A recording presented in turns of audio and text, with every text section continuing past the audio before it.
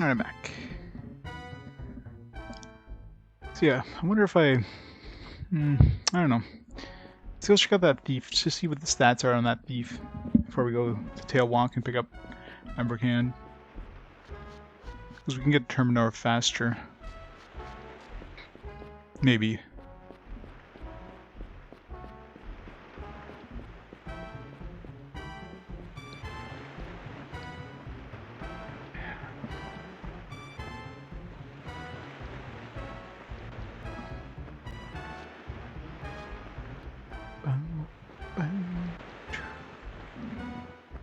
Okay, back to that teleporter.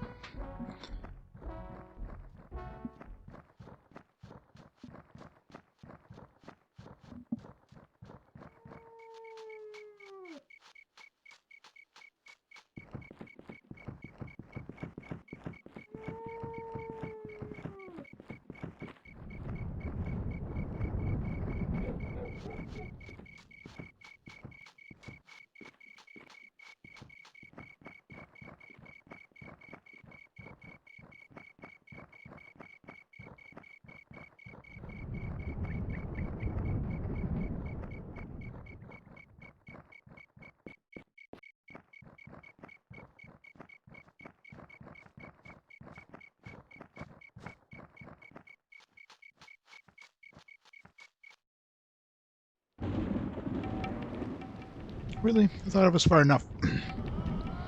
Guess not.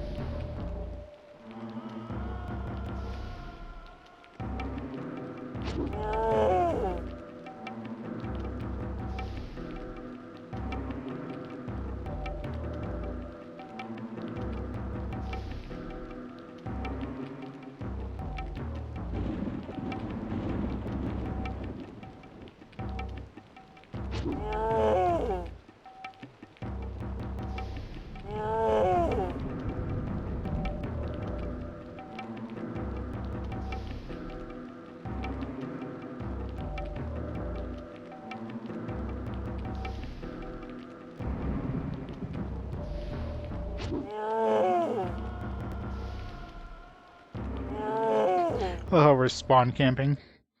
It works.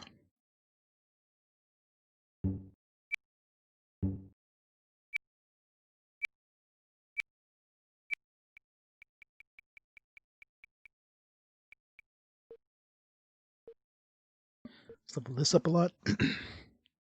Yeah, but at the same level as our sword, it should be fine.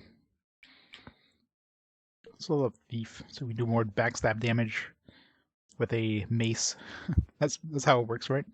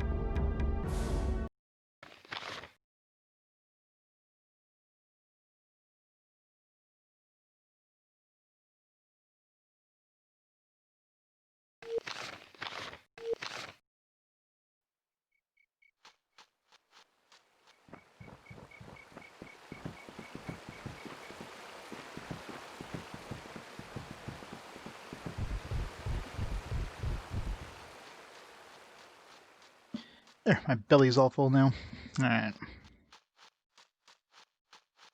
Slowly make our way to Terminor. Okay, so if I went straight west, I should run into that teleporter. Right, around here, I think. No? It wasn't that far from the bridge, was it? Hmm.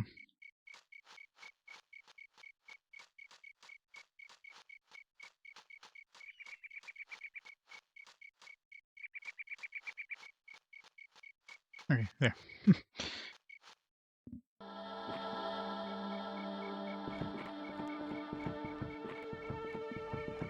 Alright, let's make our way to Terminor.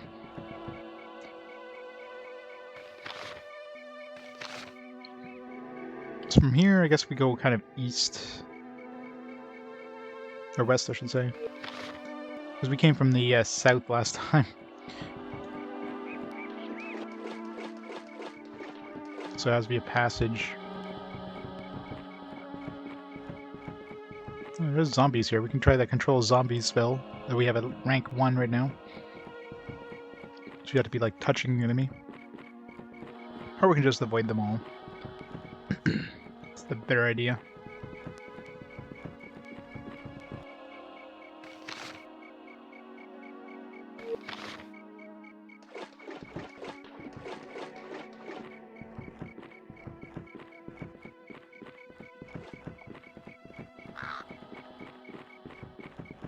Spices. Want those.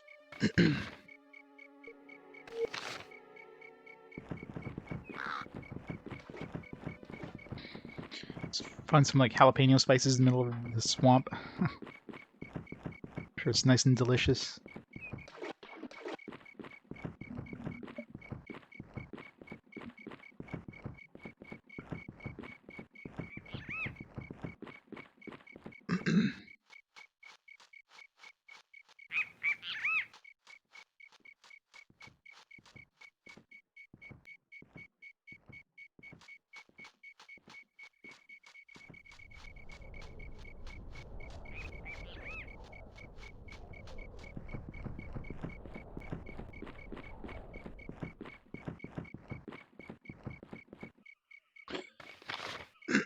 Where are we now?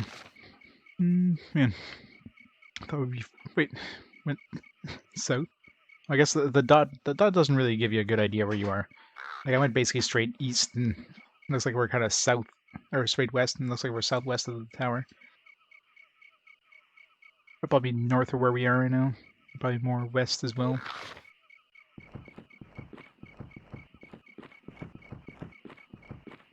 Really wish was a better world map, or at least kind of a local area map. But, I mean, that's asking a little much for this area. Some herbs, use those.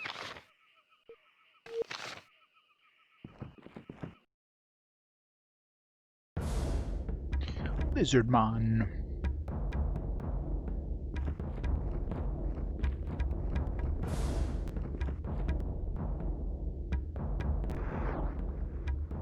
You're dead.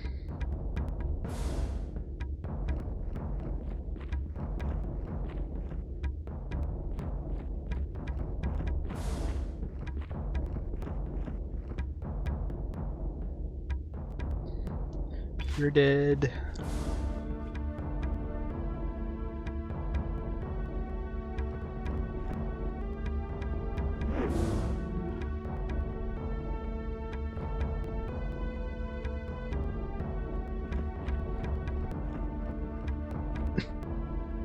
And you're probably dead.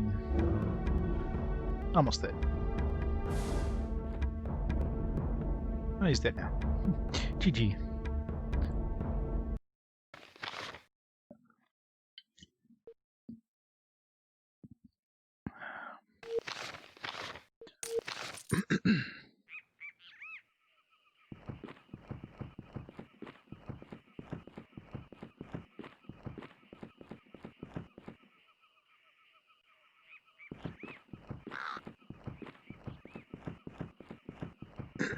I hope there's a passage this way. I mean, there must be. Oh. Is there just a random journal entry? Maybe from all the stuff we did, it's just finally decided to kick in. No. Today we saw the duckling bot for the first time. Alright. Well, clearly we were supposed to go here from this side when we were looking for the tower, and we came from the south side. We just hit the journal trigger. The game never considered the fact that you'd be able to come from the south side.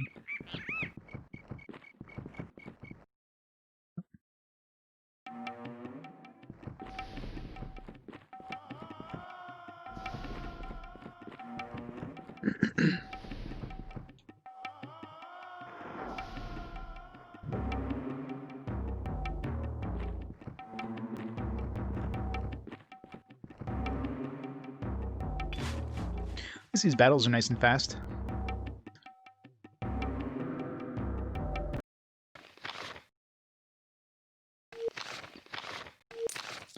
Death by paralysis.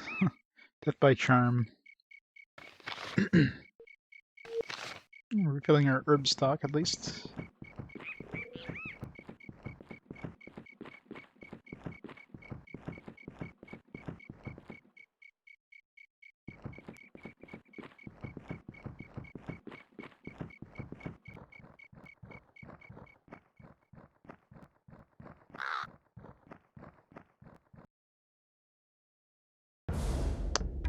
Those are the bats that were behind us. Must have caught up to us.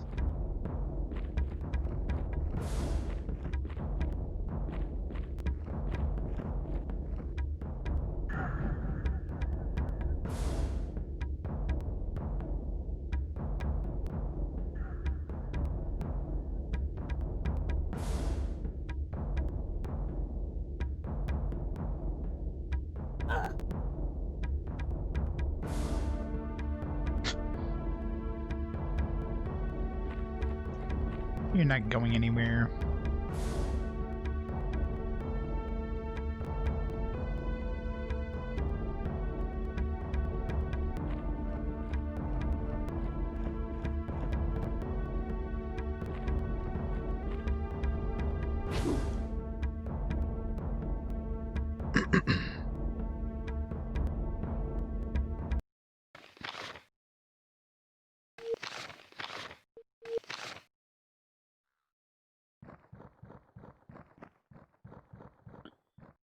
Alright, where the hell are we versus via Terminor here? So we're just southwest.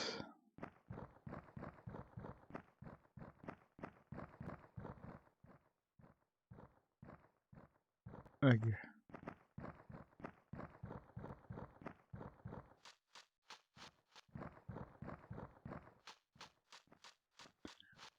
Castlevania. The Game Boy Advance one's gonna be our next one. That's coming up relatively soonish. It's the next 10 games anyways, I think.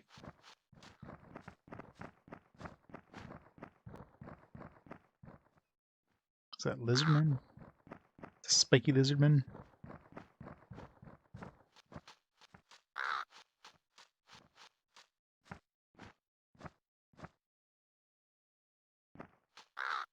I think I know where we are. I remember going into that cave and getting that ring. Well, it wasn't in the cave, it was like chest right here, yeah. That's where we got the Ring of Healing. It's kind of like northwest of this place. No, yeah. That one, I mean, it had some RPG elements for sure, but no. Definitely, it's a Castlevania game. It's a Metroidvania, by definition.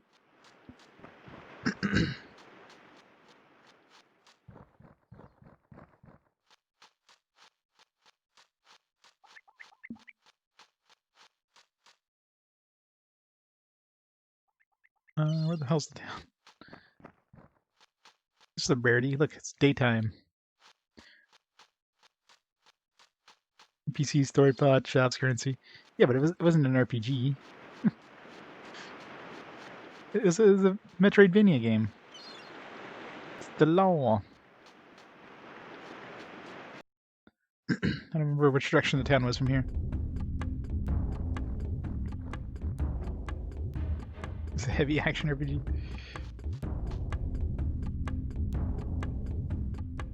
I mean,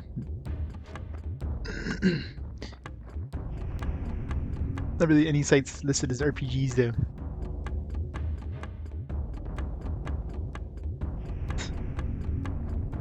$1:51 a.m. Yeah. Well, you want to make sure that you know that they're there.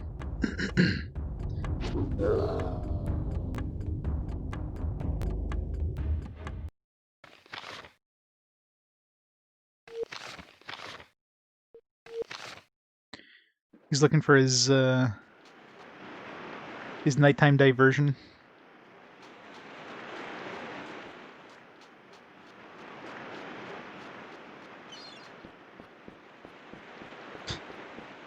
Yeah. Here the translation, that one is pretty iffy. God damn it. These big groups of enemies that are just absolutely ridiculously easy, like why? I'm just gonna flee, screw it. I'm gonna fight this.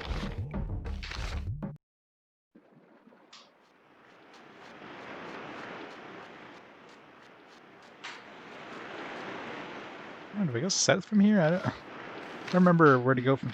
If I'm south of the town or north of the town. The world map isn't gonna help me much. I mean, it looks like I'm north of the town. So I guess I gotta go south, but...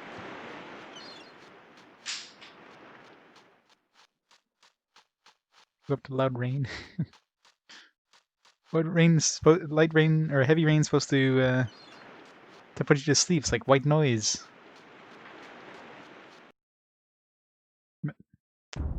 No, I want to fight you, bats. These garbage fights. If it was a party of 4, it wouldn't be a problem. Just the respawns. The respawns are the most annoying things in this game, especially in these big maps. You kill 4 dudes, and then the other guys spawn on the opposite side of the map. You got to run over there, and then the other dudes spawn on the other side of the map again. So it's just like no.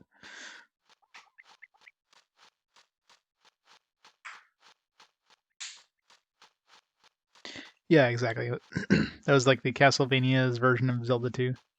Just, you know, in an era where localization wasn't exactly very good. They put like no budget into the localization.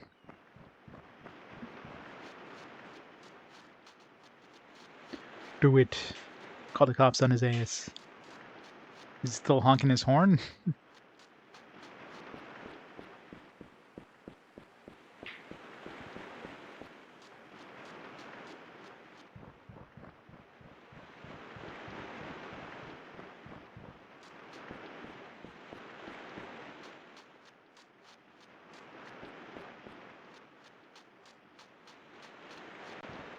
Oh, these worlds. I mean, it's cool that they've got like a huge world in this game, but god damn, it's such a pain getting from one place to another.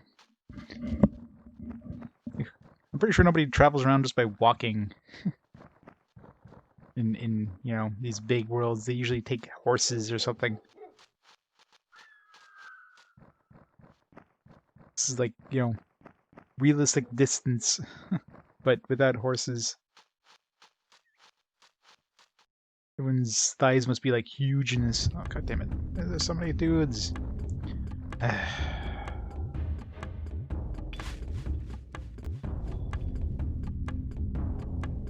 Oh yeah, the graphics for the N64 era. These are really impressive graphics, but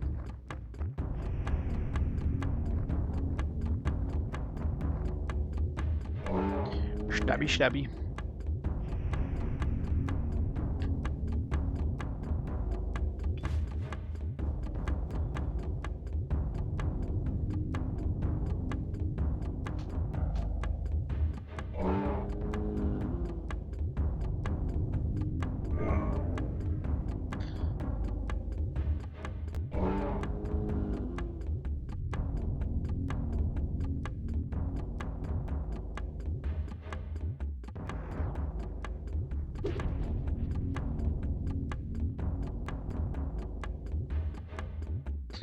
Oh, he's gonna have 3 very shortly. And we'll get the other thief in this town here, because there's no way in hell I'm going all the way to Tailwalk. Screw that shit. I hope that guy runs away. Please run away. Don't make me run all the way across the map. Please. Thank God.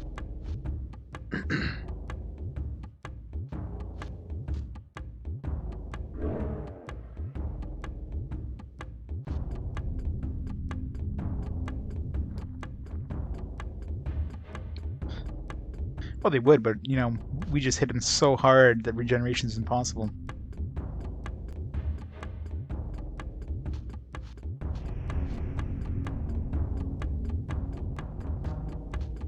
Man, at least they're smart. Fleeing. Hey, Dumbust. How's it going?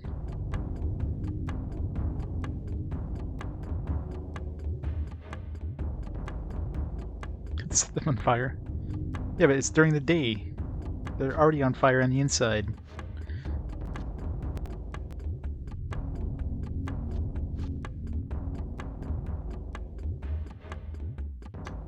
That's annoying in like the early D&D stuff. Even if you like kill one, they just get back up unless you set them on fire. If you don't have anything that sets them on fire, you're screwed.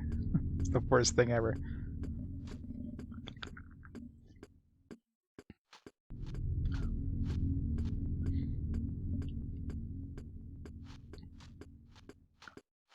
I don't know why those other trolls didn't kill the dude who was paralyzed. They just decided to ignore it for some reason. It's like, he's already dead. Let's leave him alone.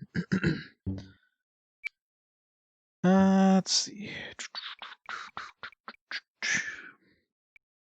Let's level up. Half it again, why not? Some more stamina.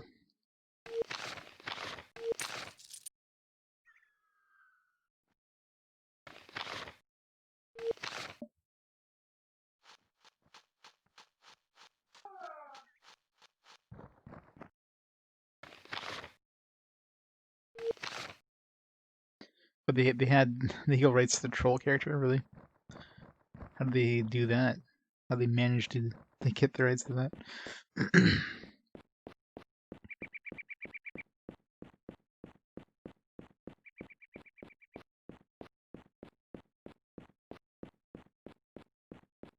I do remember the early D&D games, the gold box games I played. Yeah, that was totally a thing. You had to set them on fire to kill them. It sucked. Yeah.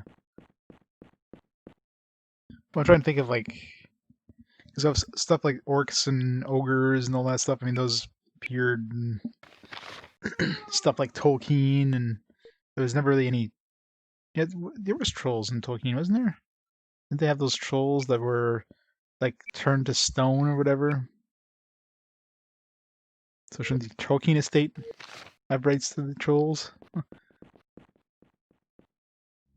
If anything, I mean, they had it way before Wizard of the Coast would have had access to it.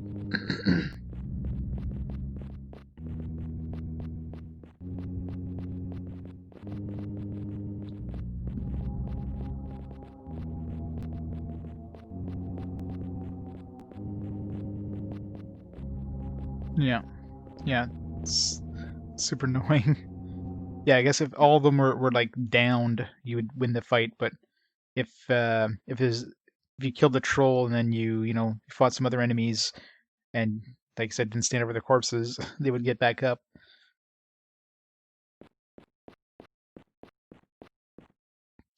All right, time for waifu number 3. Hope she doesn't crash our game.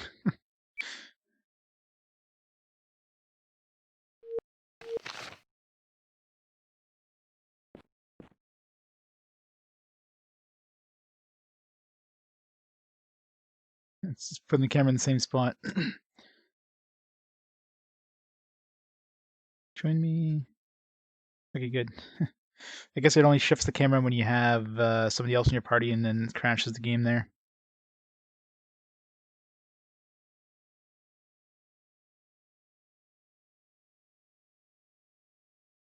I legally own a mythological monster. Yeah, I know, right?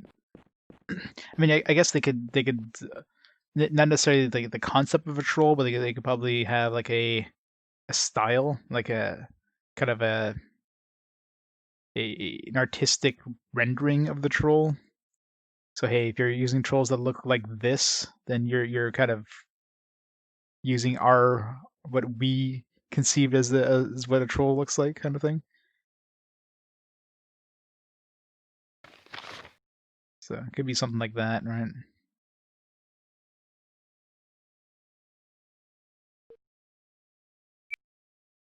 It's kind of like the it's like hard between these two. It's kind of like you have um, public domain music, like classical music that's public domain. So the music is public domain, but then an actual uh, like recording of somebody playing the classical music that could be copyrighted. So if you like replay that recording, well, you're you know you're not allowed doing that because it's somebody's playing of that song. It could be the same kind of idea, right? But I mean, obviously, they're not just they didn't just take the troll, copied off of the cards, and or maybe just what the troll kind of had a style of. I don't know. That's probably what they were going for, but I don't know. It's kind of hard. Like when you think troll, I mean, there's different ways to think of troll. You can have stuff like WoW trolls, like these big kind of burly creatures. You can have these lanky things like this game has. I don't know.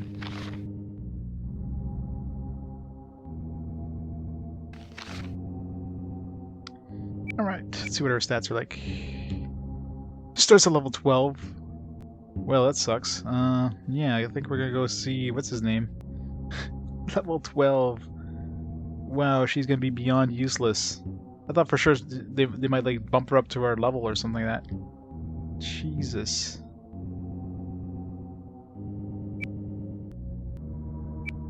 All right, well, this sucks. Time to go see Abercan. At least he's gonna be roughly. I mean, he's gonna be still a little under-leveled compared to our other characters, but at least he's gonna be close. Not gonna be 17 levels below. Jeez. Yeah, that sucks.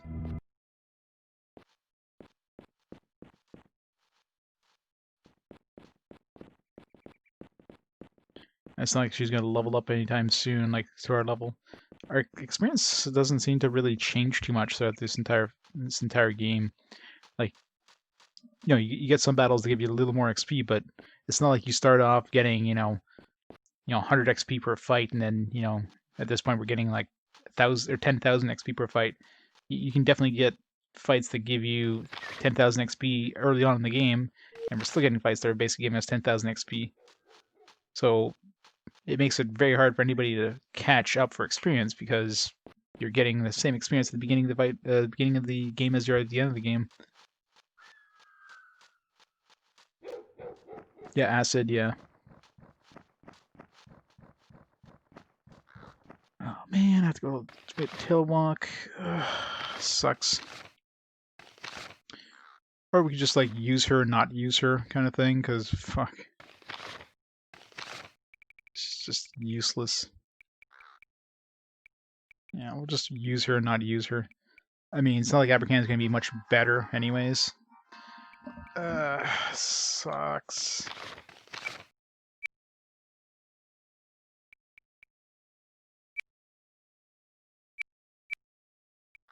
There's some spells. She's thief level 8, so at least she's got that going for her. She's got a sword level 7. Give her that other sword we were using there. I don't know. She could be worse. But man, level 12. She can be a mule.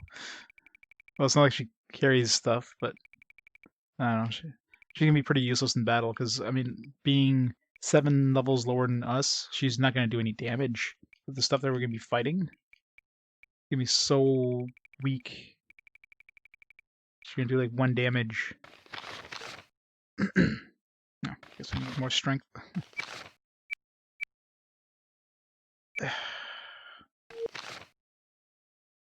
Healing isn't really healing much. Ba-doom-ch. Oh, god damn it.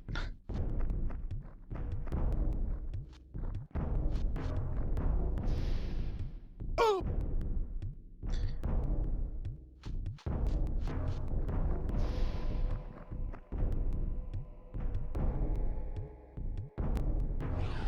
Let there be light.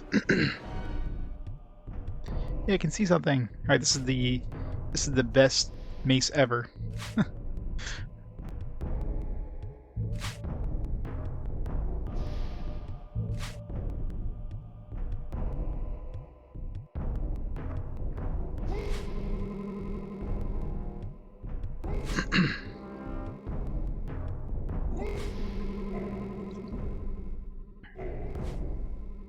Where legal stuff by video game programming is not considered a form of art. Involved in process creation belongs to different entities and organizations. Copyright things spread to a lot of different stuff. Yeah, well, that's definitely a problem with like re-releasing games, for example, like remakes and that, because a lot of different people own a lot of different parts of that game. It's not just like one person, unless it's like an indie game where it's just one dude who made the game in his basement. A lot of different people own the rights to that game, so it's basically next to impossible to re-release it unless you get like everybody to agree to re-releasing it, kind of thing.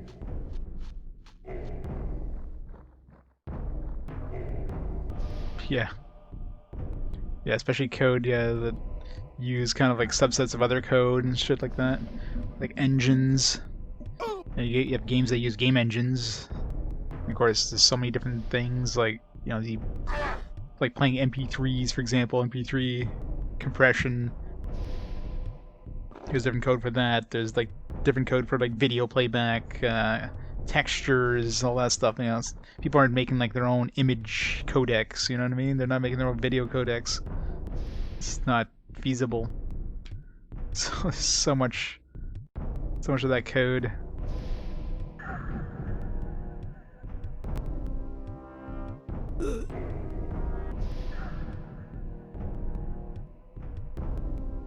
Ah! Ah! Ah!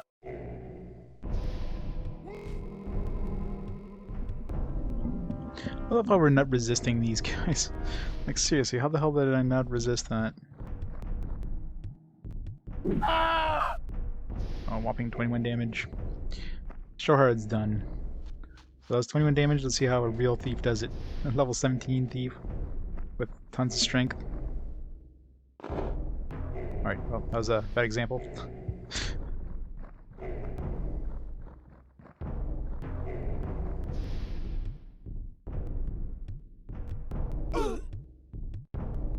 Bandit boss is tougher. Why is that bandit boss so tough? Screw him. Full of bones.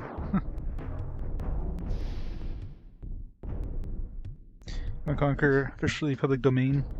Big team out there. Already made HD patches red alert. Yeah.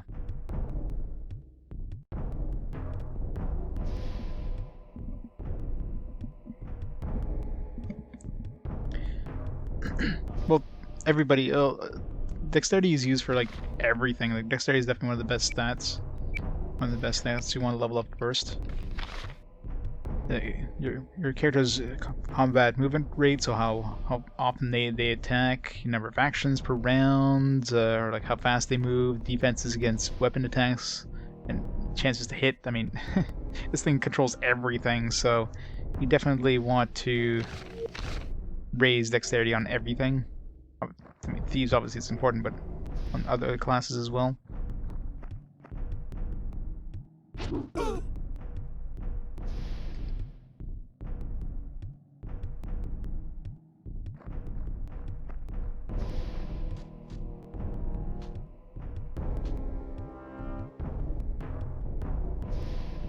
You can lay on hands anytime.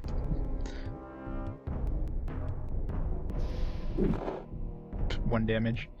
Yeah. It's got like something the same level that we're hitting with her for 60 damage. She's doing 1 damage, so she's gonna be basically useless for damage output at this point.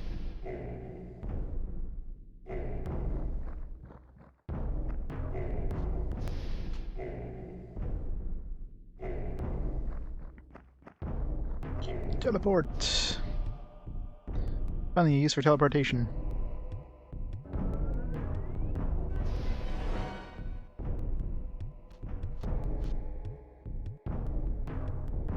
And teleportation is such a high-level spell too. It's like a scroll that's hidden away in that one of those caves, and it's like a high-level spell, and it's practically useless in most battles because why would you need to teleport? Just in these stupid huge ass arenas where things spawn on the opposite side of the damn map. I'm gonna stick around here because I'm sure something's gonna spawn back here. Let's kill these guys. Yeah, stupidity doesn't work all that well. Reduces the intelligence of the stuff, but I mean enemies usually have more than enough intelligence that they won't fizzle.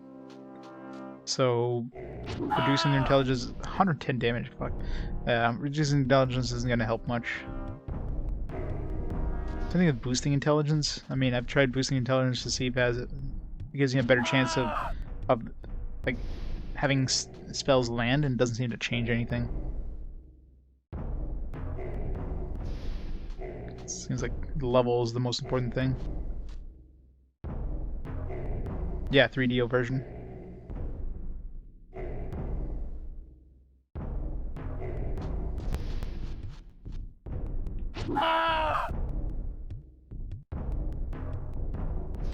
Alright, I guess the other stuff's spawning on the opposite side of the map already. Alright, I guess I'll take them all on by myself, that's fine. No big whoop.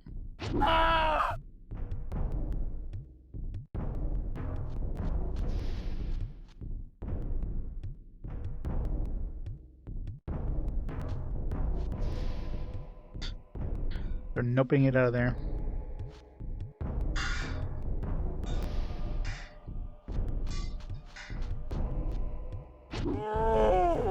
69 damage to the harpy.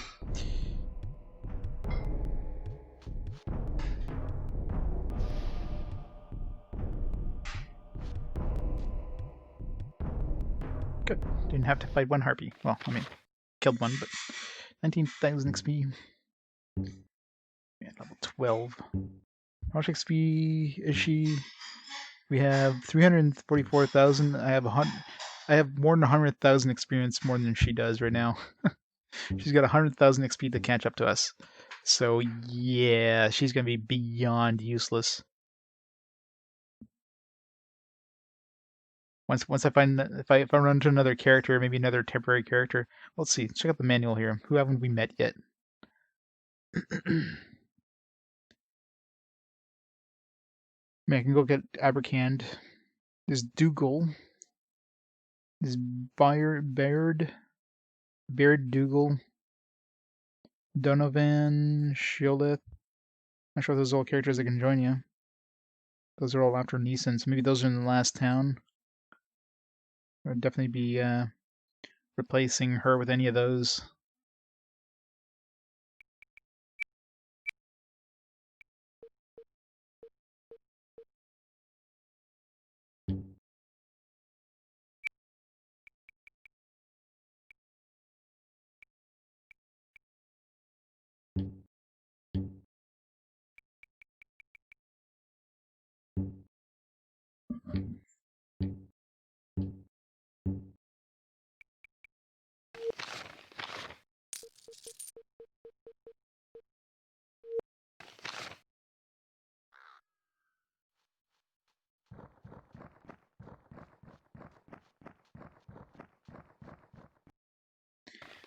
Let's make our way to Ugarit.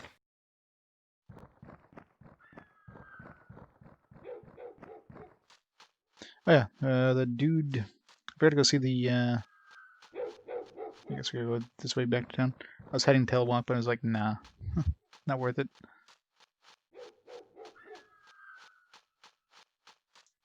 Never saw this game in Spain. I wonder if it was released in. But I wouldn't be surprised if this game wasn't released in Europe. Europe got pretty shafted when it came to RPGs in general. So, did the N64 even do well in Europe?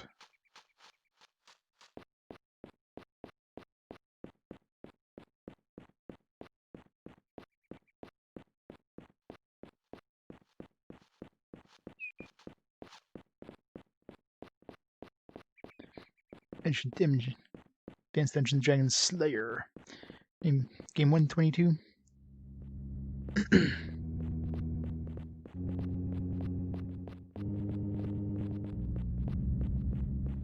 Oh, you got Core Hunter. Yep.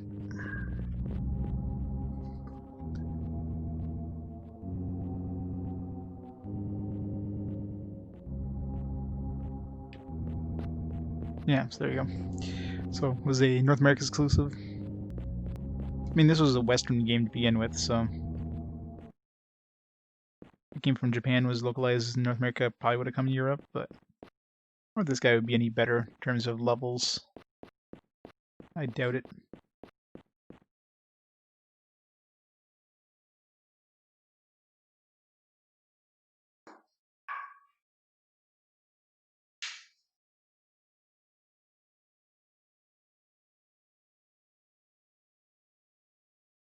Didn't he ask us to go, like, kill these trolls, but I killed these trolls, now he's like...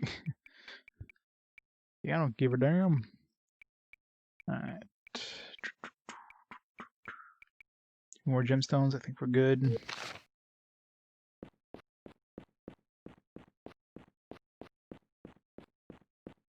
Oh yeah, I've killed Shamsucks. Shamsucks done.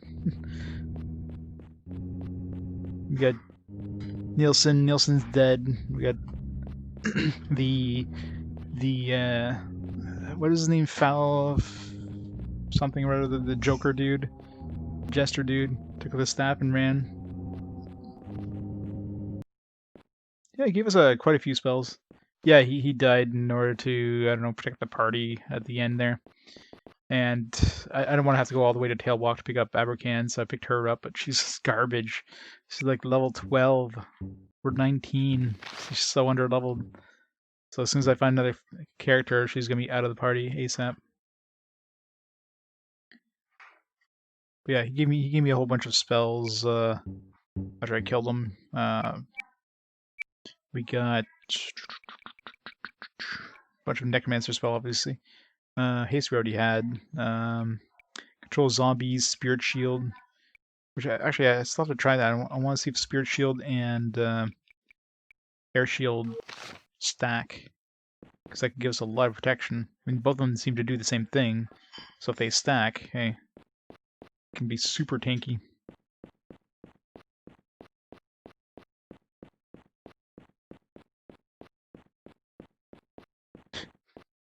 Except it doesn't fly quests. It's that bad. Yeah, control is basically charm, but specifically for zombies, because you can't charm zombies. So there's a couple of different control spells for things that aren't normally charmable. You got control zombies, control elements, control marquee, which is like that. We've only met one marquee so far, which is the one dude on that island that we weren't able to kill. I think there was one more.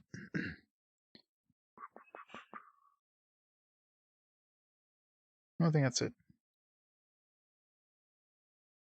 I don't know if the control zombies would only work for zombies or undead in general. Like if it works with skeletons and wights and stuff like that, it'd be amazing. If it's just for zombies, I mean, that's a pretty limited use.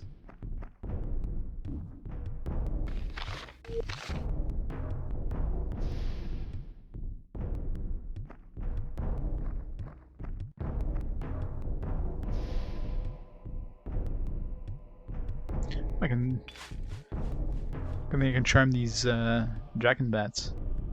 Well then.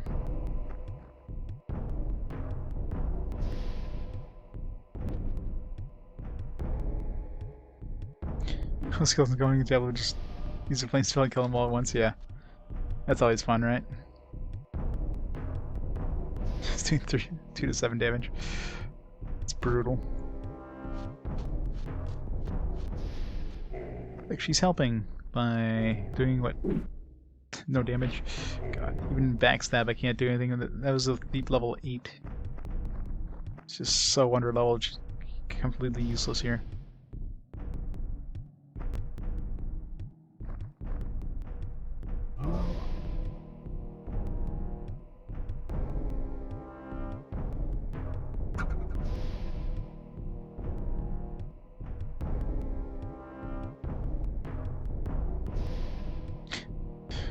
The whole world didn't know what to do next, yeah. That's a pain sometimes. You have like no real idea what to do. Sometimes you have these kind of open world style.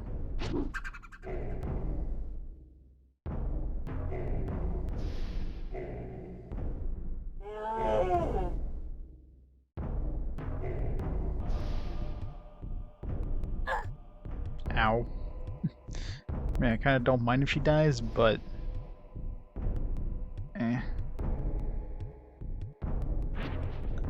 she's more a liability than anything right now.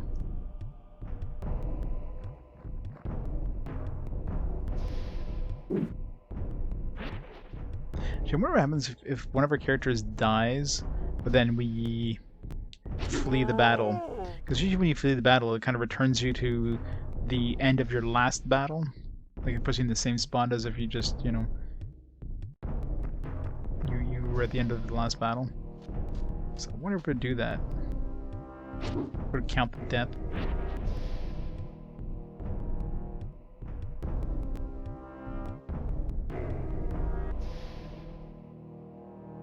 Oh god, yeah. Building demos back in the day. Yeah. On dial-up. It's like, of course there was no like download, there's no like, no way of, you know, downloading the thing in bits, so if at any point somebody picks up the phone or whatever, especially if you didn't have, you know, a dedicated phone line for dial-up.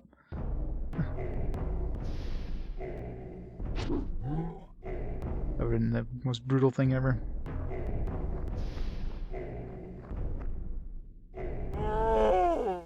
Alright, we need light. Please give me some light, Lalaron. Please get thanks. Thank you. I can see.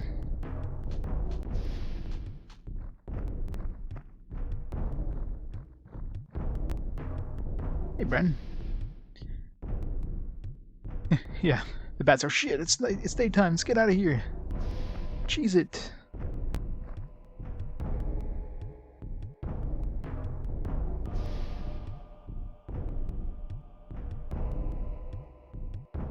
I mean, there's probably download managers, but I mean, in general, they would have like for specific sites and that. It wasn't just like any download.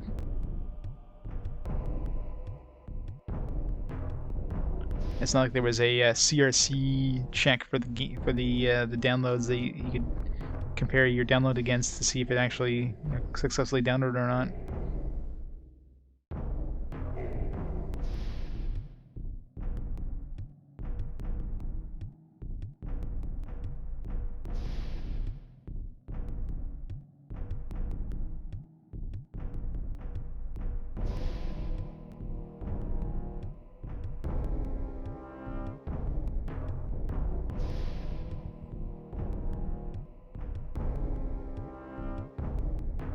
Ha ha ha. Flee, flee.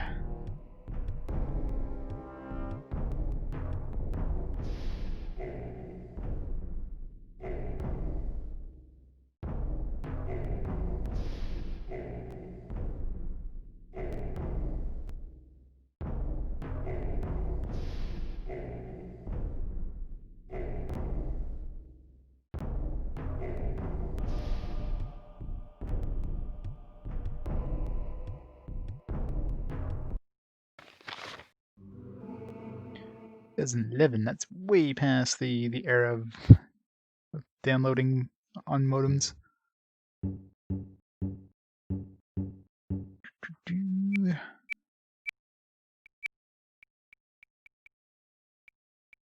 God, she's so useless. So useless.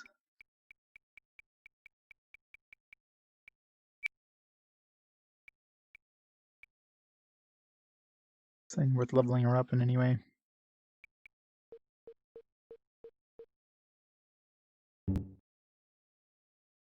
2000. Let's max out warrior. Thief warrior level 10.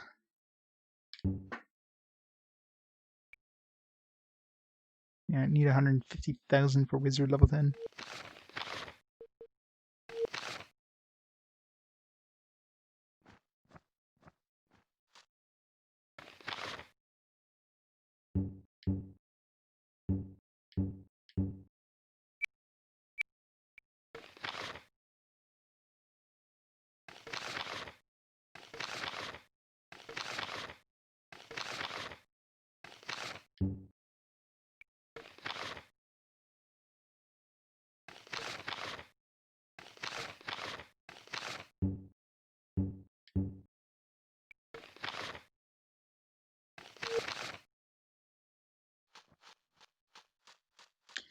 Pretty hard game and still going, yeah.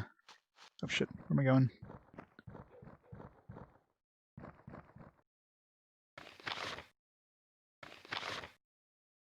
Like, we gotta be heading towards the end game at this point.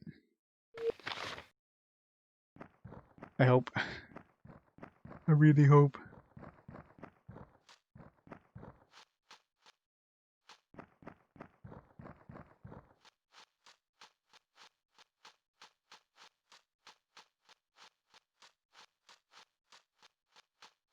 This one's only a 32 megabyte game, actually. This entire game is 32 megs, which is like just way smaller than a save game from any modern game nowadays. Like, how many copies of this game can you stick on like a Blu-ray disc?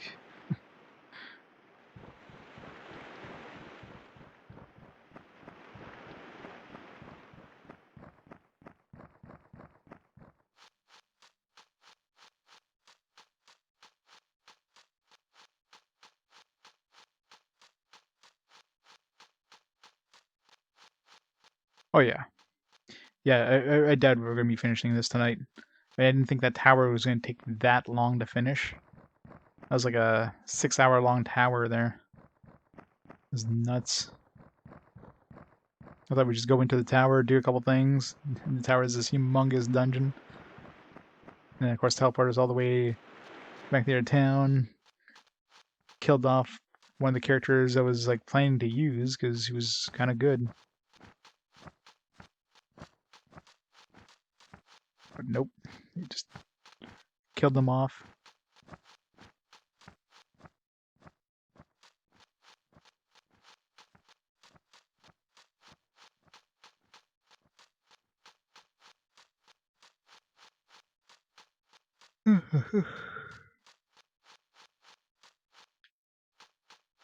Luckily, we killed most of the guys on the way through this place the first time.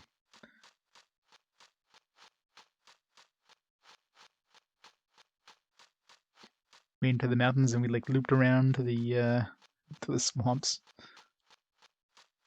Like shit, this is the wrong way. Yeah, there's the. Saw we killed the trolls. That big ass chair for. Why is there a chair there? Makes like no sense.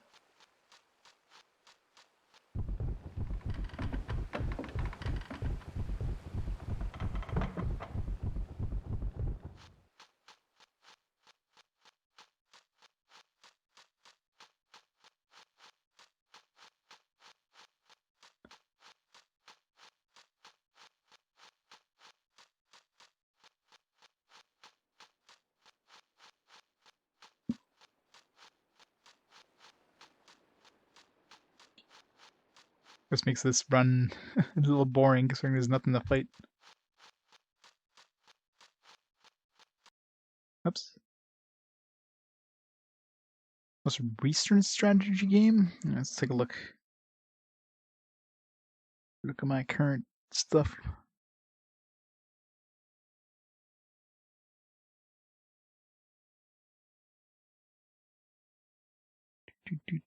Probably. Trying to think if there's anything after Ogre Battle 64. Ogre Battle 64 has been a while.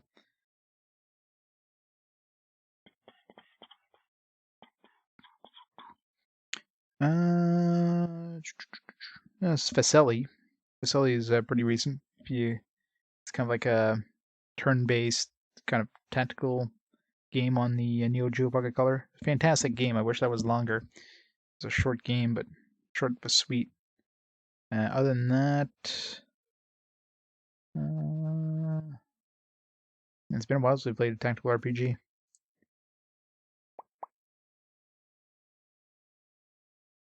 Yeah, Ogre Battle 64 was the last like full-fledged tactical RPG.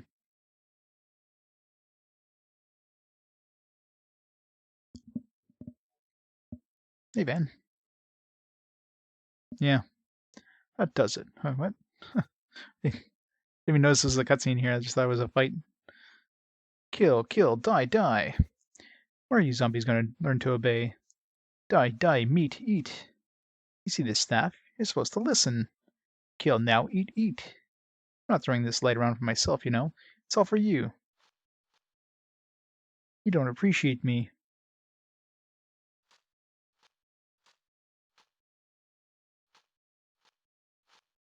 Sometimes I wonder if you're even listening to me.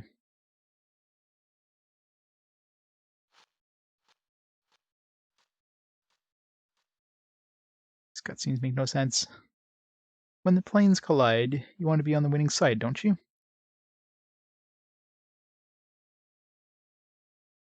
Kill, kill, kill. How do you show your allegiance? By running wild? Fire and confusion. By terrifying villagers and travelers. Well then, what do you have to say for yourself?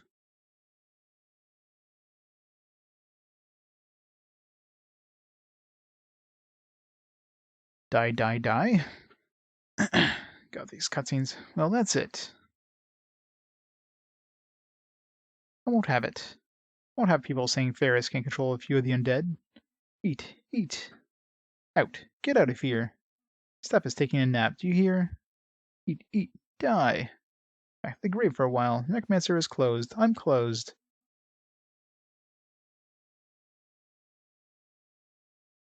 Closed.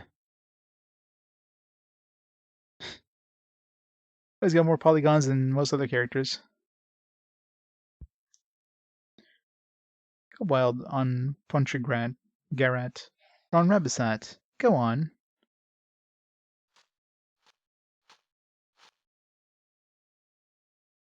Go terrorize them for a while. Go on.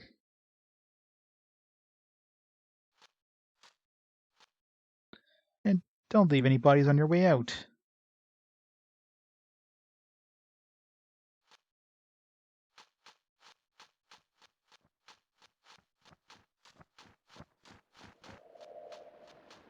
Itchy tasty. Nom nom nom. There's a lot of chaos dudes. Luckily chaos dudes are not immune to charming.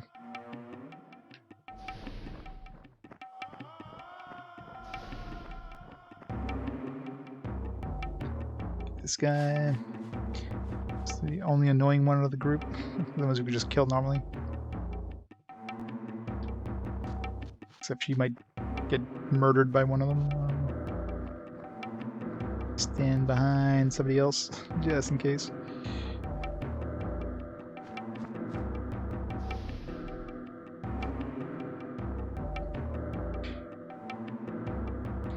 Get the reference? Not offhand, no. What? Was enough to kill it? Because I didn't hit him in the back. Is it daytime? Should I use light? Use light.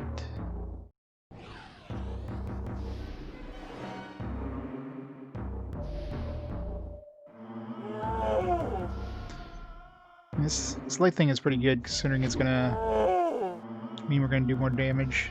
Actually, I didn't even notice what aspect healing is, if she's solar or...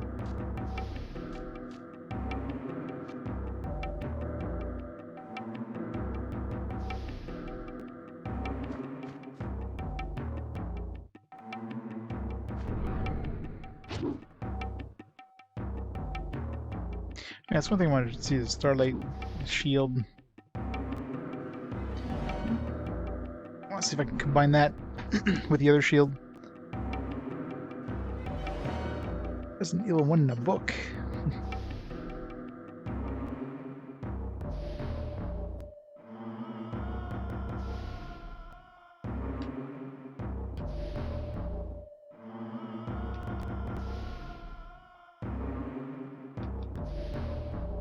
So if we use Spirit Shield,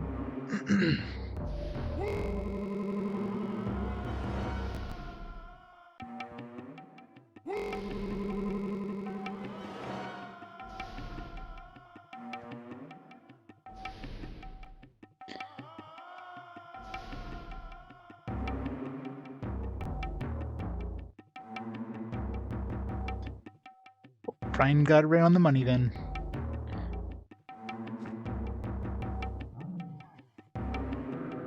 Well, when I had to bring Nielsen with me, Abrakan he's the only one that can take out of my party, and he's in Tailwalk, but I'm not running all the way back to Tailwalk. Screw that. So I just grabbed her for now. As soon as I get the option of switching to another character, she's out of the party because she's basically dead weight right now. She's absolutely garbage. So I figure in the next town they're probably gonna give us some other characters to use.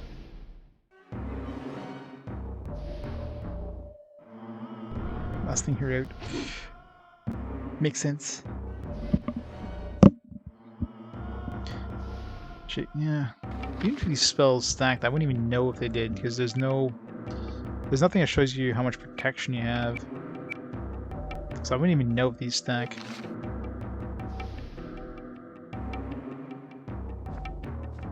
These guys start running away or something. If they're not gonna run away, they can shoot us from range. God damn it.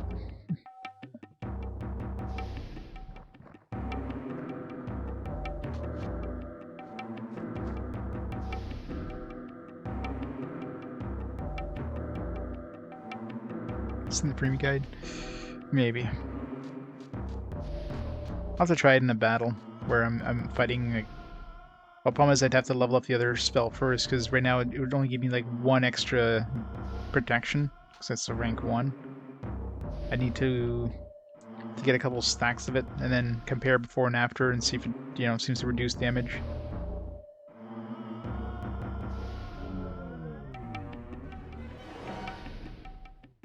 Well, there's like 4 extra characters in the manual that I haven't seen yet after Nielsen. I don't know if they're joinable characters. There's Donovan, Baird, Dougal, and Shole. I mean, Shole is one of the race of the Jundar. We're heading to the town of Jundar, so guaranteed she'll be somebody that can join us. The other ones, let's see if they even mention...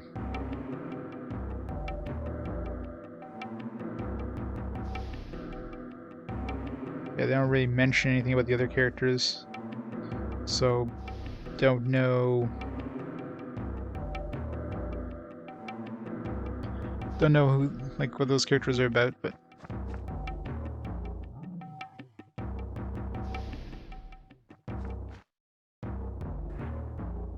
Killian's definitely getting dumped.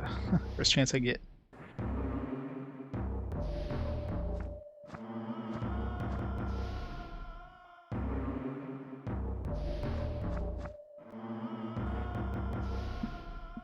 Whew.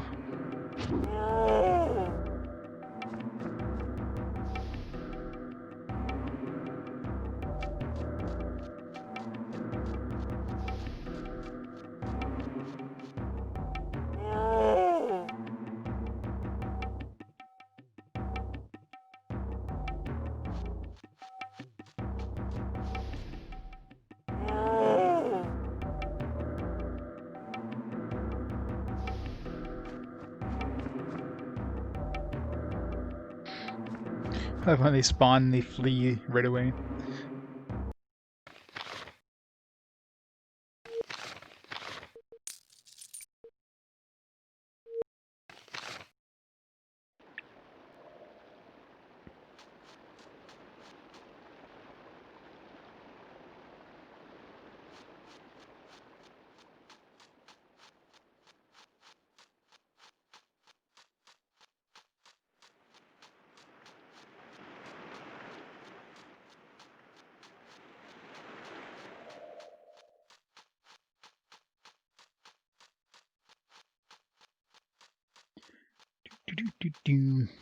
Yeah, it feels like they put the levels like way too far apart in this game too.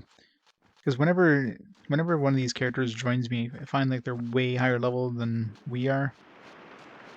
I mean, I guess they expect us to fight every single thing in existence. In which case, we might be level 20 something right now. They were like level 19. Even Nielsen, when he joined us, was level 20. So we're still lower level than after going through that entire tower than Nielsen was when he joined us. It's just the amount of experience. I mean, you can tell how much XP is required just by looking how much XP we have. So these characters here. So I have 145, about 140. No, sorry, 1.45 million XP on him at level 20. So he just hit level 20 recently. So about 1.45 million. She's at level 12, so 8 levels below us. 367,000. So it's like more than 3 times as much experience to go up like 8 levels.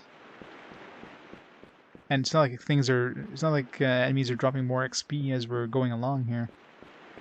I'm not getting 50,000 XP per fight. Still only getting a big hard fight's gonna give us maybe 15,000.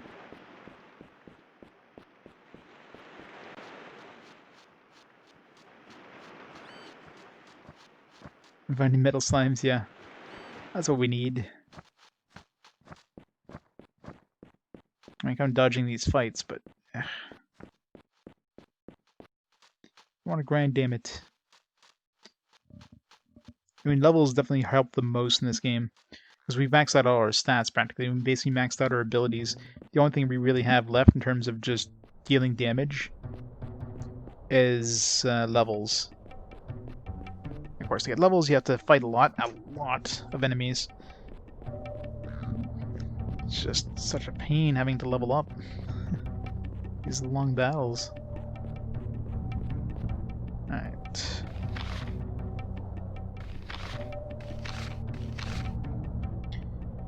So let's hit southwest, or southeast.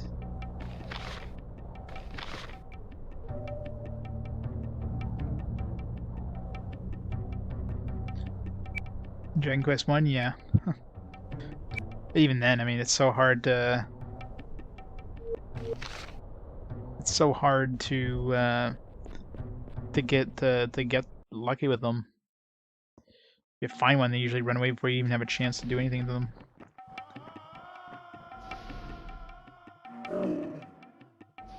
I wish I had Fireball. Maybe the next town's gonna have Fireball. We can learn.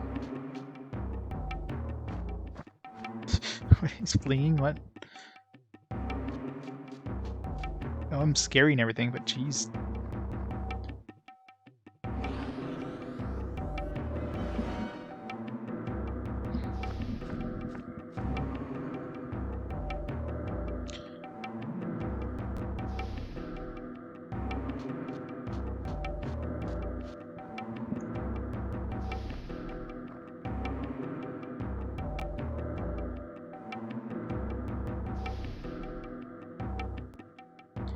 Yeah, I mean, there's I think there was a skill too. Wasn't there like a Metal Slayer skill that was basically designed to do good damage to like metal enemies, basically slimes. It's just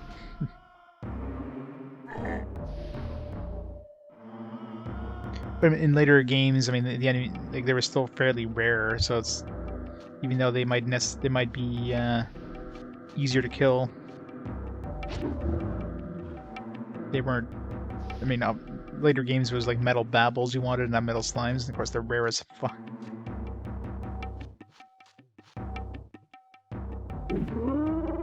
I killed something! Hooray!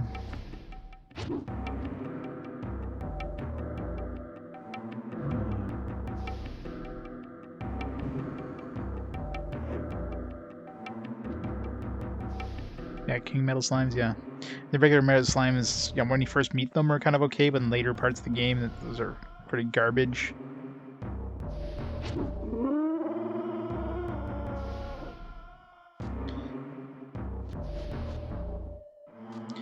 Yeah, I really wish these things spawn on this side of the map and not the other frickin' side of the map.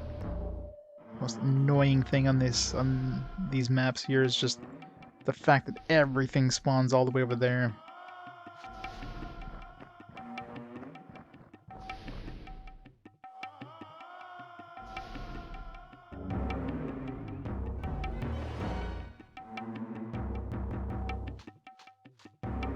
You stay here because you're basically useless.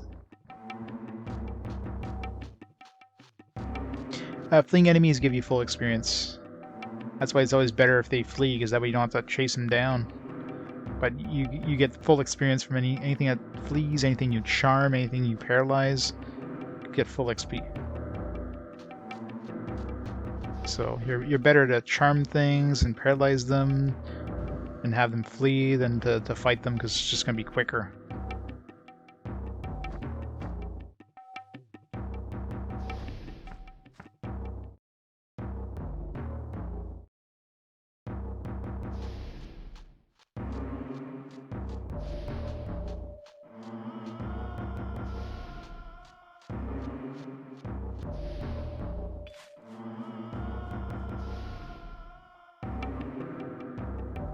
The problem with the charm is that you have enemies kind of showing up slower, so yeah, it's just bullet bones this guy.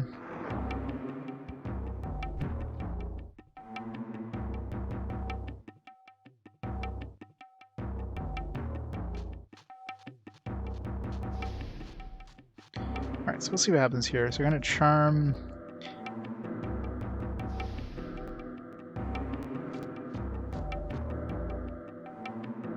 Charm this guy. So now everything on the field is currently either charmed or paralyzed. The paralyzed guys can still attack the charm. Yeah, you're gonna attack the paralyzed guy. I'm curious if everything is charmed. Okay, so they do flee.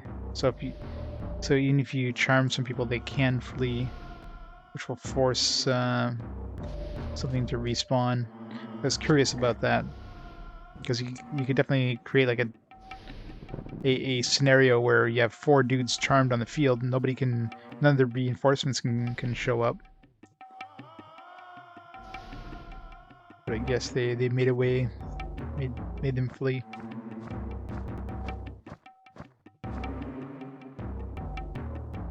Did he resist it? I didn't even notice. maybe he resisted it. He resisted it because he could he'd be the only one left. Maybe the game doesn't want you to charm everything.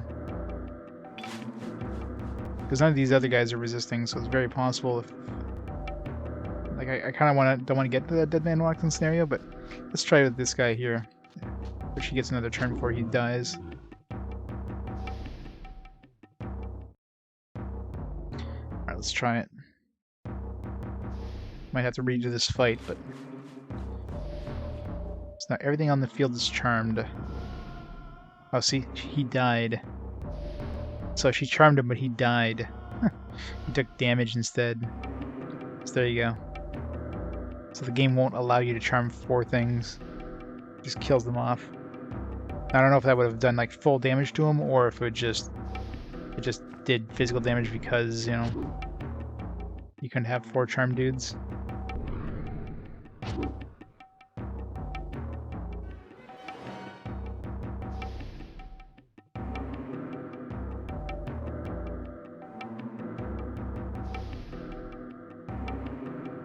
So like the last dude to spawn though.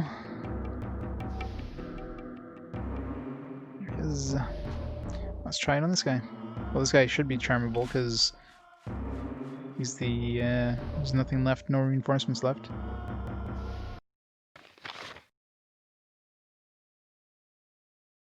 So that was I was always curious about that. What would happen if you have 4 dudes left, or 4 dudes charmed and nothing, no space left. The game developers actually considered that, which is surprising. I mean, I'm actually astonished they actually considered that scenario and made a protection against it.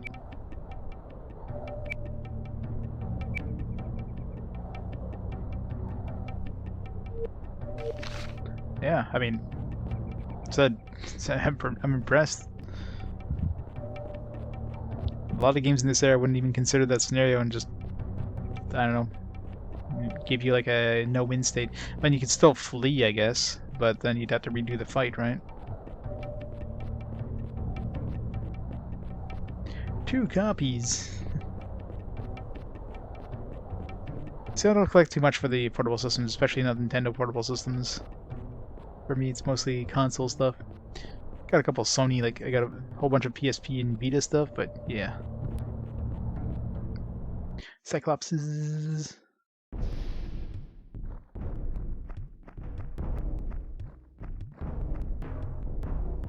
So let's get Dragon Quest 7. We got 2 copies of 8.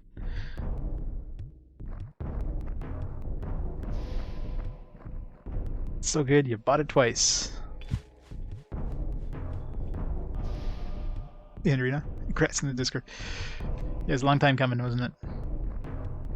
It's all thanks to Seb. Seb did most of the grunt work on that one.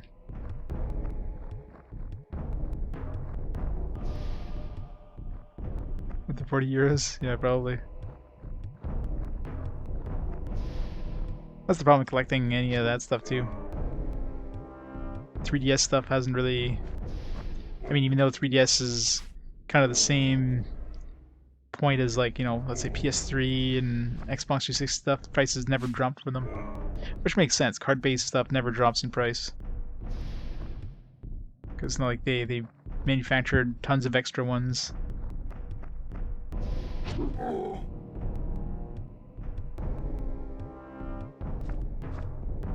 Maybe name some channels, the Twitter bot, and all the other stuff. Yeah, just a few things.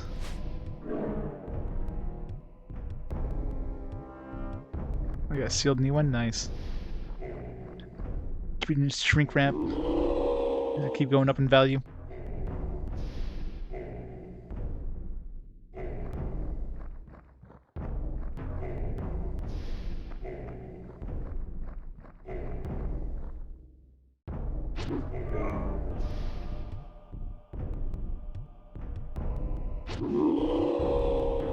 $124 cards, nice. I mean, that's probably part of the problem too. Is I like collecting complete in box, and collecting complete in box of like Game Boy, Game Boy Color, Game Boy Advance stuff is basically not feasible unless you want to spend a lot of money. It's pretty easy finding complete in box stuff of like anything else. But yeah, card-based games, yeah, no.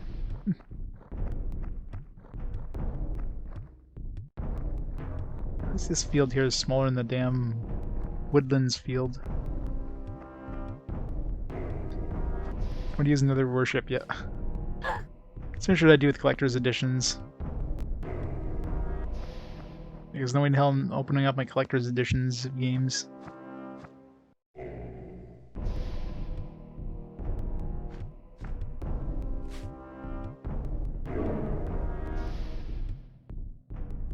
Digital. Yes, that's one thing I'm not a fan of, is digital. Because you don't own a digital copy. It could be taken away from you any time they see fit. It's like the store closes down or something like that, you know, the company goes under. You want to read down the digital copy? Nope. Not gonna happen.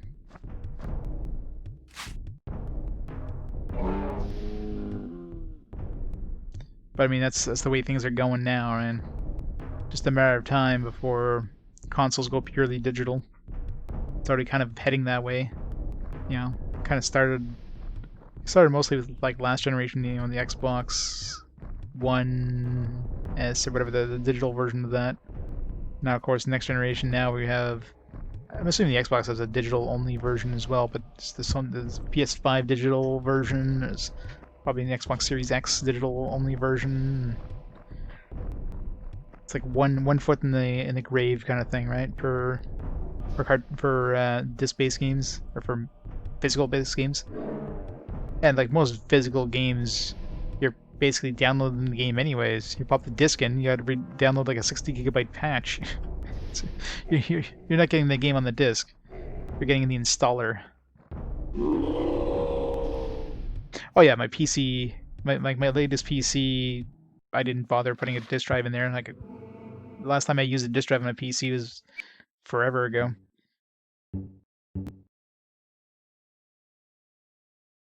So PC's gone digital a long time ago, but it's gonna suck when consoles go completely digital.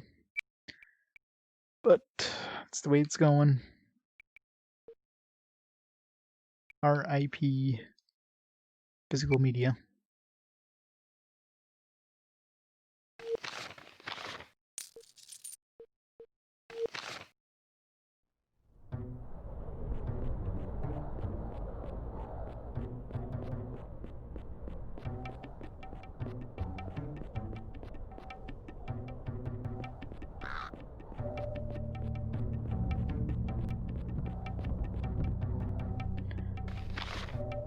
Sneak bang these enemies, so I have to fight every single thing.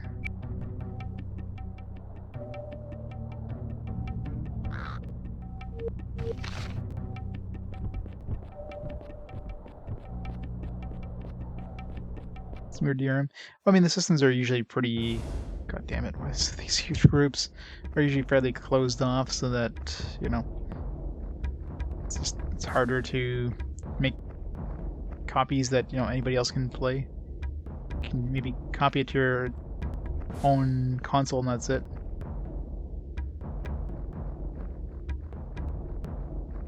Without any sort of weird DRM like PC has to do.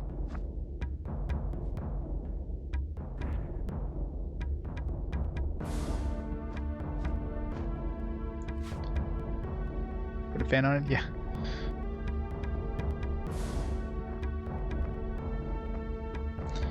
Make sure it doesn't overheat.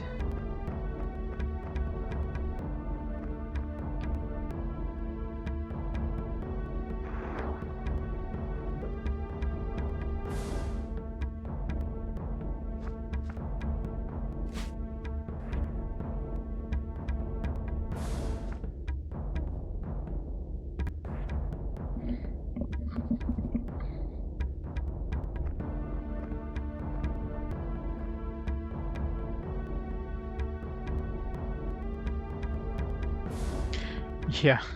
The only thing that sucks with the hard drive is if you switch consoles, you can't back in, or if your console like dies and you wanted to transfer stuff to another console, nope, you can't do that.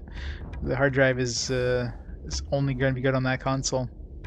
So anything you've downloaded, like any sort of saved games you might have, anything else on that drive is just useless. I lost so much data when I had to switch PS3s. My previous one had the yellow light of death there.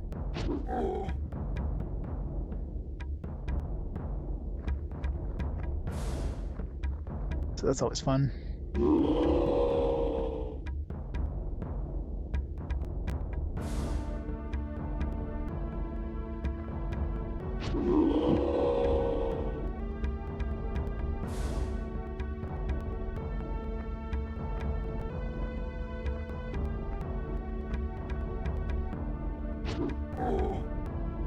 What kind of wolves are those? Spirit wolves, I'm betting. And why Keelan's starting on the opposite side of the map? Don't I have a speed boots on her? Maybe I don't.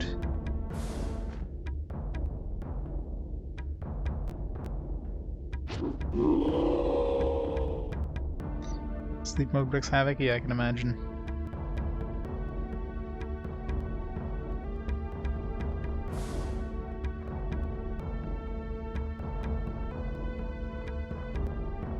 Some hill giants, yeah.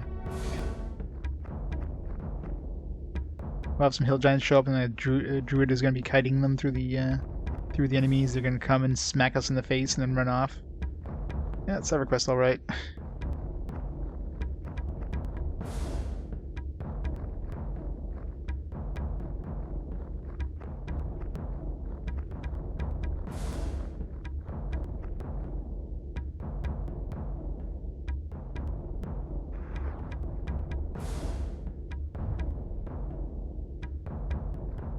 Dire wolves, they're weak as shit. Surprised I can. The dire wolves are considered to have, you know, true names, but spirit wolves don't. I guess spirit wolves are undead technically. That's why you can't charm them or paralyze them. At least not with Wall of Bones.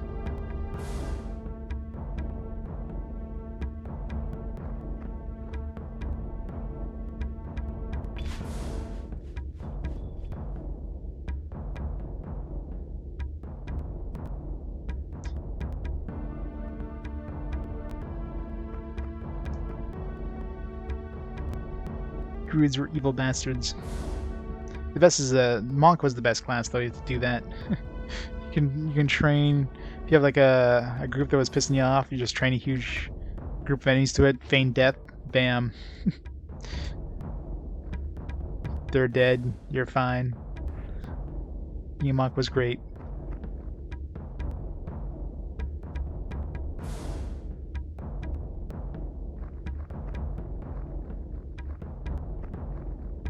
It's like, hey, these guys have been camping this this spot for way too long. Our party needs this spot. Let's just flush them out.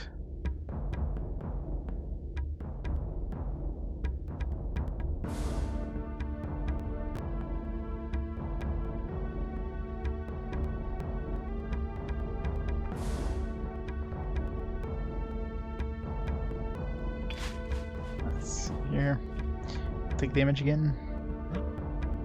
Yeah, so it resists, even though it actually hits this, like it does hit the enemy, because it does that cutscene. Even have the spell effect above it, so it does the cutscene where it's actually, you know, doing that spell effect above it. but it doesn't have this kind of the smoky effect as if they're resisting the spell. And it just says they resist it.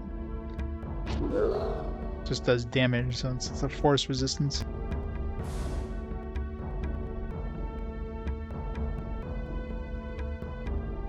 Empires 1, Settlers. There's a lot of classic games like that.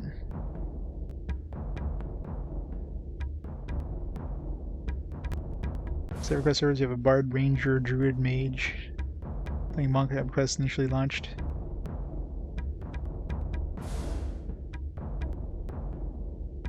Yeah, for me, my first character was a Paladin. I was a High Elf Paladin.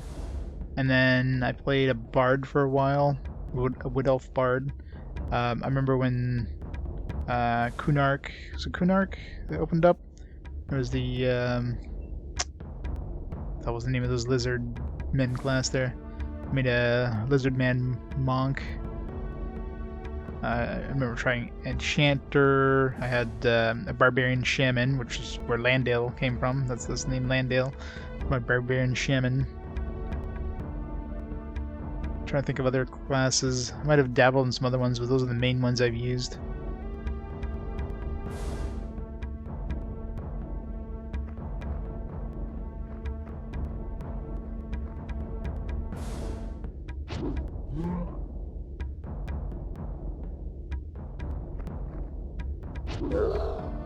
Good old times. I wonder if those. I wonder if they like deleted those old characters like a long time ago. If they're still there on the server, if you were able to log into the same account. I don't even know if I even have access to that account anymore. Probably not. I didn't remember what email I used back then. Jeez. Interesting.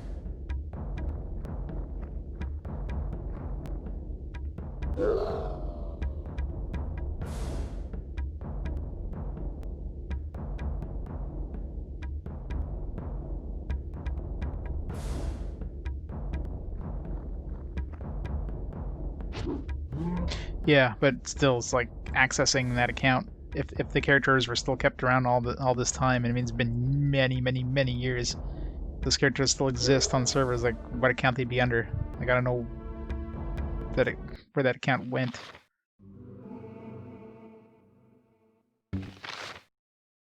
Kingdom gained a level. 6+ years, yeah. I mean, I can't see why they would delete it. I mean, there'd be no need to really delete the characters.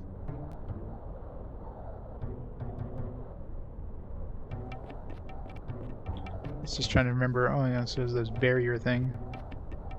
There's mention about this barrier. How do we get through this barrier? Hopefully I don't have to go back. Hopefully it's like, oh yeah, since maybe the necromancer dude's gonna, or then the necromancer, the Joker dude's gonna show up. Unlock this barrier. Yeah, I don't remember. That's the thing. I don't remember what I used for the email back then. Jeez. The Junedar Gate. Human. Do you dare approach us? I have a message for the Emperor. None may enter Ugarit, save those who pass the test. Solve my ancient riddle, and you may go unharmed. This might be the test that Pandora spoke of. Speak up, human. We cannot hear you. I may need to consult a friend before I continue. Oh, God damn it! Don't tell me how to go. Please tell me not have to go see Pandora. Should consult this friend or not? No, let us continue. Alright then. Think deeply before you speak your answer, human. Answer false and lose your life. Well, we have that pendant, right? Maybe you have to put the pendant on. Say your riddle. Think well. This riddle you must solve. This is a gift. You must possess the pass. This gift is light as air and heavy as the world. Gift is more than an object. Gift is not a thought. Gift is both a weapon and a shield. Human. Say what this is. It's wisdom. Gift is more than thought. Your answer false. You lose your life. Or, we could just defeat him. Hey, water elemental. We do have banish elemental. So it'll be a really good time to use that. I never leveled it up, but should be able to work point blank range. God, no.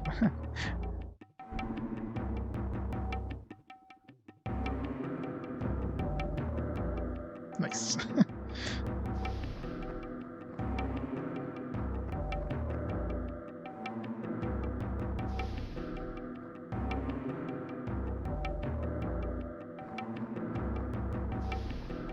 See, we got a useful spell from that tower. It's the only thing we got good out of the tower. It's good for one fight.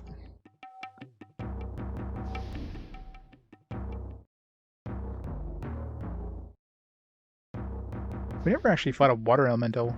Actually, even an air elemental. I fought dust devils, but not air elemental. I fought fire elemental and earth elemental.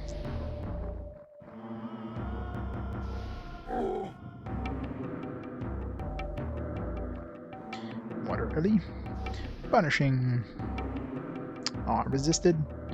Boo.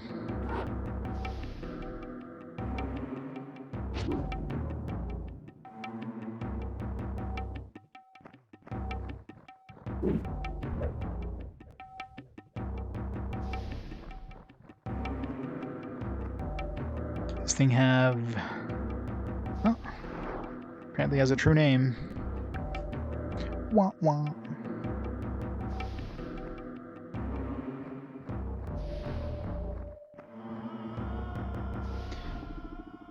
Love's easy.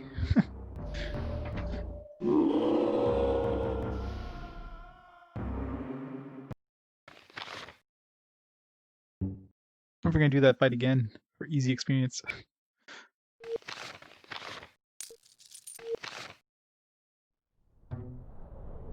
Alright, just brings us back here and we have to do that again. It's where that necklace thing.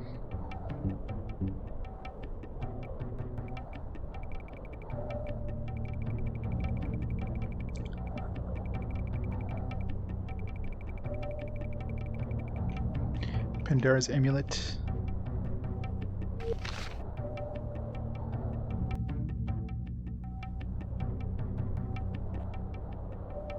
And a silver double.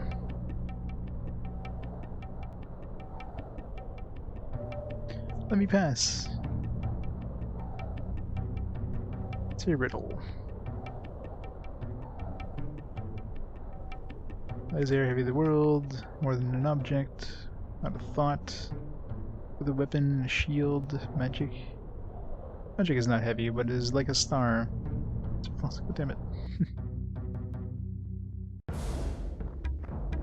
Yeah, I like the free experience and everything, but the...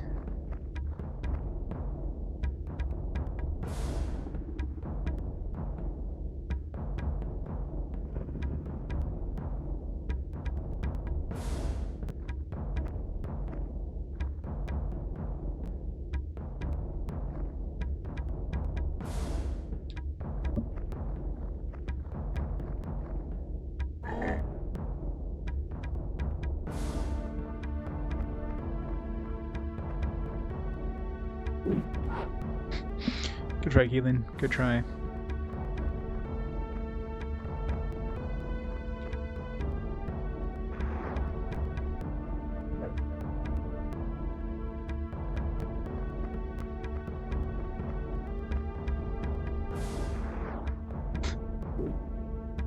This is easy. Ow. Don't kill my dude that I don't care anything about and is absolutely useless to this fight. Or to any fights from here on out. Don't kill her. I don't need her, but, you know, I'll kill her anyways.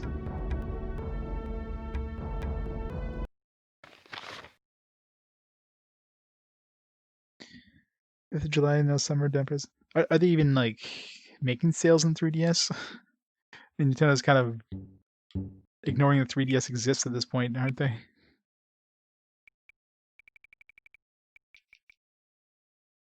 Let's level this up a bit.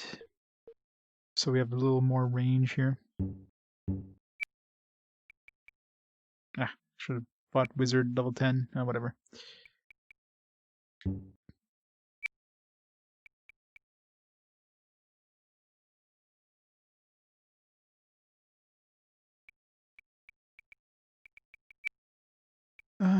What do I level up? Let's see. Let's level this up just to see if these stack.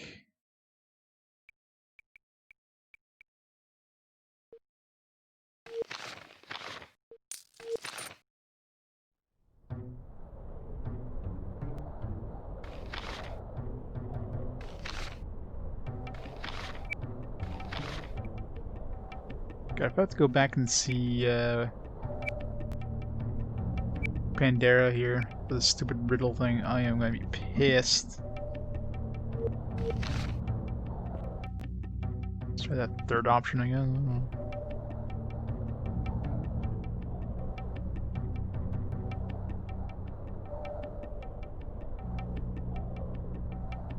No, it's just I need time to think. Yeah, I literally need to. Gift fucking darkness. Destroy, choose regret, keep yours and yours alone, always with you.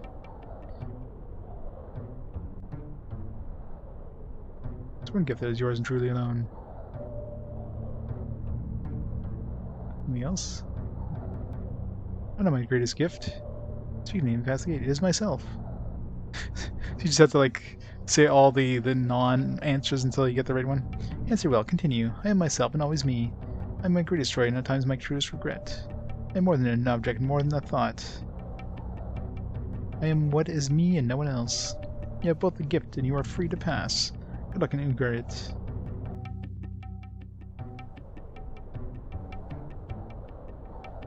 Hooray!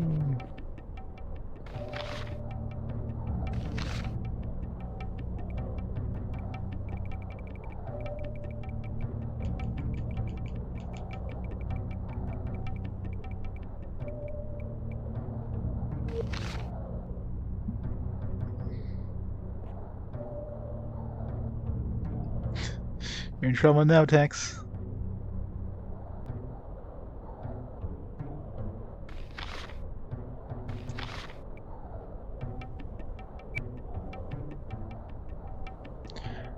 First comes love, then comes the baby carriage. No marriage. Comes child support.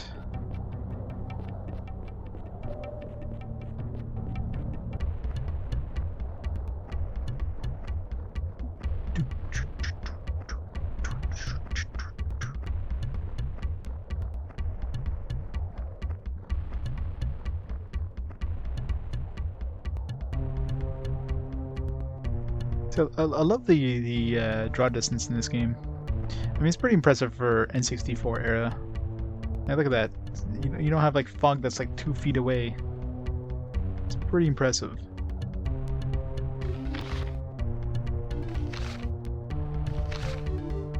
Alright, so southeast pretty much. No Tex. Good try, but no.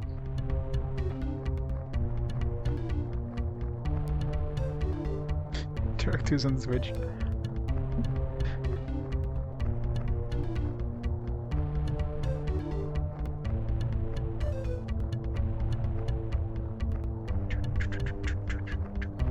Scorpion! Run! Can't touch the scorpion. Oh, god damn it. Why is there a million freaking scorpions? Ugh.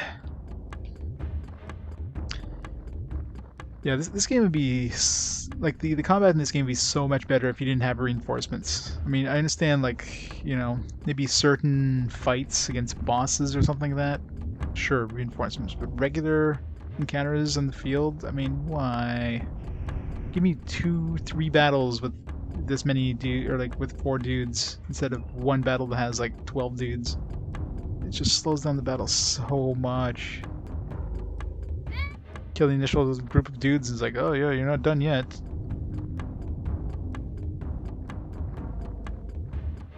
Still got another 12 dudes to fight.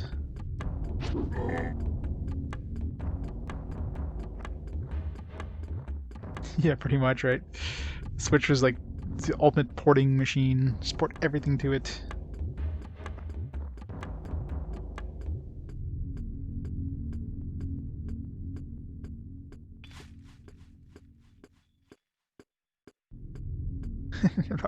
Grenade.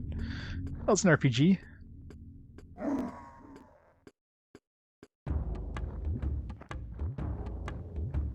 Princess Maker.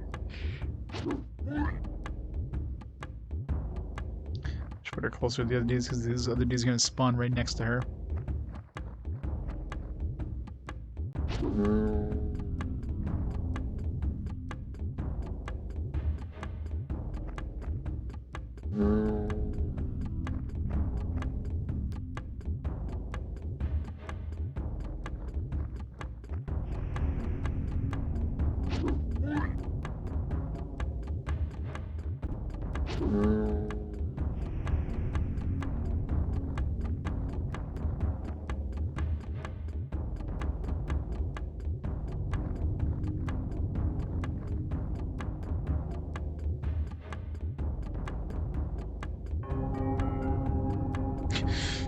Buff the scorpion, there we go.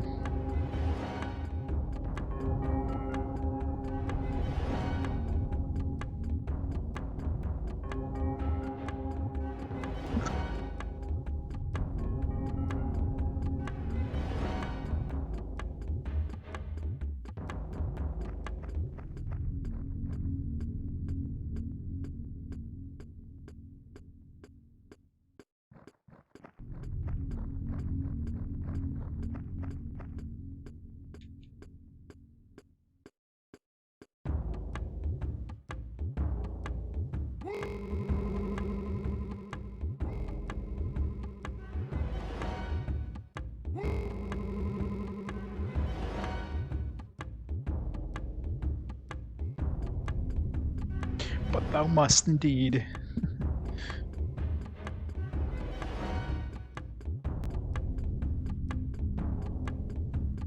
Arcade spot. I don't think I use arcade spot as my go-to for game genres.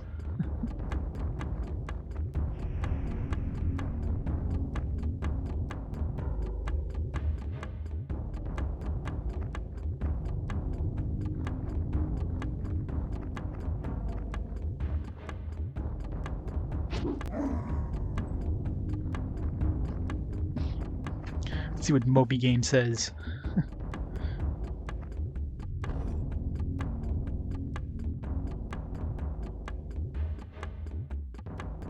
This only took like 1 damage there.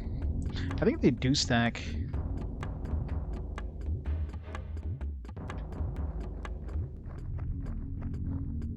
Maybe.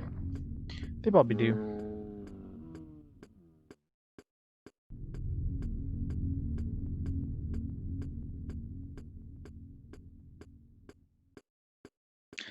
She's some thief we had access to because I didn't want to run back to another town to pick up my previous character.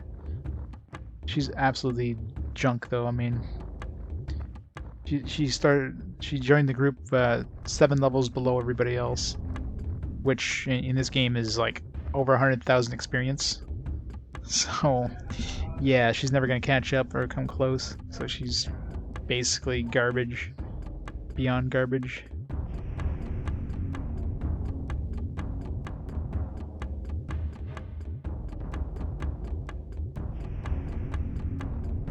I consider Zelda 2 an RPG. I don't consider the other Zelda games RPGs. They're action adventure games. I mean, I enjoyed the Zelda games. Don't get me wrong. I just, you know, most people don't consider them RPGs, so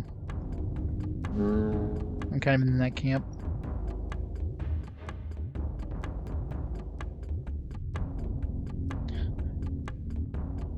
Yeah, she's more like bait.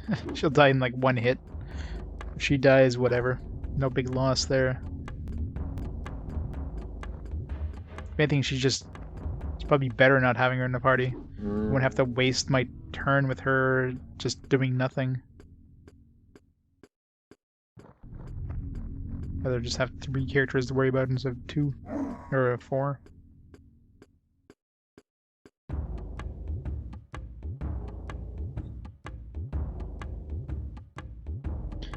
Hey, Captain Crunch. Oh, these are giant scorpions, though. I mean, they do level up. The enemies do have higher levels and do more damage and all that.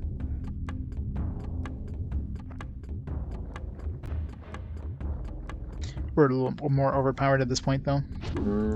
We can kill these guys super easily, but kind of doing the long way here.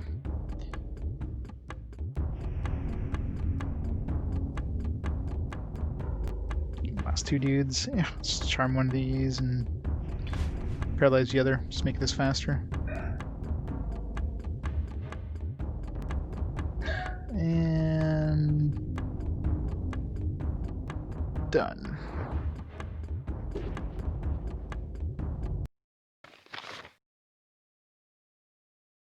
$22,000 XP. What am I leveling up on him now? It's hard to figure out to level up. Warrior? Thief? I don't know.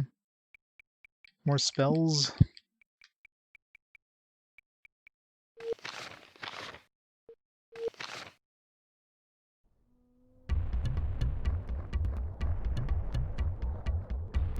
Where is the town?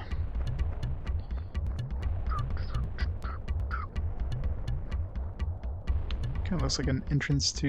No, it's not a town. Anything look like a town anywhere around here?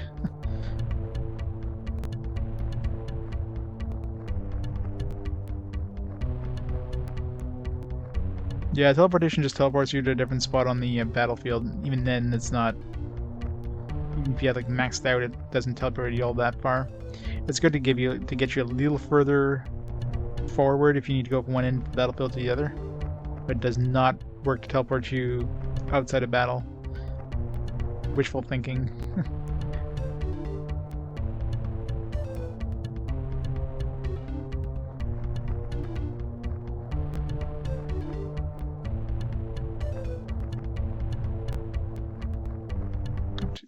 Did he sneak around the side, or was that another dude? Like one of them? No. Leveling. I mean, leveling is definitely helps, but there's a lot of games that have like experience or skill systems. I mean, leveling systems. So it's kind of a mix of a lot of different things. You know, like story, character kind of advancement, or like story advancement as you go along. You know, there's definitely like a kind of more epic feel to RPGs generally than just. It's a lot less linear typically than just action adventure games. You don't just have like equipment. The character gets stronger over the course of the game.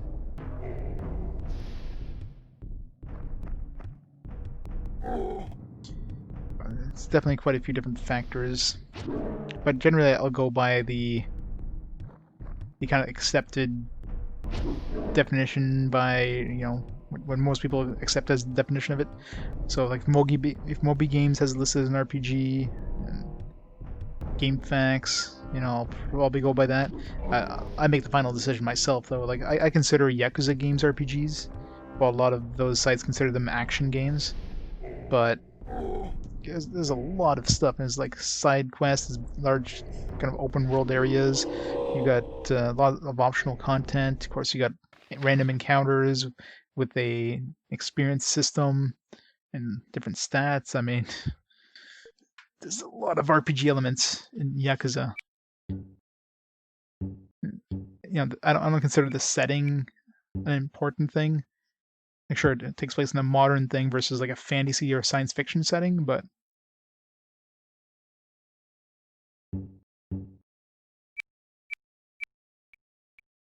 in the end, though, I'll play everything that's good. All the good games. None of the bad games. Should level up healer a little more. Eh, not really. Get her some more health, maybe.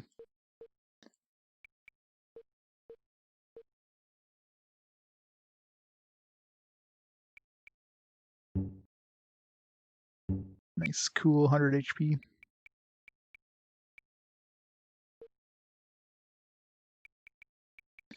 Yeah, let's level this up a bit.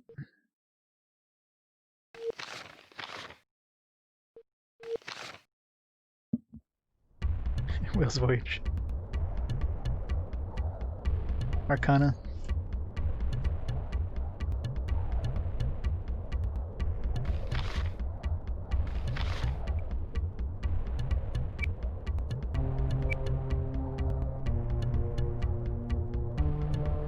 level up anything.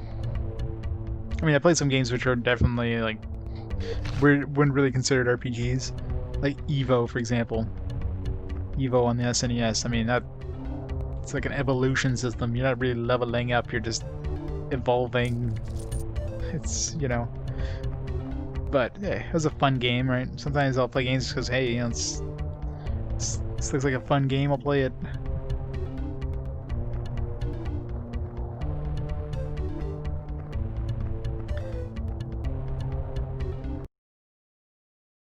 The game looks like it's going to be ass, and it's going to be... Doesn't seem like it has enough elements. It's probably going to be skipped.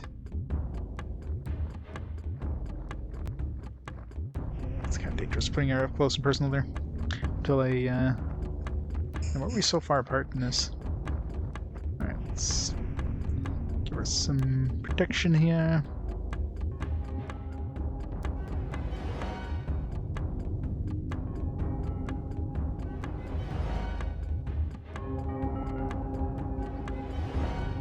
Green numbers means that they're buffed by equipment.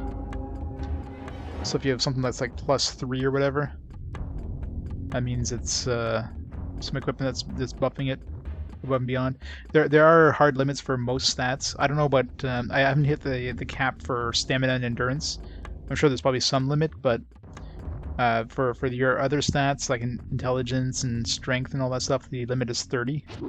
For any of your skills like thief and warrior, sword, all that stuff, those are level 10 maximum.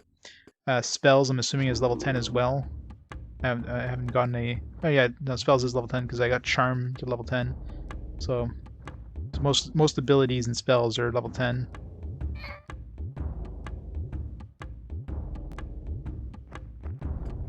So it's just stamina and endurance are the two I'm not sure about, because those kind of combine to be your full health pool. So I mean, there's obviously going to be a limit to health, and they're not going to make it so you can have, you know, 1,000 health. But God, I wouldn't want to know how much experience that's required to get to the top levels of that.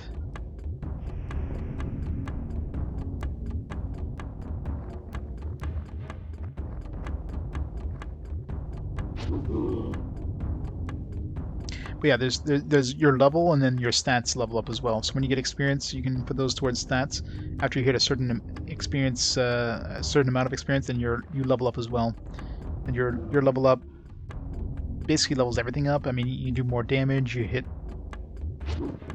more often, you're less resisted. But it doesn't really. It's not based on your stats, it's just based on your level. So even though you have maximum stats, you might.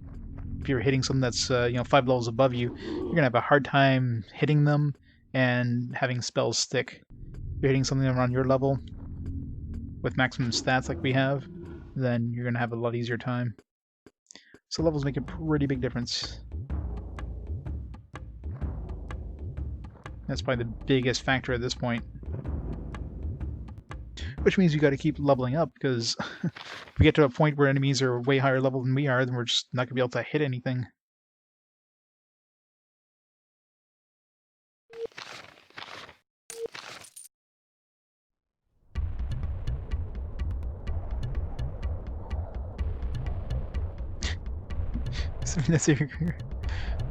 Pressing the removal of a certain game? Never. You know you're going to love Shining Force when I get to it. By love, I mean you're going to burn your copy. Still have your copy ready to burn. To sacrifice to the plastic gods. The world is burning. There is no safety. This little charm is bound to save me. Don't laugh at them, Ferris. If you want to be hysterical, the only thing you can do is laugh. I'll tell you something. Ever since you demolished that tower, I'm seeing a whole new side of people. Where's his staff? You just like lose it, just dumped it somewhere? A lot more fear and anger, stranger's suspicions of stranger, neighbor turning on neighbor, and all these crazy ideas. Well, I just met a lady who thinks Silverroot can stop zombies, and a man who says the minions are controlling the thoughts of his dogs. It's all getting so interesting.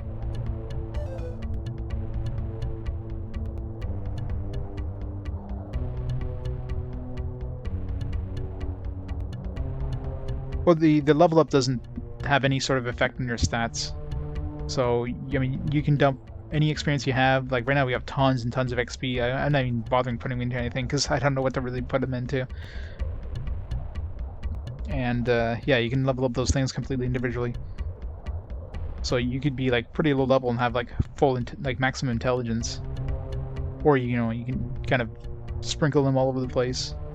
But at this point in the game, when you get to around level 20, I mean, geez, like, you should have most of your stats maxed out, not counting, you know, stamina and intelligence. You should have most of your skills maxed out, as well as, like, a lot of your spells if you're a spellcaster. You still have the stuff? Of course, the minions followed, but they proved quite stupid in the end.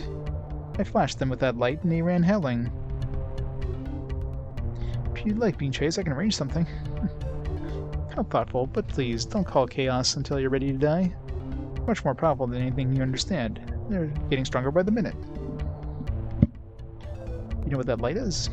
Yes, it's power. It frightens minions, it controls zombies, and you can show what will be. What will be? How? I've told you so much already. If you want a staff, go study the 4th school, build one on your own. Don't we already have control zombies?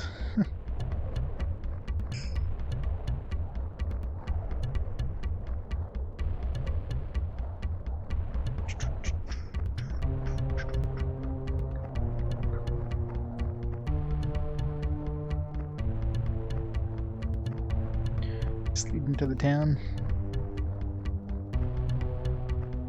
Nope.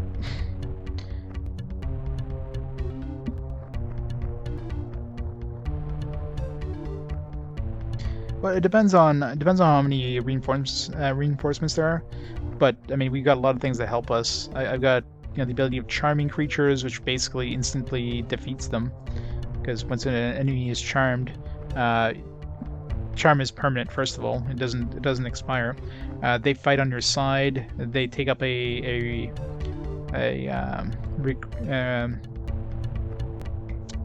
I'm looking for here, not a recruit. God damn it. Whatever. They take up a spot anyways. Oh, jeez. Hello.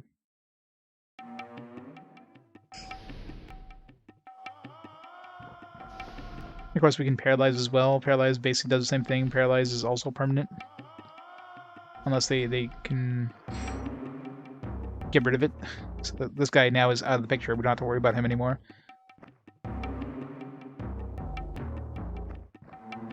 Why did we start so far away? What the hell?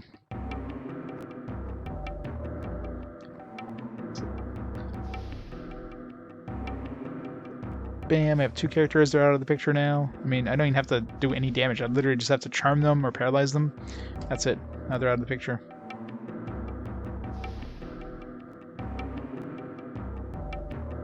Three, he's out of the picture.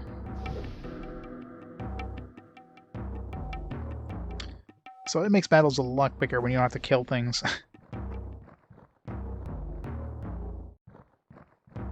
I can technically try the last one, but it won't let me. It'd be like, oh, it resisted, because if you try this, you can't get reinforcements. Yeah, reinforcements is the word I was looking for. So they'll resist the spell. It didn't actually resist, it just, you know, doesn't want to let you keep anything alive, or keep it, the entire spot's full with people left in your reinforcements. Let's hope the other guy doesn't spawn on the opposite side of the map. Otherwise, Keelan's probably very dead.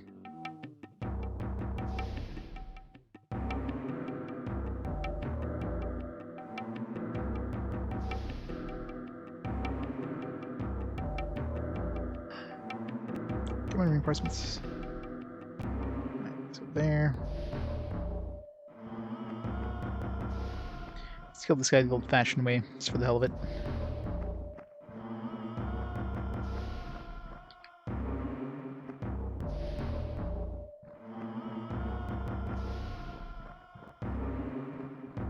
Core, thanks for the host. How's it going? Welcome to more of this game.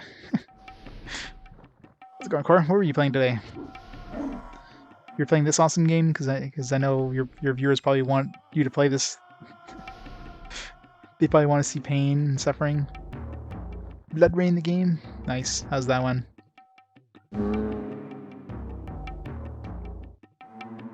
Party victorious. 5,000 XP. And where do I want to level up? My wizard. Let's max wizard out.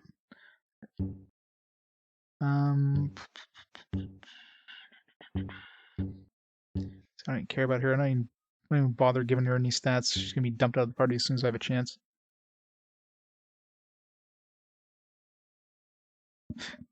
Yeah, Cor would totally veto this game. It's not too bad a game. It's fun. I'm enjoying it at this point. There's definitely like there's some stuff that could definitely be better. I mean, let's be honest here. Like the combat can be a slog sometimes, even when you're super overpowered like we are right now. Combat is still a slog if you have a lot of reinforcements, but it's got a humongous open world. Lots of cool stuff. Lots and lots of loot, lots of customizability. Big deserts. Where the hell's the damn town? If that was a town in a desert, where the hell would I be hiding? Mainly not here.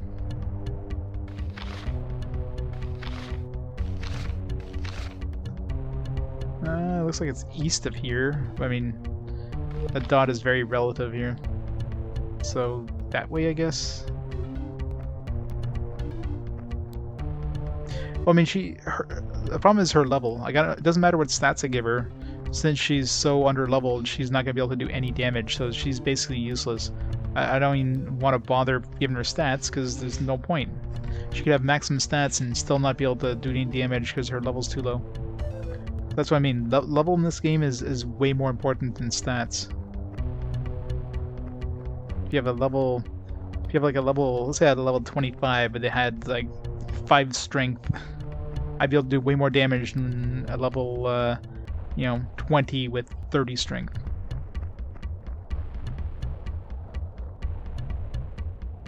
Air Dust Devil. Curious about these bones.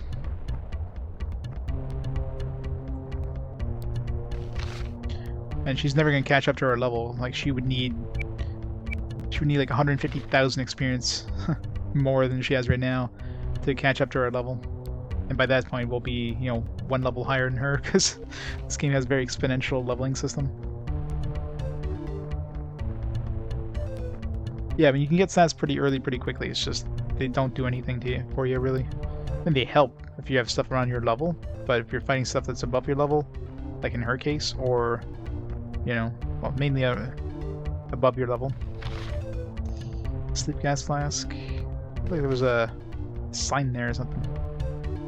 Your Majesty, King Lear, I have failed. The Jundar found me before I can poison their well. I barely escaped with my life. No, I flee to Maxen. Dragons fill the sky above me. Dragons. I want to fight an actual dragon. Have like Drago Wraiths or whatever, or Drago Wyverns. I have not destroyed our hopes in the war. I still have the poison. Perhaps when things have settled down, I can try again. The sound of leather and wings rises above me. The mouth of the canyon is but a short way north, if I only can make it. I'll send this letter when I am able. Forgive me. Humble servant Jorath. Sounds like there's dragons around here. I said north. Oh, we're going north. Screw the city. I'm going dragon hunting.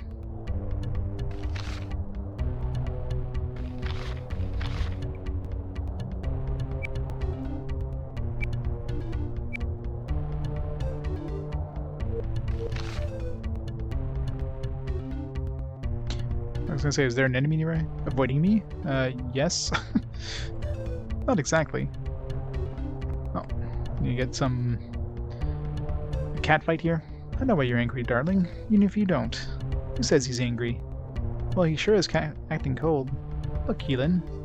My dear, I do. I look all the time. On the road, in the field, back at camp. Nice, like what I see, handsome. You're lucky he ignores you. You're taking all kinds of chances today. I think he's worth it. A little bit of a risk, and then a great big reward. Why don't you two childhood friends say goodbye so I can come around and collect? Keelan, I want you to understand something. Tell her you're not interested, honey.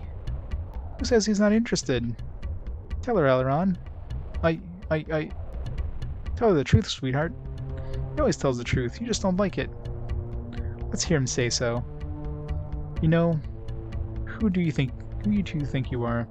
Well, is she right? Are you in love with her? Go ahead and tell her, dear. Why lead the poor girl on? We know she hasn't got a chance. I'm not saying a word. You can tell me. Just say you love her. Come on, Aileron. It's not going to kill you. But I don't love anyone. No. You see? See what? Thanks for telling me. Brenna! Well, let her go. At least she's got an answer. Poor Brenna. Once the childhood friend, always the childhood friend.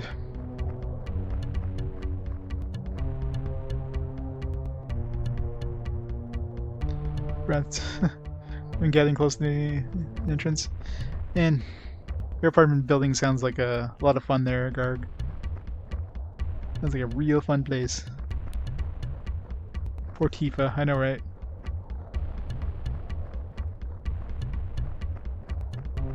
Only she would wear an outfit like Keelan. That's not a dragon.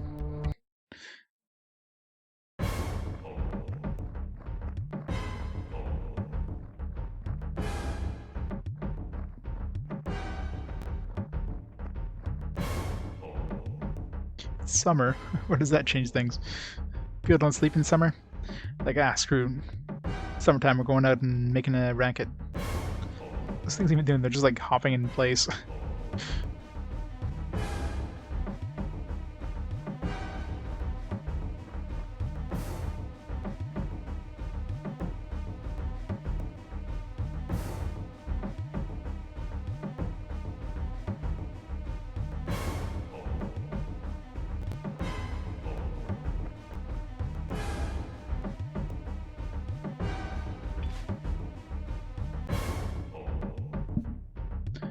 Yeah. I think it'd be better than charming. It'd be like a group charm. Just charm everything in the anything that's next to you.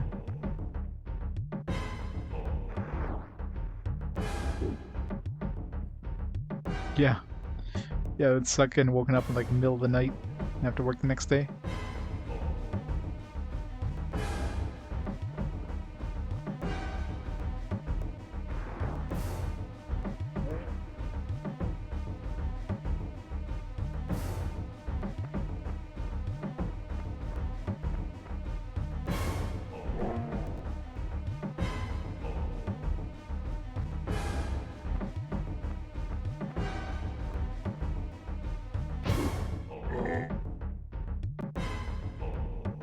Wall bones is a petrify thing.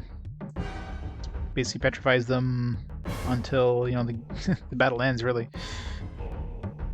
Like, any sort of petrification thing in this game is permanent. Unless, I guess, there's spells that can dispel certain, like, spells of a certain school. That's the only thing I can see that gets rid of petrification. And each school kind of has their own petrify option. So that's the necromancy version. There's one for there's one for the star school, which is like web thing. There's one for I think there's one for the elemental one. I think naming has charm. So it's not actually a petrify, but you have charm, so charm is even better. There's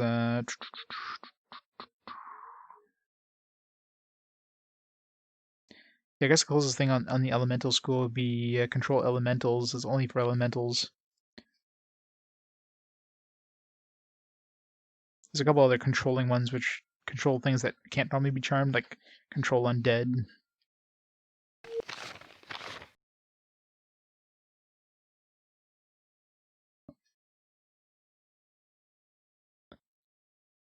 Someone wants to be a baby mama? Yeah.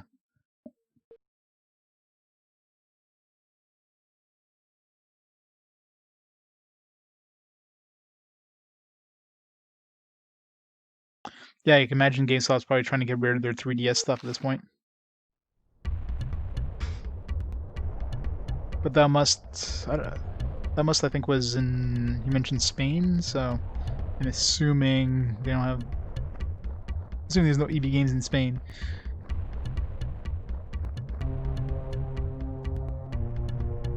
I see no dragons here. I was told dragons, I see no dragons. Let me over here. Also not a dragon. Where's the damn dragons?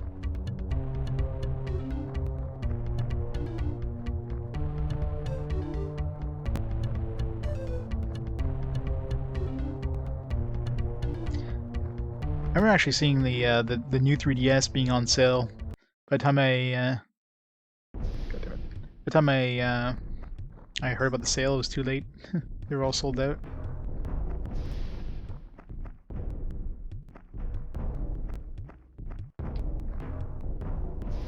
Dragon flames.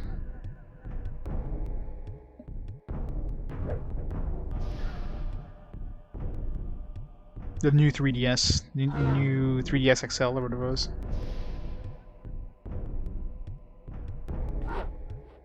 You're on the dragon. Damn it! Dragon was inside of us all along.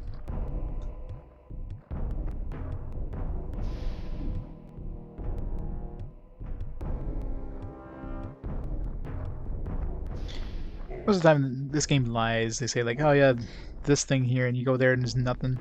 Or here, you go over here and kill these trolls and come back. You go back and they don't even mention like anything happened.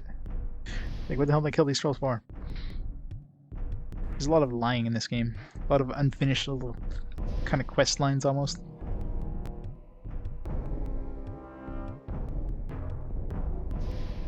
New 2DS XL, yeah. Yeah, if I had the choice between a 2DS XL and a 3DS XL, I'd definitely choose the 2DS one. Let's see, control zombies works with any undead. No, it seems like specifically zombies. It's a very limited number of characters here.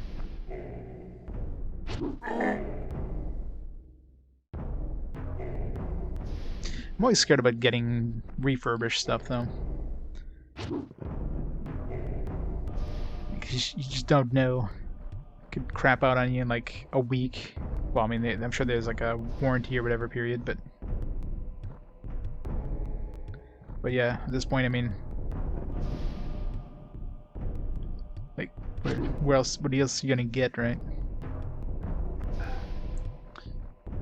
If I can get like one of those modded ones that, well, I mean, software modding is easy, but if I can get one of those hardware modded ones with TV out or something, that'd be great. But those things are so freaking ridiculously expensive, and I don't know what the expected, lifetime of those things are. Definitely wouldn't be long enough for me to go through the DS and 3DS library. It doesn't help that developers or companies like Katsu Kitty went out of business too, so the market is very slim. I'm surprised they never had any other company kind of jump on board with that. Kind of the blank hole left in that market. I'm sure there's enough demand for it.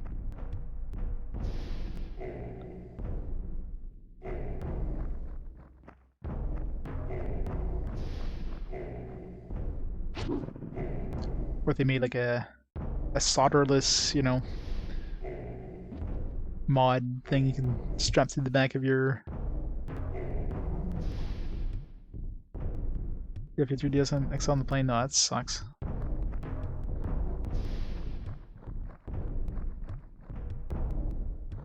Of course, went missing, I'm sure.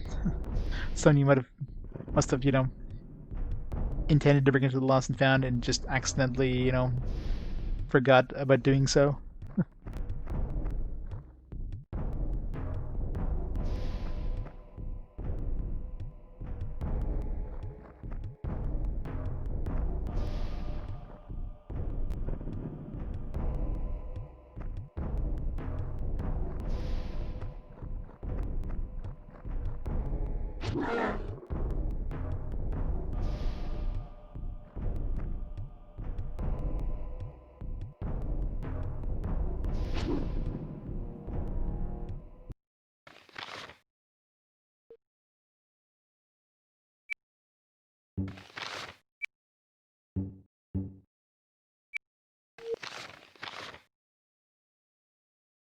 And a Canada sells refurbs for $129.99.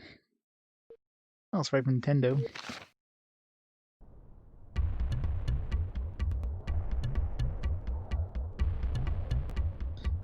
Yeah. Wouldn't make sense that they put US prices on their Canadian website. It's not bad though. I wonder what EB Games sells them for.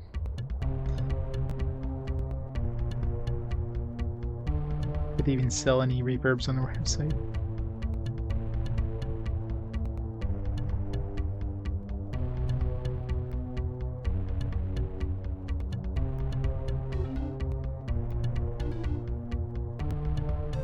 It's like you can get a brand new one. I mean, assuming you can find one locally, like they have it on their website for $139.99 for a 2DS XL, new 2DS XL, but they're just like sold out everywhere.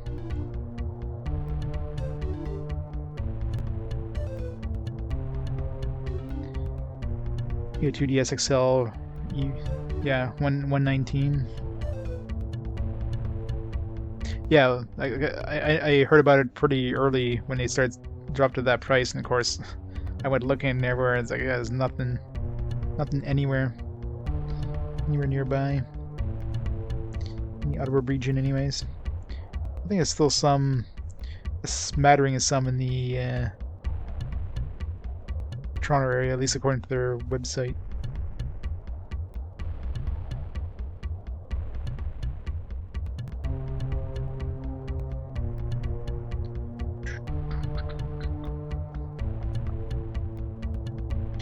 See if they maybe got some more stock in. No, yes, nothing in Ottawa. Apparently there's some in Cornwall. I go to Cornwall often enough for work. You know, I'll check next time I hit Cornwall. It's a purple one.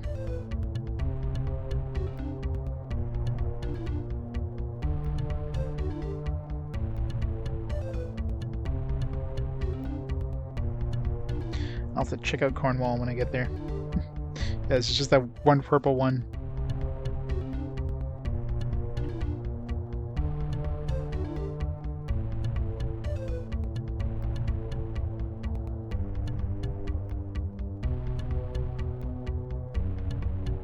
Black turquoise.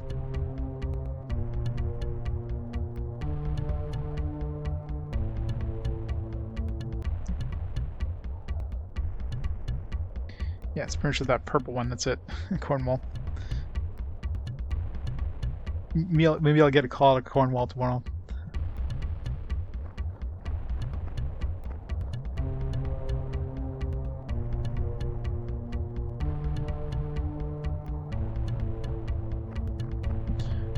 Where be the dragons?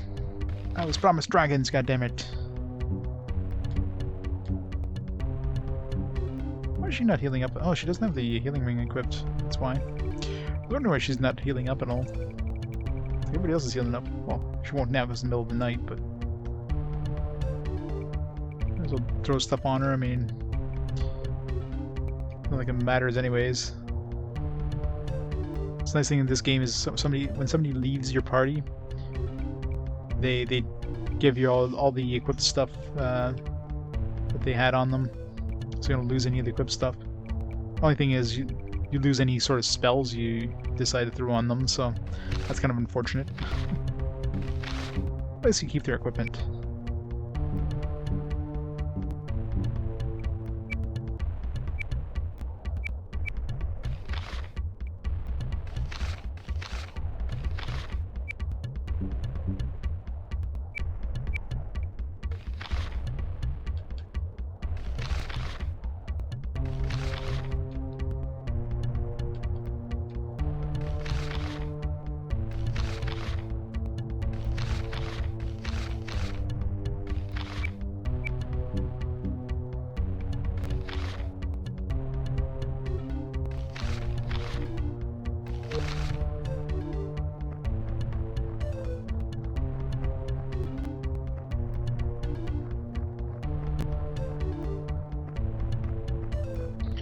Cave or something? No.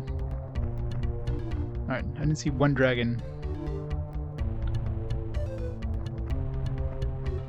It's not a dragon.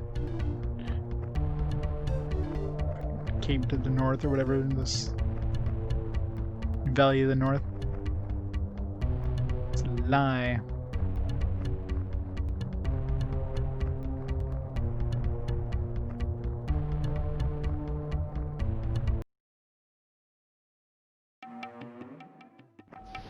That's a lot of undead. These long battles, why? It's gonna use our control undead, I guess. Control zombie or whatever it is. Zombies are tanky as shit, so...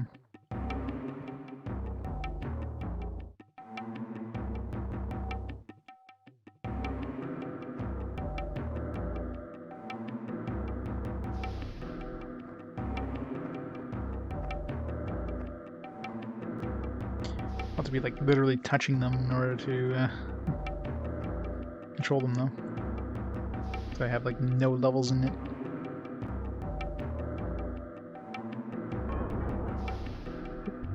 See, I guess they're pretty resistant too, unfortunately.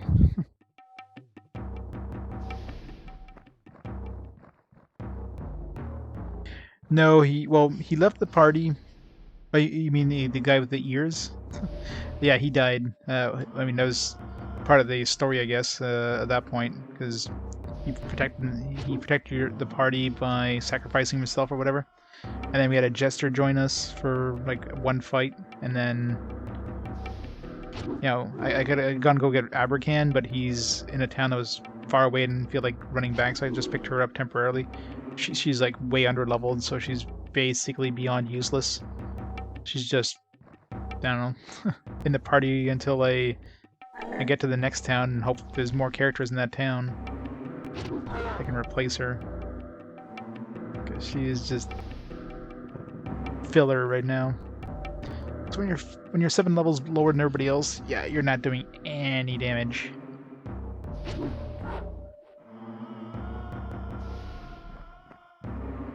And of course you're taking a lot of damage, so you should probably get one-shotted by any enemies she runs into.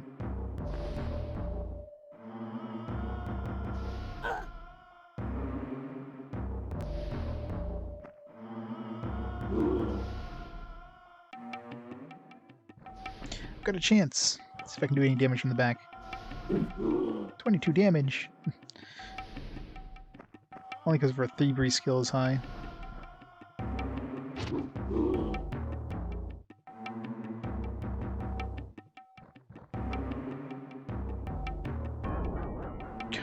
I love how this, like, the spell that's good only against one type of enemy is being resisted by these guys. Maybe because it's level 1, but...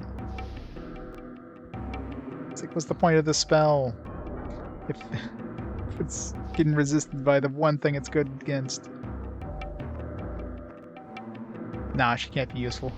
Ever. It's only because they're zombies. Zombies are extremely easy to hit. They have a lot of protection, but they have like no dexterity.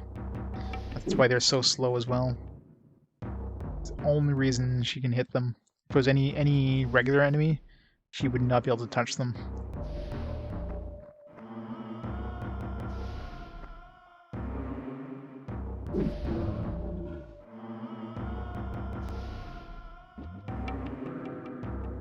Didn't I give her that sword that the double like?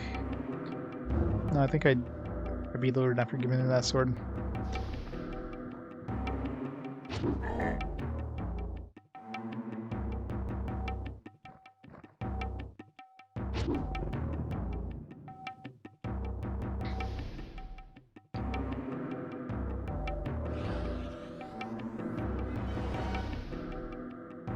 Let there be light. These guys will run away because it's light time now.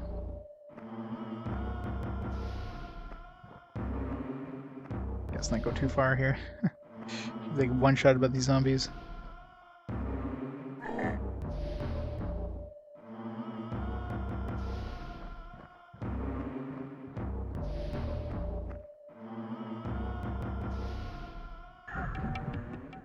Yeah, these zombies are just really resistant to magic.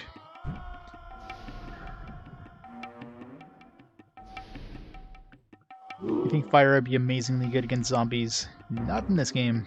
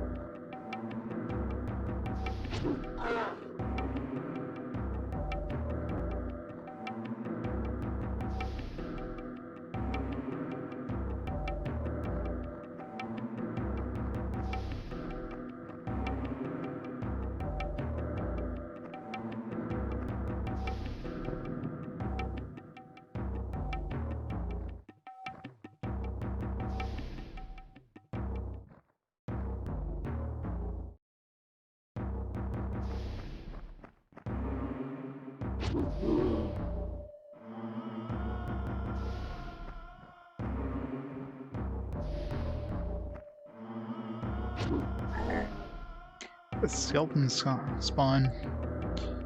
It's be on the opposite, it's way over there. Hope he starts running away or something. I want to chase him down.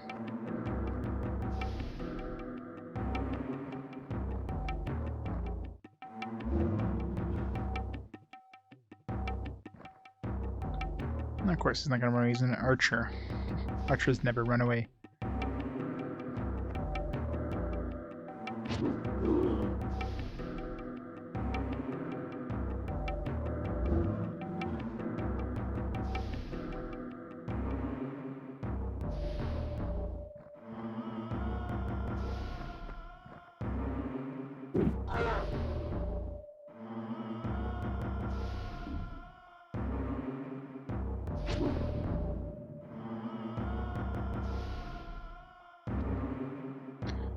Okay, she avoided that because that would have hurt.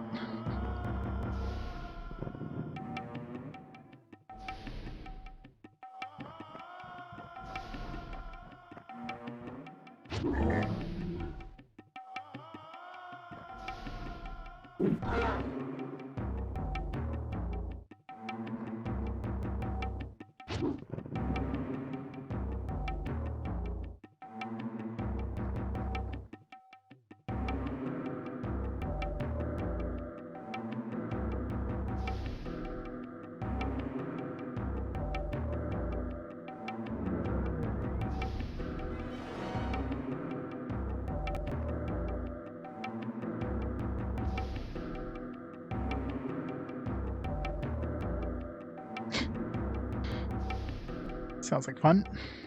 They're gonna go play baseball. That sounds fun. You should go join them. Have a local baseball team. It'll be lots of fun. But yeah, it's perfect time to play baseball.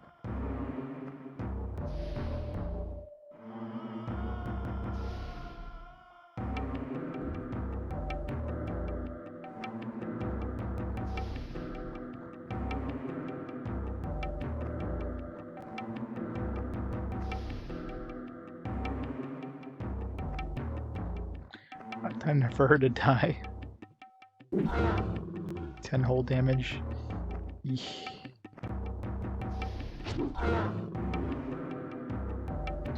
That's what I mean. She did like 10 damage. My wizard did 40.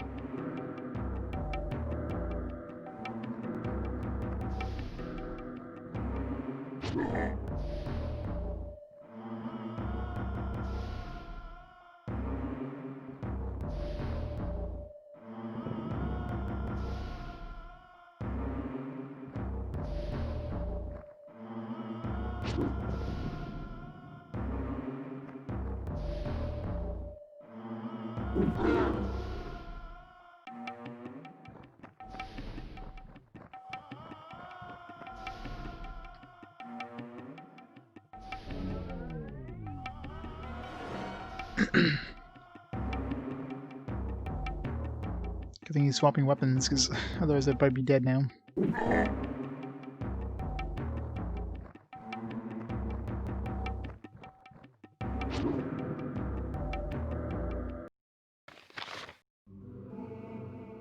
Keelan leveled up. Level is she now? 14. She's only got 6 levels to catch up, still. I mean, now she'll do 11 or 12 damage instead of 11.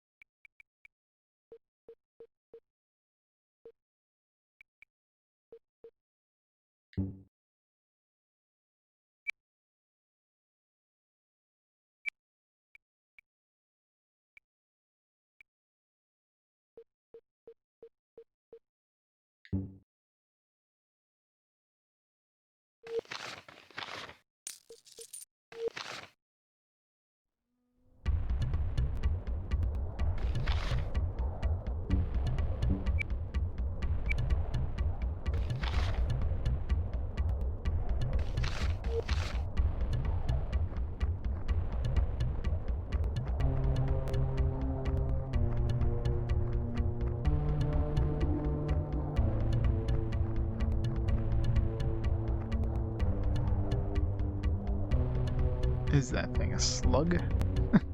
Maybe it's a dragon.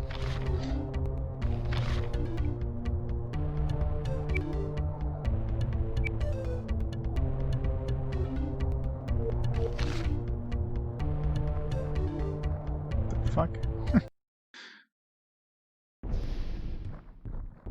Fighting some sandworms now. Only one of them. I don't know if I should be scared. So you usually don't just put one enemy unless it's tough.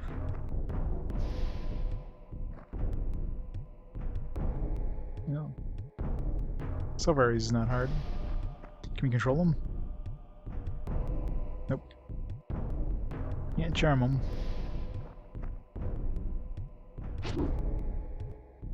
Oh, 9 hit points. Did I even see his health go down there?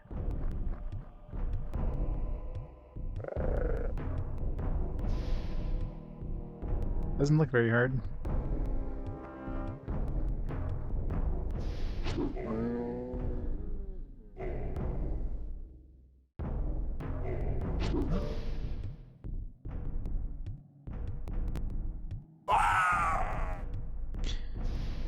That was tough.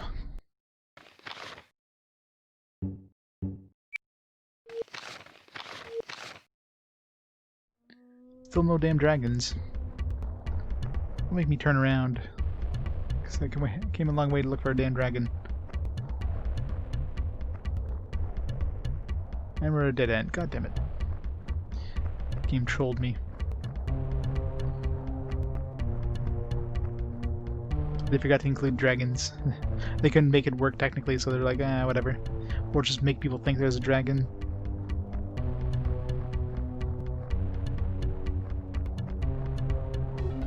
Why was there... There's just like a sandworm at the end of this entire place. Nothing else here.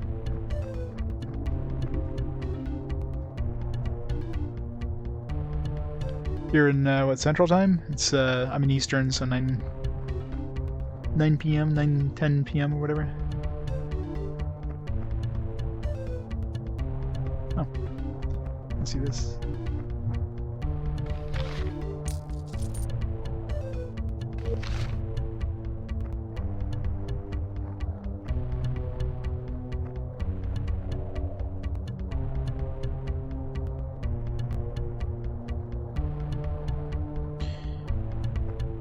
Let there be dragons, and there was none. Imagine there's gonna be dragons in a big open area.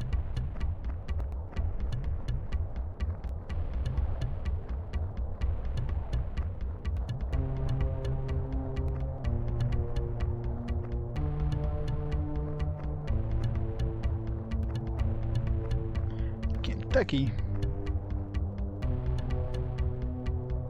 Is that a white? Whites are the worst.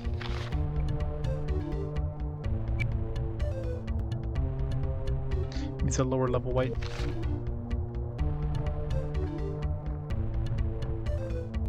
Oh, it's just some dude. Hello. Who is it? Who's there? Have no fear, sir. I mean no harm. You don't sound Jundar. Are you human? Yes, I am. What are you doing out here in the canyon? Seems like a dangerous place for a blind man. There's danger of some sort in nearly every place. I suppose someone as young sounding as you has not learned that yet. Oh well, I was young once too. How do you survive all here all alone? There's a Jundar woman named Shole who checks in on me from time to time. She wants to learn about humans, and so I tell her. In exchange, she finds me food and herbs and reads to me when I find something I think I might be worth reading. But why are you here? Why are you a human out here in the Jundar desert? I was looking for something. Not a blind man, I suppose. Never mind then. What is it you seek exactly, and why? I want to slay a monster. Well, that is what weapons are for, I suppose. What monster are you trying to slay? An evil undead creature in a barrow. No, I want to defeat a dragon. Evil undead? You mean Lugash? You want to slay Lugash? Yes, you know of him? This is the first time I've heard of Lugash. I'm guessing this is like I'm supposed to find this guy after I go to the town and they tell me to go defeat this Lugash guy. Of course I do, lad. Of course I do. But what would you want to slay him unless you're going after the horn of Kynan? Surely you would have no need of that. You need a weapon. Weapon of power. Perhaps you've heard of one where one might be hidden. Ah, weapons of power. There are many such here. Men are always seeking them, it seems. But they are all lost. I have no wish to disturb you. I'll be on my way. Wait, it has been so long since I've had a human to talk to. Can you not stay a while? Stay a while and listen? I suppose I can talk for a bit, but not for too long. I'd find the sword. So, young man, you seek a sword, do you? I'm after the Kynan horn, apparently. Sure, the horn. I've wandered this dusty canyon for years, and though I'm blind, still much I see. There's only one reason, other than foolishness, that anyone would brave the barrow. Then you could help.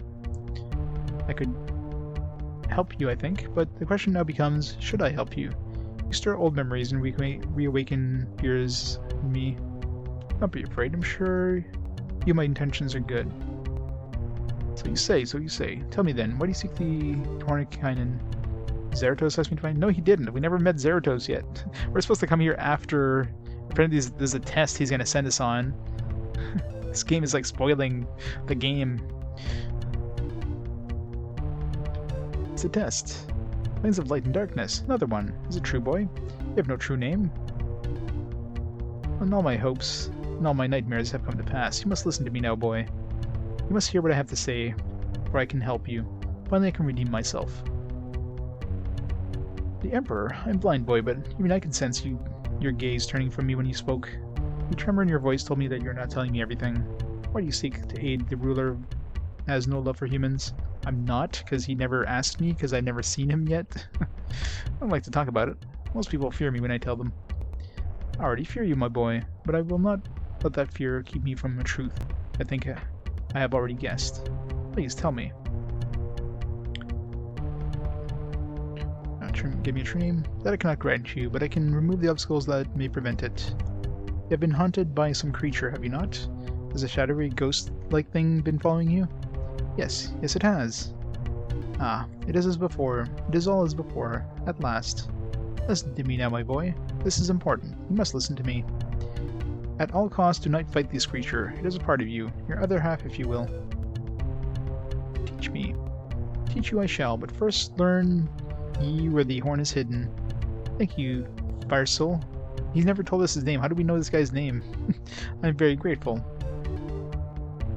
Thank me not, boy. Just succeed. Succeed in your quest. You must recover the horn from Lugash. To get Lugash, you must defeat his 7 captains, and take their gifts. This sounds... It's gonna be a fun quest once we eventually get told to do it. Once you have taken all their gifts, you must return the gifts to the giver. Then you can open the home of Lugash and defeat him. For that you'll need the Sword of Lodin. It is the only weapon that can defeat him. I know, right? Way to do like a skip, gameplay skip here. You'll find the sword hidden in the well at Maxon Ruins at the end of the canyon. It used to be a fountain, but how long has it been crumpled and decay? Be wary, the sword may be guarded. Alright, good luck. Follow the well at the bottom, then open the hidden door. Find the key. That's very important. There's a second door, also hidden. The key will help you. Zeratas told me not to go there. No, he didn't. Did he? No, he didn't. Why, that deceitful old king. Perhaps he secretly hopes you will fail. Maxon and Irgaret were ancient enemies, my boy. Zeratas' pride may be working against you. Go to Maxon and get the sword if you are to succeed. Do not heed Zeratas' false advice on the sword. You will need it. Thank you, Fearsel. Is there any way I can repay you? Just find your name, boy. If you succeed, then my life shall at last have meaning, and all I have done shall not be in vain. I'll find my name. Of that you can be sure. I will find it. Good luck to you, my boy. Remember, get the sword first. It is Lugash's only weakness. Now let us begin. Oh yeah, never really leveled up my shield skill as well, right?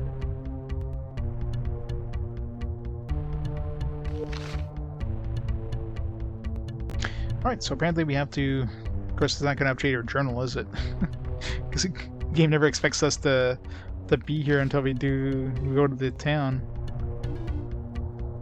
Yeah. So, yeah. Content skip. I wonder if we can actually go into that and get the sword and all that stuff before we even talk to Zeratos. I really should be going to the town, I guess. Don't make me fight that thing.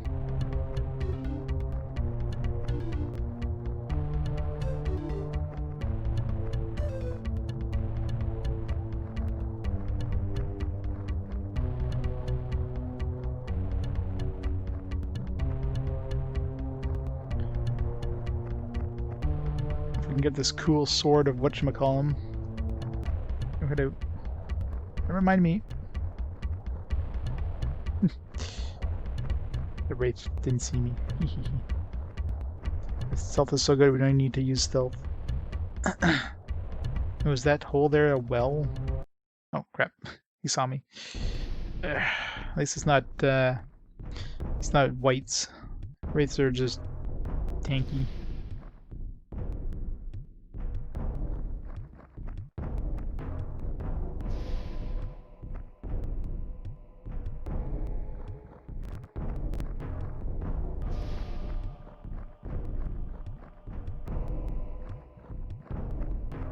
Arena's been pretty useless in this area. There's a lot of undead.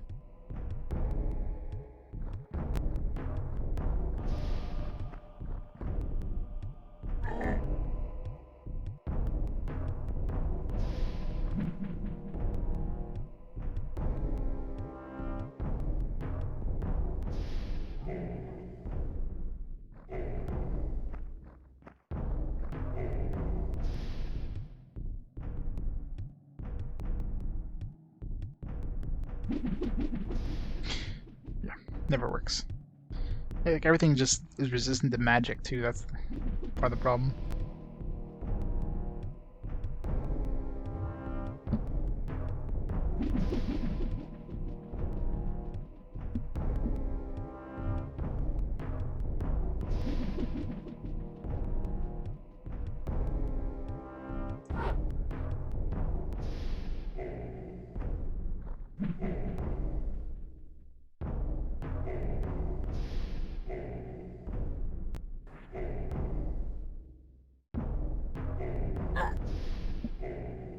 One whole hit point, oh noes.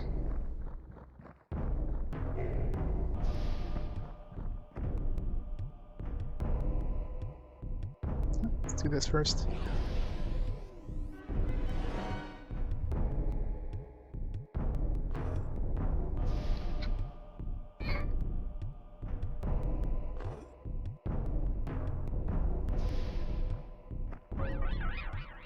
Damn it.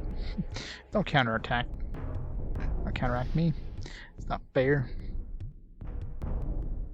Didn't have a chance to attack before they turned it back to nighttime. It's not fair.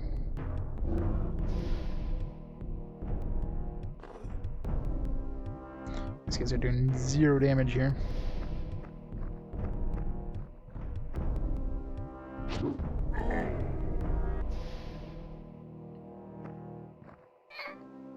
Except to her.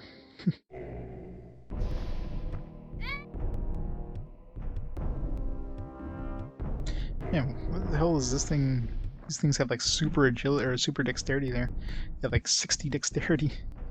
You get 2 turns per attack per time we have a turn.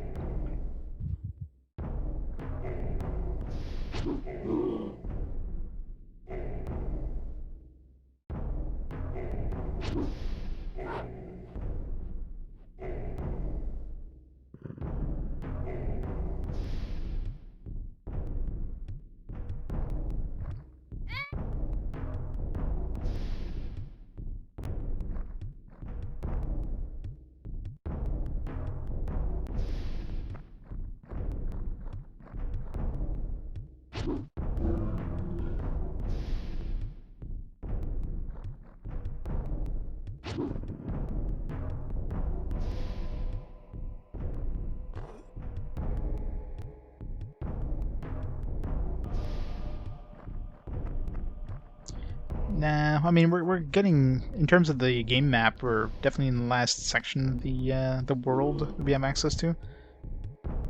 But yeah, I mean, these enemies, we've encountered these enemies for quite a while now. These wraiths. Undead enemies are a pain in the ass since they're immune to charm. Charm just makes... oh shit. Oh, she's about to die. Help! Run, go save her.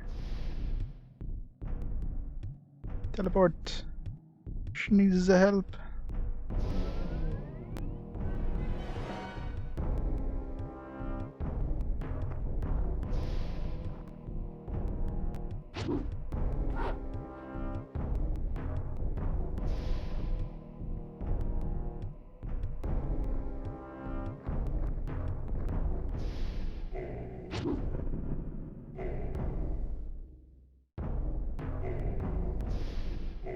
Yeah. Or seeing he's ugly. He's just missing a few polygons, that's all.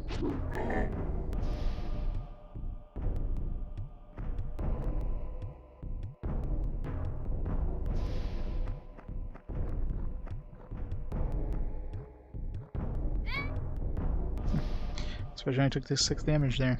Expected her to take like 60.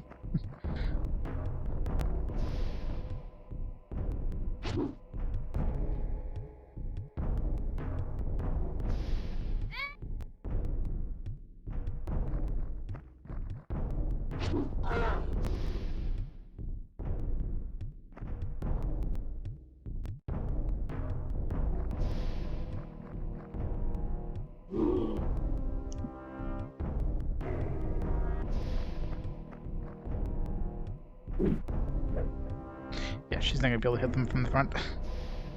It's basically impossible for her.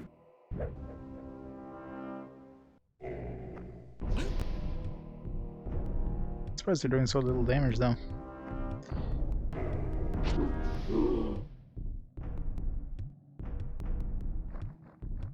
Too bad they're such high protection that I can't do more than like 30 damage. Yeah, I guess that's the one that had the darkness spell. So all of a sudden it's like bright.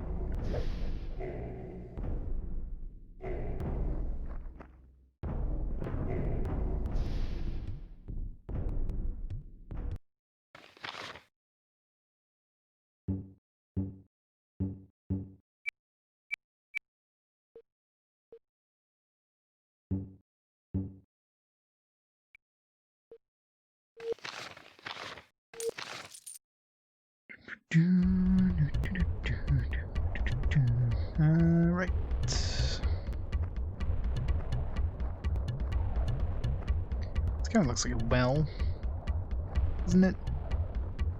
We can't go in there though. You said the well at the end of the canyon. Was there another end of the canyon? I assume this door is locked, right? Okay, they can't even do anything. Doesn't even say it's locked, or you know, the lock is too high to pick. It just won't even let you interact with it.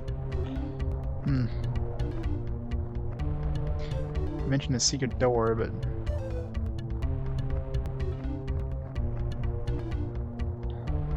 yeah, it probably won't let you do this unless you start the quest line. That's probably what it is.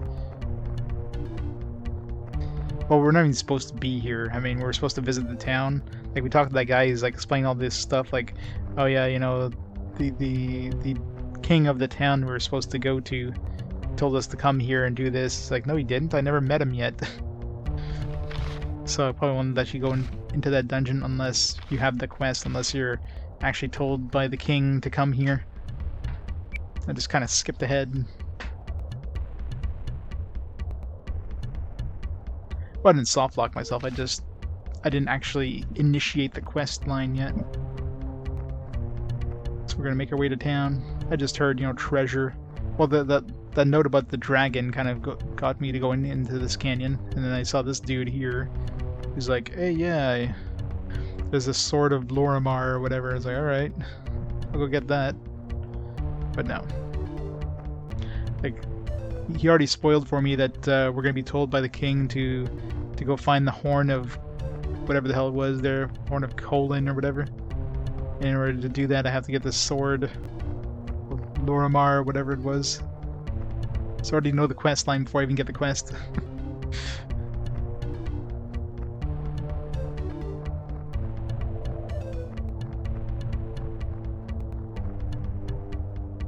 Still no damn dragons. I'm here for some dragons and there's no dragons. I'd be sad. There's a dragon inside that dungeon. Probably not. It'd be interesting if they're actually able to render a dragon inside those battles. Like the biggest enemies we fought so far were probably the Draco wyverns, which are just, you know, upscaled wyverns. The dragon would have to be like 10 times bigger. Nope, not zombies. Zombies are a pain in the ass. Run away.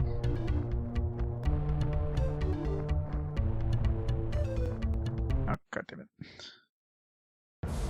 Yeah, this is just skeletons. Those die easy.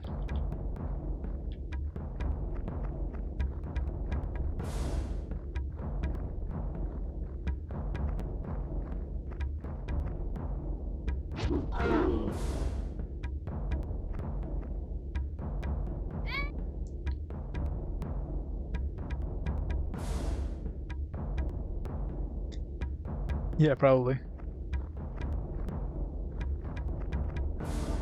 I'd probably soft lock my chance of getting a dragon, because I went there first before going to the town. Now he just won't appear anymore. But if you did in the proper order, he would spawn in that place on the way to the to see that dude. So I'm never gonna see a dragon.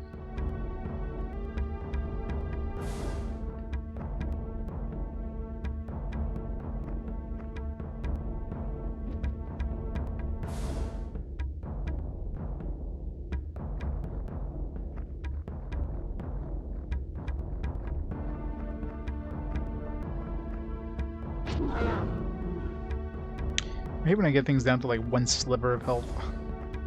Jesus, finish it off already.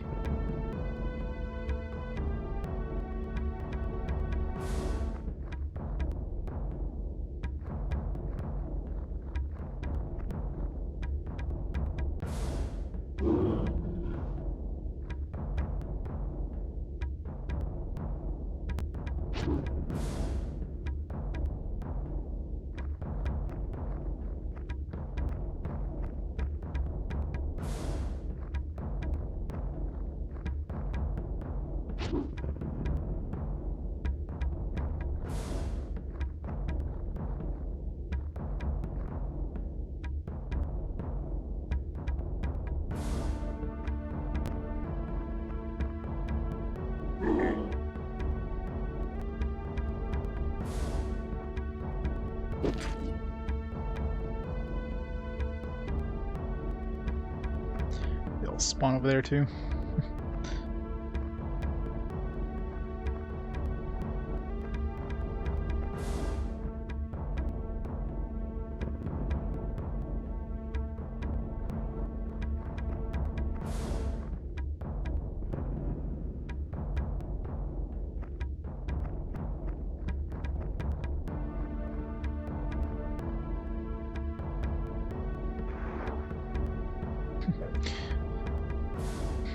Well, bones, just takes his own bones and throws them around him. Wait, these wall bones, shouldn't I be able to charm? Oh. Alright, so apparently charm doesn't work on undead, but wall bones does. Interesting.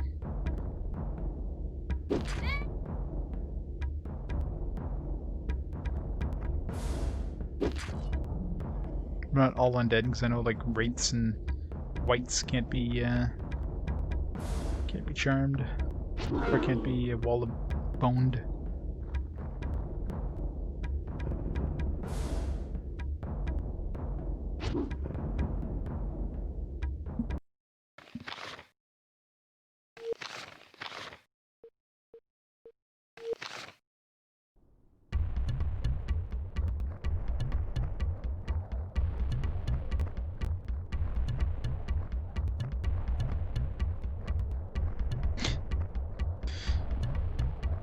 Exactly.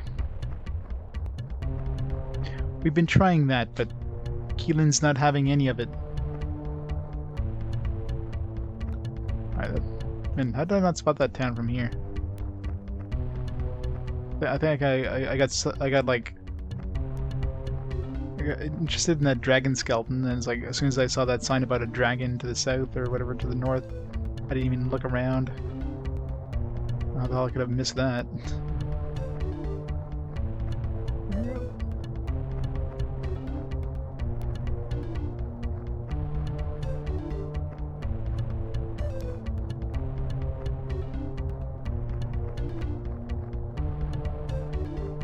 Scorpion, nope.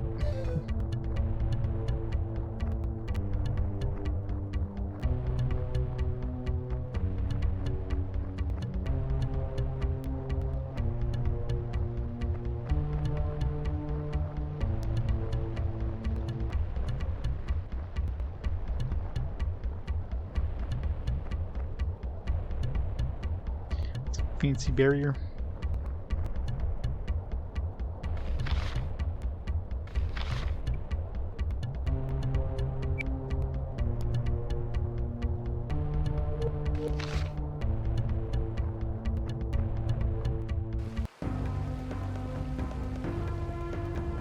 Who goes? I'm Elrond of Gorania. Let me pass. Elrond, Gorania. It is not for you to command the Ugarit. You may turn back. Okay, see ya. Thanks. We're travelers. We're travelers. The news is you have crossed the Great Desert and also solved the riddle of the gate. We have also heard how much trouble follows you, and we have more than enough trouble on our own. So should you come in, do you bring good to Ugarit or bad? Come to help the Jundaran to be helped. What help do you need? Need a favor from Zeratos, a favor that may help us both. That's not really an answer. You should not say what what help you need. You should go back, or I could just ignore you and. All right, let's go find that purple or that what was her name there? The Jundar lady. Replace Kylene with her. Keelan with her. Yeah, this is the town that that dude that we found in the in that canyon there. Told us like, oh yeah, Zeratos sent us to go find the horn. Like, no, I never went to the town. I never seen Zeratos. This is the town that Zeratos lives in. Okay, that looked a lot bigger from the outside, from the inside. It's just a little tiny tent on the outside, and inside it's like, bam.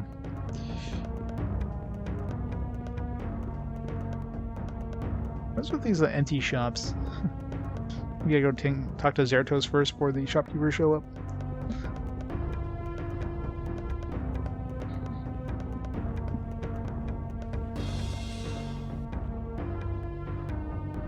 I guess the shop's inside the wall.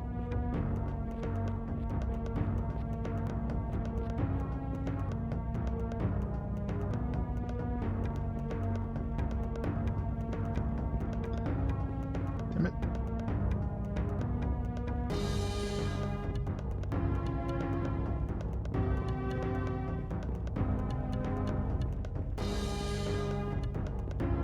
Can't read these.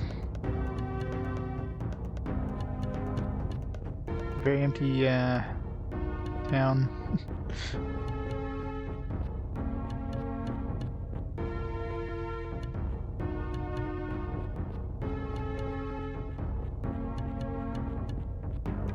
Hello? Is everybody hiding from me? What the hell?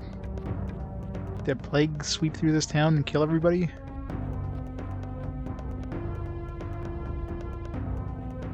Yeah, I mean, like I said, this game is technically quite impressive for the N64.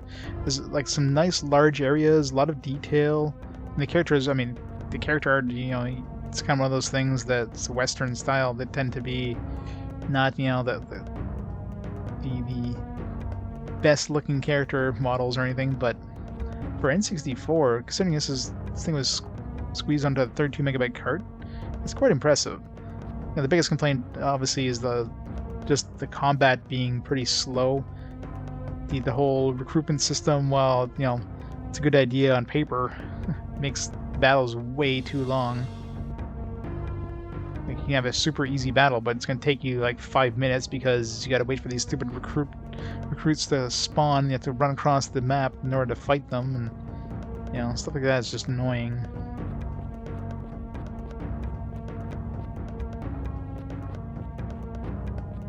But technically, it's quite impressive. Aww, why can't I pick these up? Hello. I finally found a merchant. All these shops, no merchants. Oh, I can level up Thief. Do I have enough XP? I do not.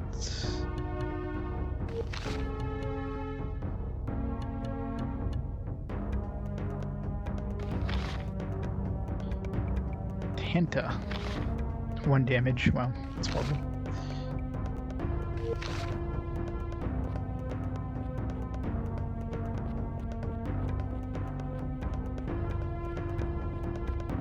I want to steal all these. It won't let me steal. Well, it's like the shopkeepers are hiding. It's just they didn't include shopkeepers in any of these places. It definitely feels unfinished. I mean, the further and further you go, it feels like they just...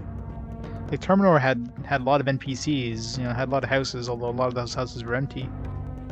I mean, the first town, Aromon, there was like 1 billion merchants in the first town we went to. So that one got like a second pass of, hey, let's put a bunch of NPCs around. You know, the next couple towns had a decent number of NPCs walking around in that. Last town was pretty empty. This one's like there's nobody. So it's quite clear they concentrated more on the earlier stuff than later stuff. You know, part of that is probably because of the size limitation of the cart.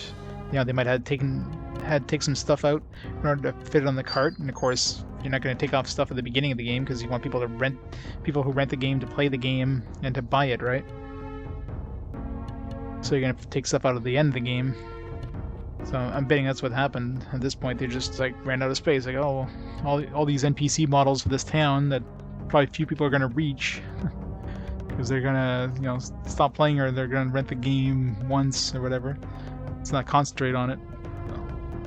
So it feels like it happened.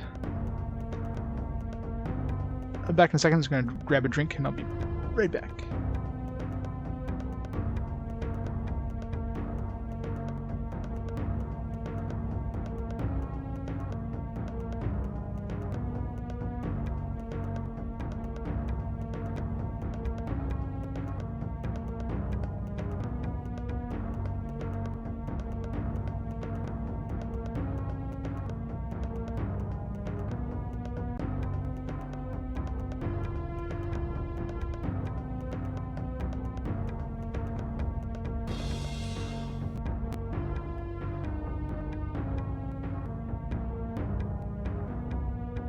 I'm back. Yeah, so I don't know if, like, I mean, this game, like the company that made this game, I don't know if they like, I don't think they made a lot of games, so I'm not sure if they ran out of budget. Like, I don't know what the budget for this game was. It seems quite impressive for like a lesser known company, right? It's not like a first, you know, party, you know, high budget game. It's not a Square game or an Enix game or something like that, right? So I don't know what the budget was. Time constraints could have been a problem, an issue too. This game was pretty late on the N64 time scale. It's the last N64 RPG we have, so I mean they might have had some push to get the game out. You know, like it wasn't finished yet, but you know, we need to get it out now because N64 support is waning. So, combination of different things.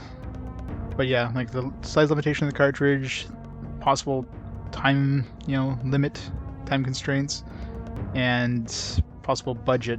Could be a mix of all of those. But for something that looks like it might have been a lower budget game towards the end of the life cycle, again, still very impressed with what they pulled off. This game doesn't get a lot of love, but you know, it's definitely, I mean, a lot of bang for your buck. I mean, there's a lot of content in here. I got to turn around there. It's a very large world. Someone's like, oh yeah, I played that a long time ago. I'm playing the games in chronological order, so SNES is long gone. We're already like 2 generations past the SNES. I mean, this is the last game on the N64, so... Seems like it was pretty grindy, but it wasn't a terrible game. So yeah, I mean... I can see why this game doesn't get a lot of love, because the combat is slow. But if you like kind of Western style RPGs, the combat is very, you know, tactical. And of course, you know, you eventually get your characters leveled up and powered up, and you can do some pretty good damage. It's just, yeah, the recruitment or that reinforcement system is super annoying. That's one thing I would have dumped. Like, if they got rid of the reinforcement system, made it so there's a maximum of 4 enemies, maybe make them a little bit tougher. You know, if you're fighting a group that was reinforced, make slightly stronger versions of those dudes, or just more encounters. So that'd be better than having the stupid reinforcement system, especially with a large arena where the reinforcements spawn on the opposite side of the arena. That I hate. So that system is super annoying. So if they got rid of that, that would have made the combat much better, in my opinion.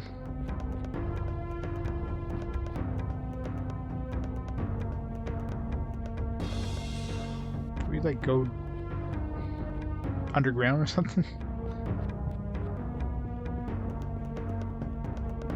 Yeah, at the beginning of the game it can be pretty tough, especially once you reach the goblin area. My god, the goblin area, there's like so many encounters, and those goblins... For the level I was, and I fought most enemies on the way to the goblin area. I didn't really like dodge a lot of battles, and then you go to this goblin area, and these goblins are just wrecking you. Like, it's so hard at that point in the game. So that goblin place should have been further, like, it should have been spaced further behind, at a point where your characters would have had enough time to kind of get more powerful. Because at that point, unless you went and grind or get lucky encounters and try to dodge the battles, if you're dodging the battles, you're not getting experience. If you're not getting experience, of course, you're going to be even further behind. So it's a catch-22. Like, you want to get as much XP as you can, because I mean, there are some respawning enemies, but for the most part, enemies are like a one-time thing. And it still feels like I'm behind level-wise. Like, I'm level 20 right now, and it feels like I'm barely at the appropriate level. Like, we're wrecking things, yeah, but only because you know, I really kind of made my characters as powerful as they could. Once again, I brought my questions. What do you mean, once again? It's the first time we've talked to this lady. There are always questions. Tell me about the Jundar. The race is a gem of many facets. Who can learn the star ways? Those who trust the sky. Learn to trust what is above. We need to find the Jundar lady there, the blue lady that's in the manual, whatever her name is. I need to replace Keelan.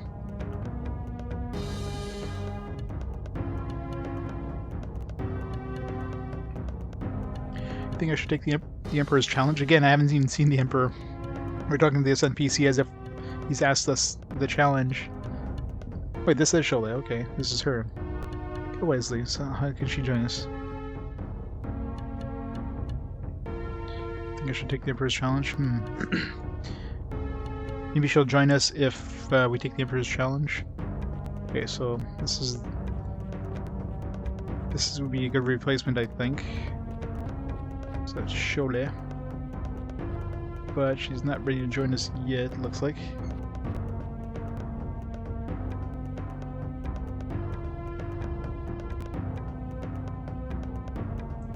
That fell off that. Ooh. Hope he's okay. Yeah, that must. Ouch. Is he okay?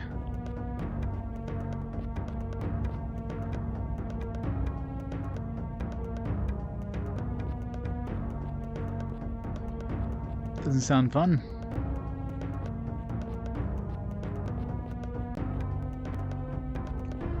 Some people toss and turn when they sleep, but yikes.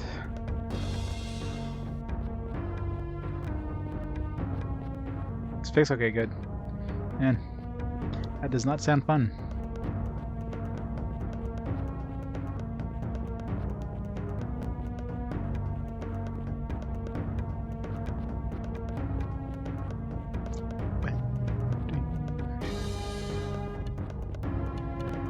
There's a lot of detail in these rooms. Lots of furniture and everything. Just no enemy, and there's no NPCs at all in this town except for like surely that one. That's like, yeah, that's the only thing I found in this entire place so far. Just 2 NPCs, a character that should be able to join us, and a merchant. Like, where the hell is everybody? This feels so empty.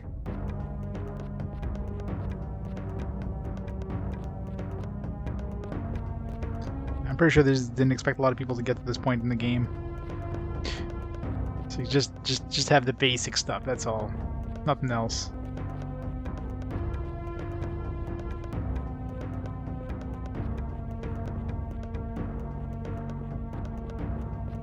Join us. Let's go find this emperor and come back here and see if she wants to join our team.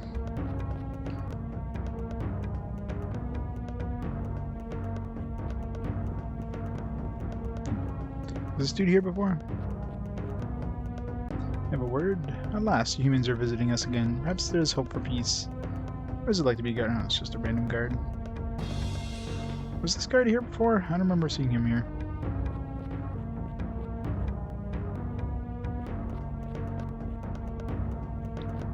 Maybe these guys was daytime. Maybe these guys are all like night owls or something. There was that one merchant. All these shops, like all these empty shops. That's the worst thing is I want to buy stuff. I want to find some weapon upgrades. I can't. There's no shopkeepers.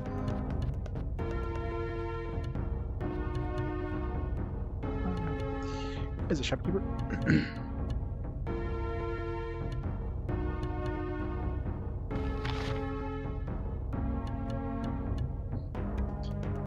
Yeah, let's hope so. But I mean, the cutscenes in this game are pretty... leave a lot to be desired, so I can't see like the end of the game being, you know, impressive on a technical level. That's one thing that it feels like they either had to cut out or to like minimize was the cutscenes. Because there's a lot of stuff they're like talking about like things happening, and it's like they're just standing there talking to each other. Like it sounds like this person's, you know, dying, and she's just standing there talking, and then suddenly that person walks off screen. Oh, they're dead now. It's like, what? It's really weird. We never unlocked any more of these theater things. We got this one thing at the beginning. The theater is basically cutscenes, but it's like they forgot about the theater option. Oh yeah, I'm definitely expecting a text ending. There's not enough cart room for anything else, right?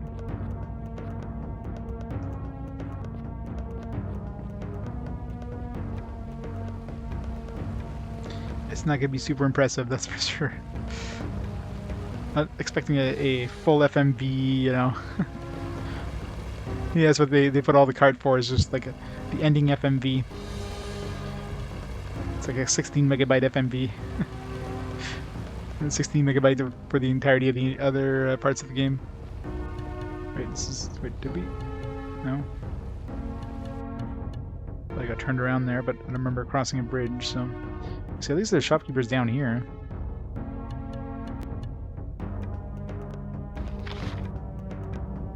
Charming. Oh, I can get that for Raleron. Dexterity. Do I really need dexterity at this point? Interpretation. I can get that for what the hell's her name? Rena. But interpretation seems pretty pointless. I will get charming though. Charming is OP as hell. I mean, I do have the Wall of Bones, so it's not gonna need charming, but dexterity. I mean, I might as well buy it.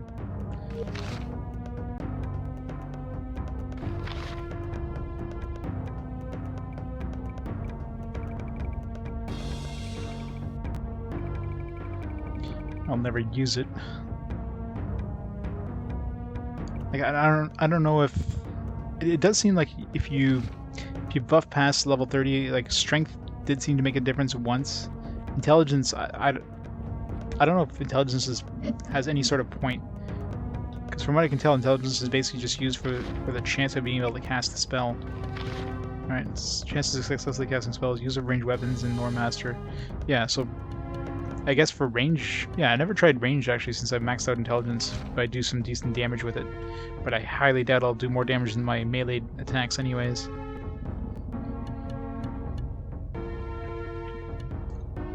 So there's no point in boosting intelligence at all.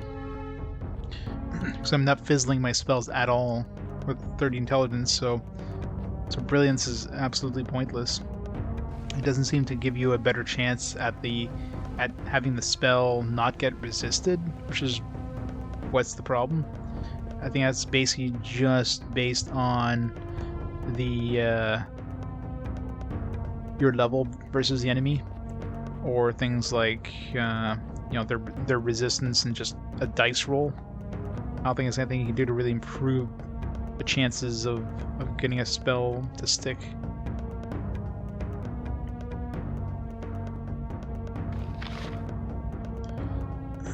Darkness. No way I'd ever need that. Wind. I could buy that.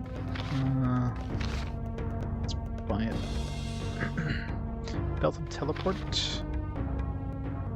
You can cast teleportation. Why would you need a teleport spell?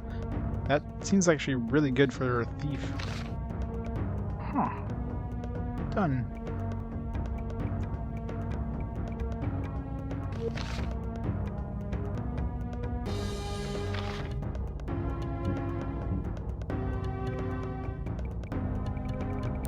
Doesn't seem like it has charges, so...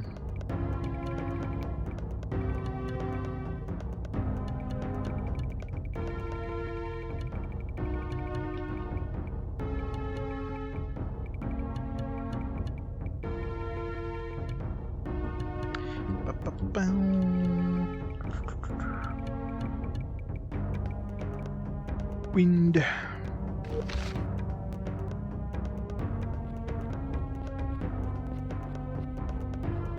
Yeah.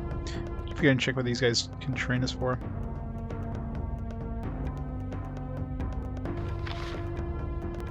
Mechanic and merchant. Do I need to level up mechanic anymore? No, it seems like it doesn't really matter what your mechanic skill is. If you have a trapped chest, you just have to save scum it and you'll eventually get it.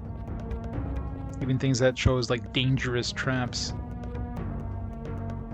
I think the danger doesn't necessarily make it harder to remove the trap, it just does more damage if it goes off.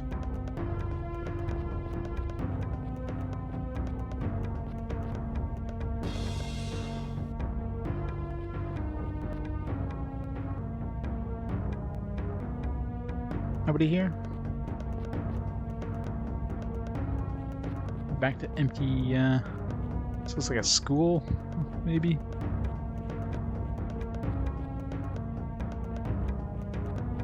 Bunch of benches, desks.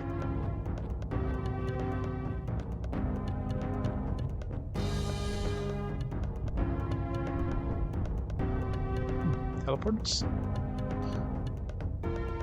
Interesting. These will teleport to some of those teleporters we've seen that didn't have a twin.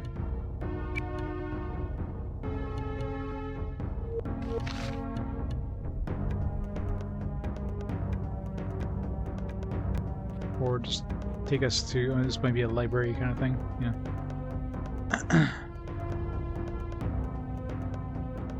Yeah, I don't care about lower.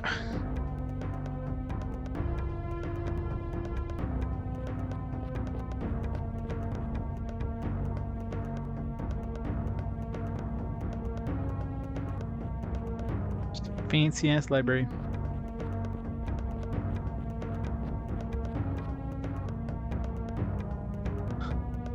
It's like random stars just middle of nowhere. It's just odd. It makes sense if it was like all around us or something, but no, it's just this one spot that has just some random star texture. It's weird.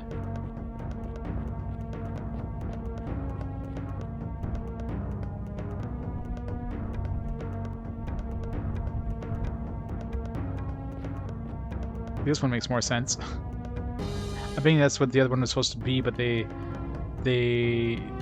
forgot to make it wrap around or something. So it's just standing in one spot, twinkling. So this probably was the same texture as what's playing now.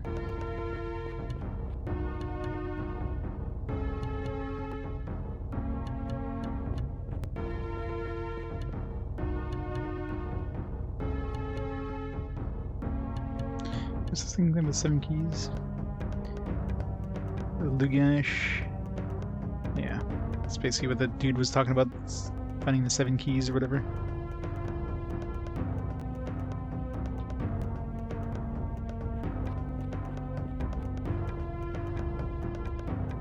For myself. Oh. This is a Jundar learning are laid out for you. Quickly ask brother why. It's that stupid spirit thing again. You must find the lost sorcerer of Wait, why is Maxon spelled the right way?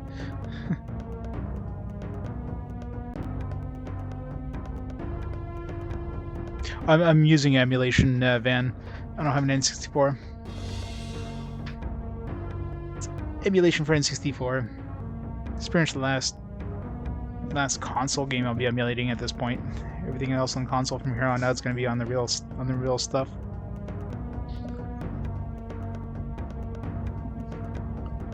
The exception is going to be portable systems.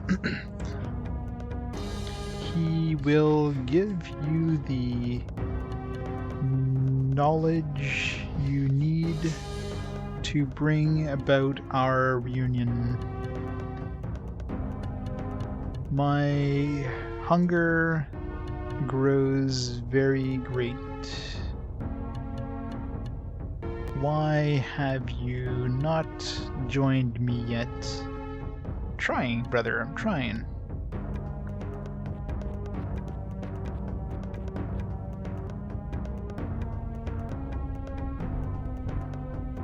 Oh, hello. Hello, random lady.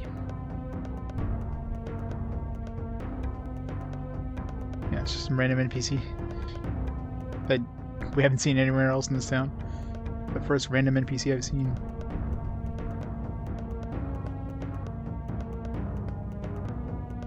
Some of the broken stars.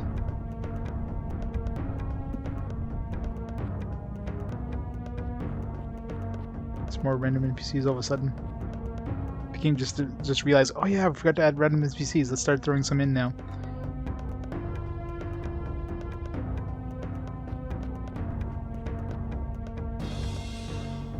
What is the spirit? The spirit shall close his book.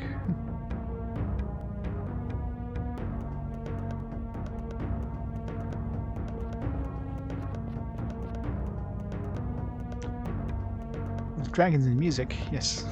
Tell you all about the dragons. Yeah, this Rogach thing is supposed to be a dragon.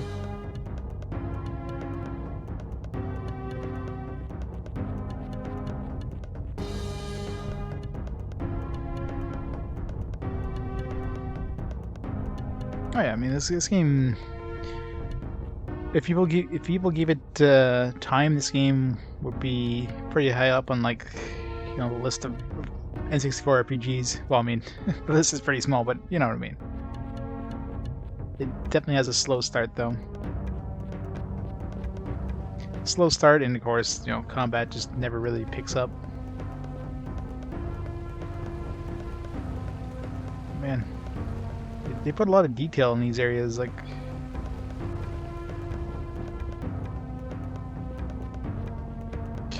all the anime waifus.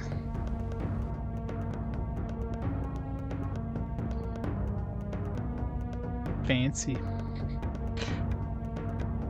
Got some like supernovas going on over there, some galaxies. All these fancy effects. It's beautiful.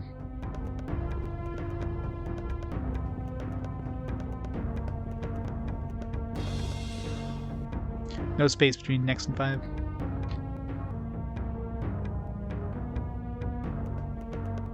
It's not a merchant. It's supposed to be Mars.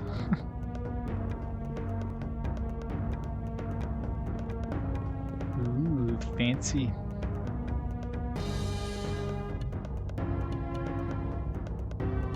It's hypnotizing.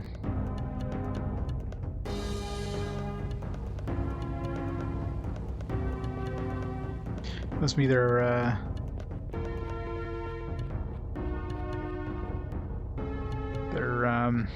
astrolab.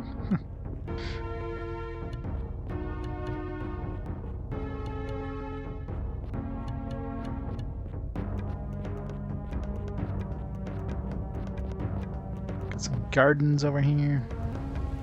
We're going to the zoo.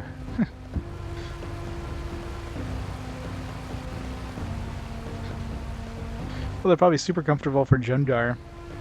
Not so much for humans.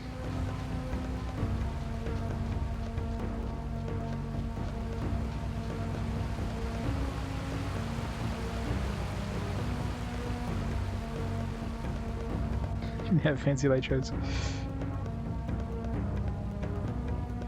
Looks like maybe the place where the Emperor is hanging out.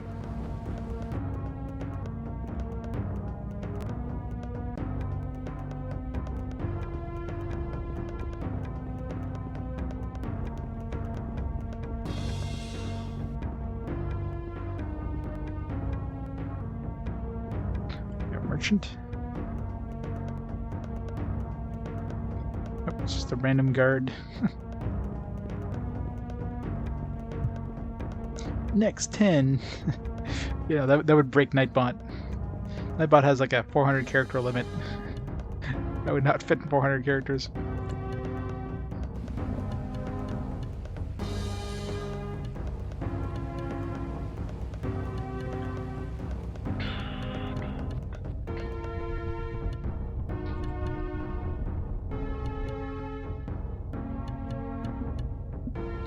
These beautiful waterfalls. Yeah, that's impressive.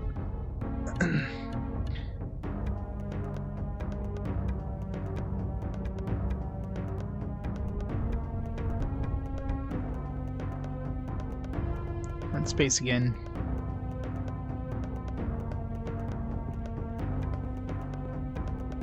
Feels like we're getting towards the end of the game. We're like in space in an RPG. Just guards.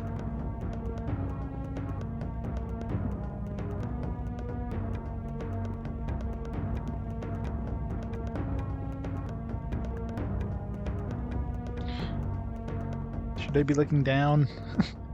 Probably not. Shouldn't there be guardrails here? They should have put the wall a little further back so it doesn't look like you're right next to the animated wall there.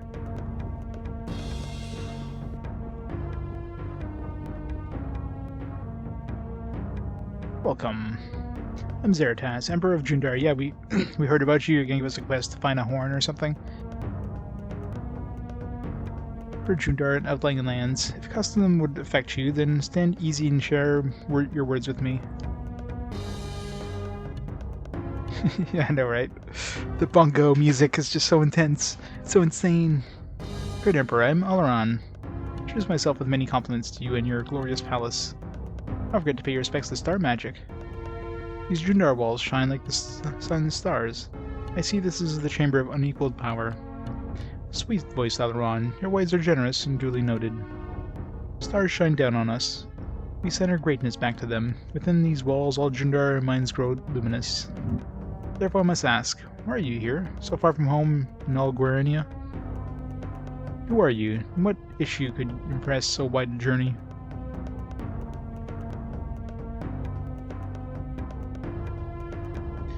Sins and punishment. Japan only rail shooter. Oh yeah. But see, that's rail shooter. It's on rails is trickier, right? Because I mean, if it's on rails, you can pretty much customize what the character is going to be seeing most of the time. An open world game is a lot harder to do because you can't really. You got to have a lot more kind of geometry that's the character can walk around and all that.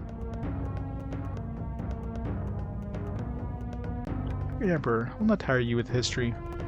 Your Crawdog saw it send you? In a way. But it is my exploits that should raise an interest. My battles and achievements should do more than point me as well.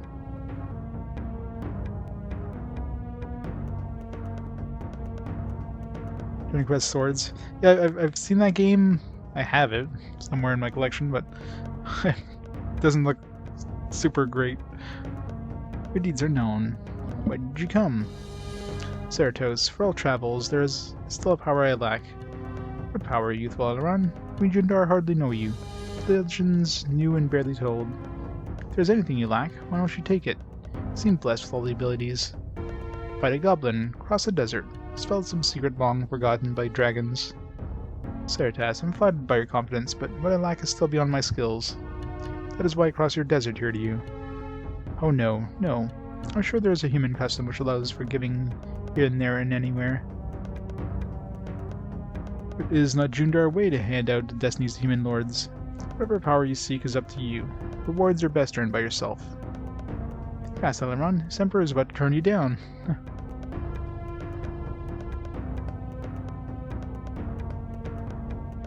Majora's Mask? Yeah, I mean that also has the power of, you know, Nintendo first party support, right? You have like all the minds, all the engineers in the N64 kind of to work on. This is like a third party game.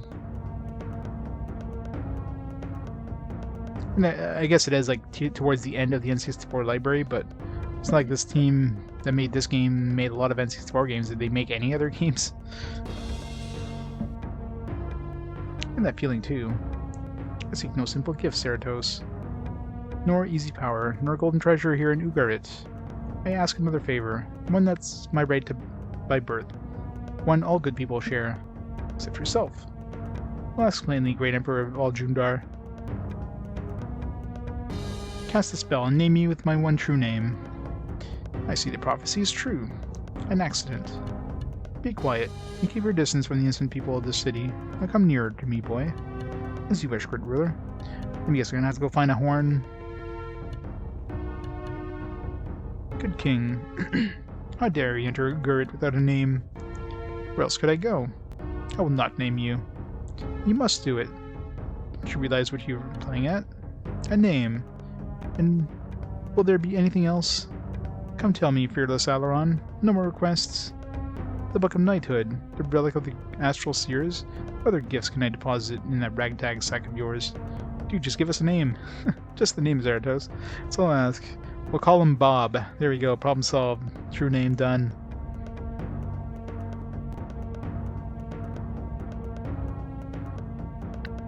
Is it a tower-looking thing on the southern part of the map? Which tower-looking thing?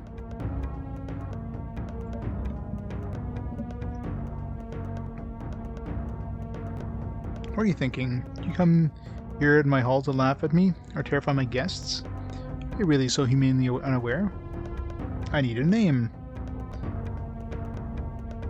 Bob like Pop last time, right? Yep.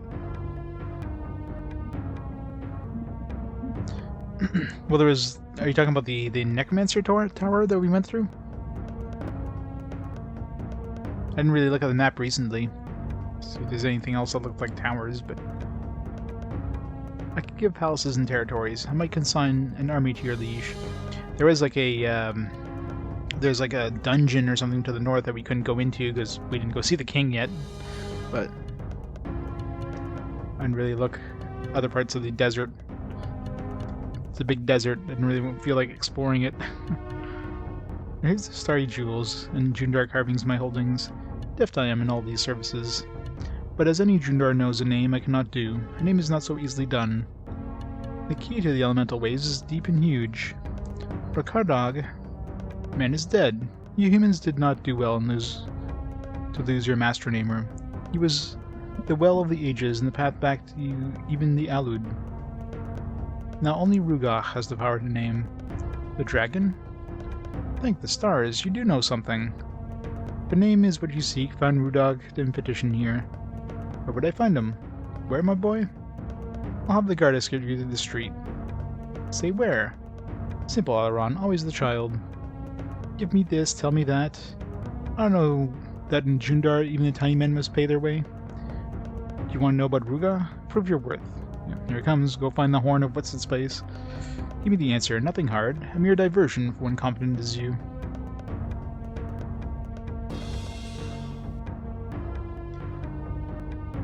An answer to what? Very well, I'll ask you.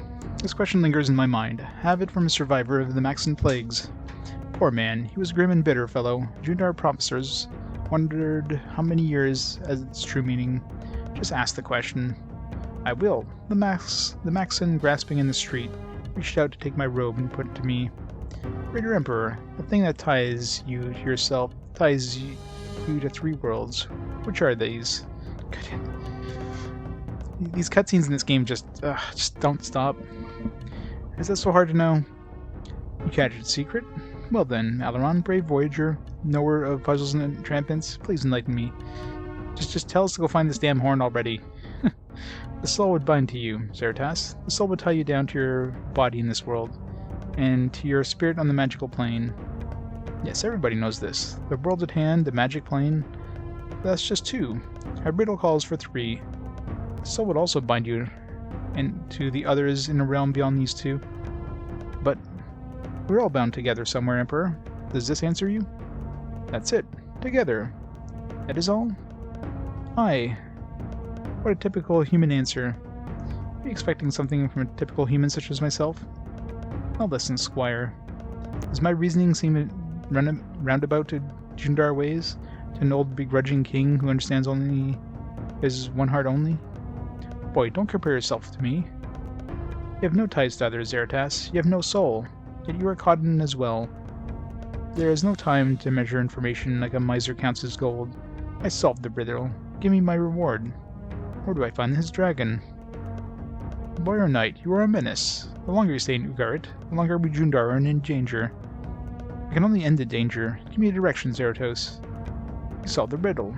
I'll tell the dragon's place. The success or failure is up to you. Could you just, like, I don't know, told us the dragon's thing about 20 minutes ago when we first asked it, instead of going this roundabout thing? Nope. Surud Brugah. How? You'll need the golden horn, of course. There you go. Finally, now we know. It's this horn that we knew about, like, about an hour ago now. The dragon is held to the Kynan relic. When the horn is played, Ruga may grant requests. Even a name? The name is dangerous.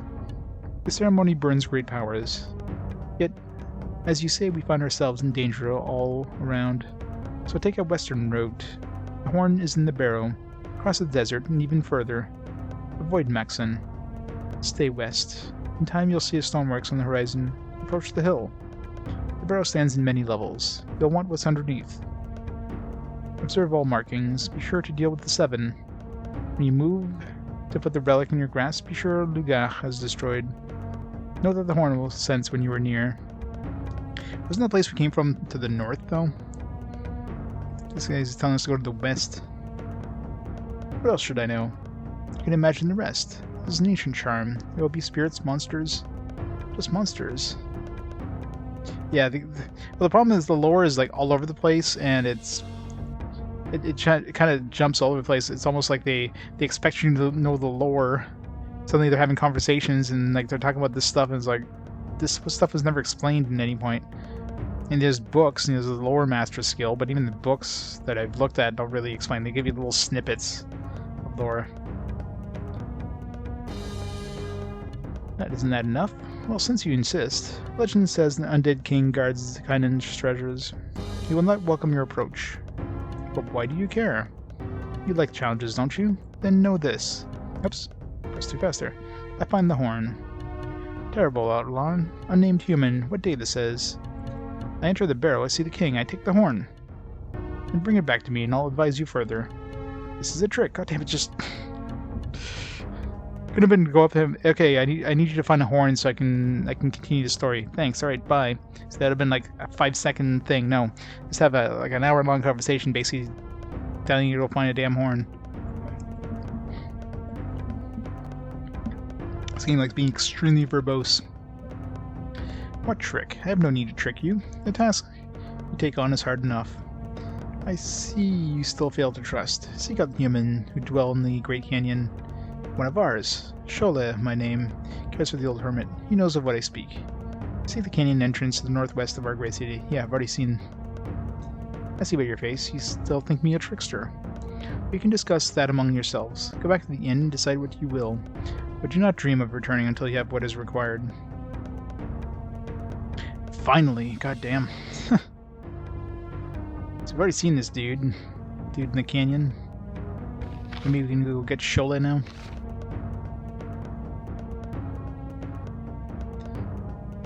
This guy did before the final boss in Tales of Destiny. Yeah, pretty much, right? Just doesn't stop. Yeah, the only tower.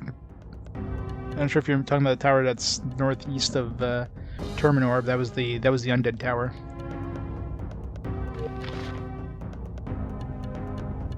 Okay, journal. Blah blah blah blah blah. Find the horn. All right. Now if I go talk to the dude who was mentioning the horn and wonderful, get another journal update.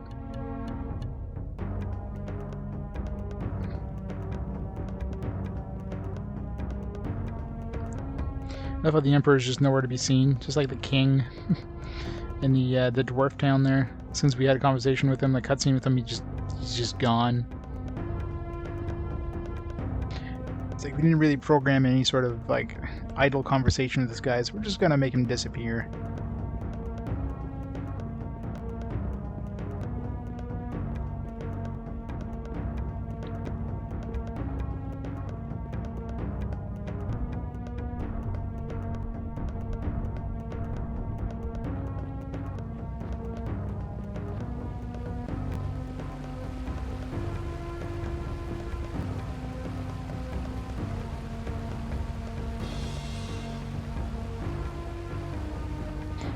Let's go to the inn, see if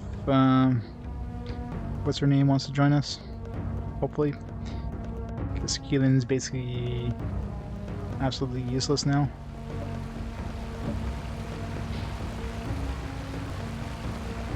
I imagine she's gonna be like a caster that can use the star magic, since we haven't actually seen any star magic spells or otherwise. What does star magic do? Star magic, let's see. Get photosynthesis, which our rings have. Light, oh, it's got frozen doom. That's a nice strong one. I did get dexterity. That was in the shop. Aura of solar wrath. Sounds cool. Oh, just makes enemies flee. Shield of starlight, stellar gravity, web of starlight, white fire. So there's a couple of damaging ones.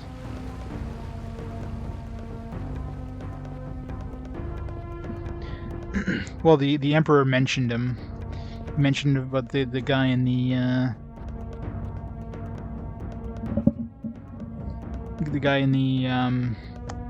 canyon, and that show, whatever her name is there, is his caretaker. All right, you'll know what we're supposed to do. I heard stories of ancient instruments that could communicate with their owners. I never thought they were true, though. But if the horn is for real, Zaratos didn't tell us anything at all about the monsters there. Some of what I read in Ugarit Library had something to do with this thing in the barrow. It was all very oblique and mysterious, though. Let's not read books. Let's just press onward. There's no sense putting off what has to be done. Alright, let's see if she wants to join us, hopefully.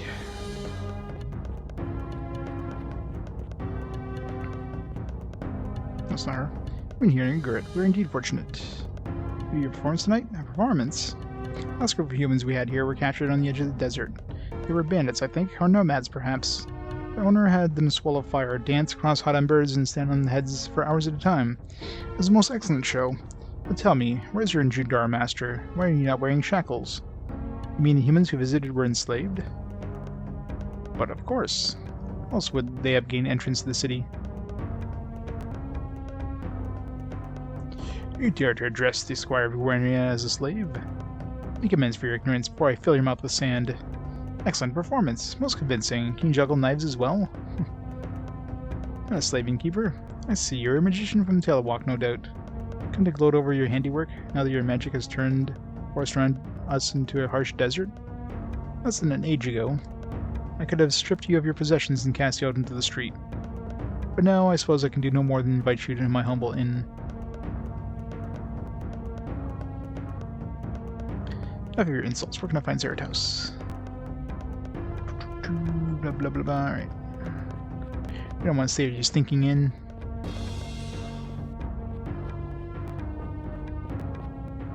Here to seek my aid, in a way. No. Just doesn't seem like she wants to join us. At least not yet. I want her to join me. Maybe once we finish this quest, she'll want to join us or something? I don't know. We have to stay at the inn.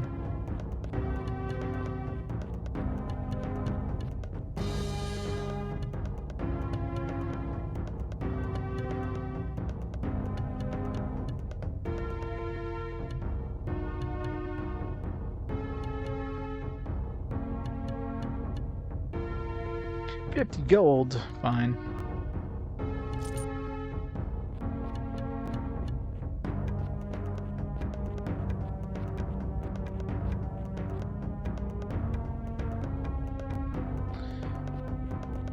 That sucks. I was hoping I'd get her to replace what's her face, but nope. Still feel like she's going to join us at some point, but yeah, I most likely have to do the the quest first. All right, so now we'll go see the old man again, that canyon, and see if we can access that door that's down at the bottom that was neither locked nor, you know, open. It's a dead end.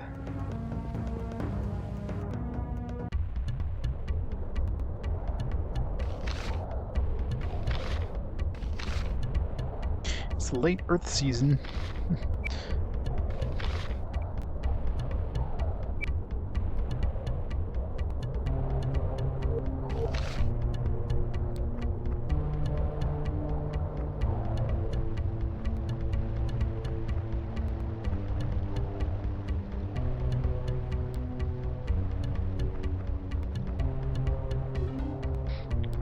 I wish there was a sprint option. I want to run faster.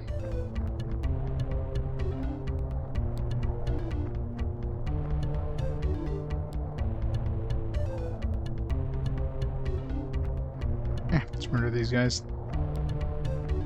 No, sir. So, no. Okay, you can talk to him. So it is you. Chose the wrong path, squire. Where's the jester? Is he a friend of yours? Say a rival. Jester is too smart to pass this way. He's a wizard who values his life. Chose the wrong path, squire. Are you so deadly? Most people think so. What if I don't? You may tell them differently. If we don't kill you first.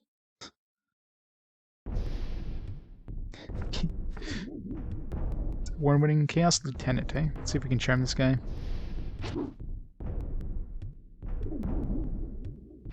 Not versus Elemental.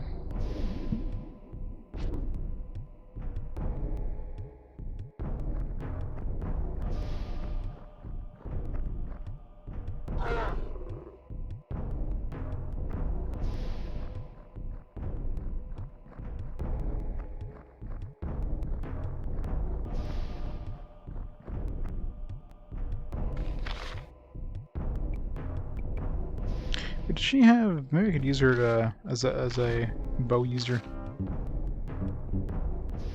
I don't know if she can use bows.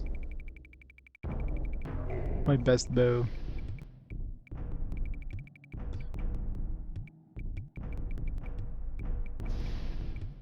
It's a Heartseeker bow.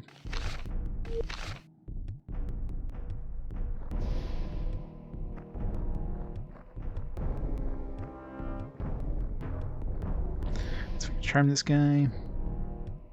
No, can't charm the lieutenant dude. Fortunately.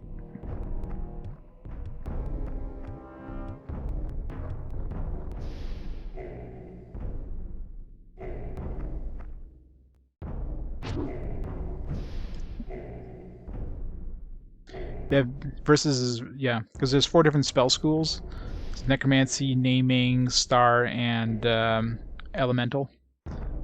So you can get spells resist, but only for a specific school. I mean, yeah, I guess you can get more than one, but you'd have to, you know, cast them multiple times.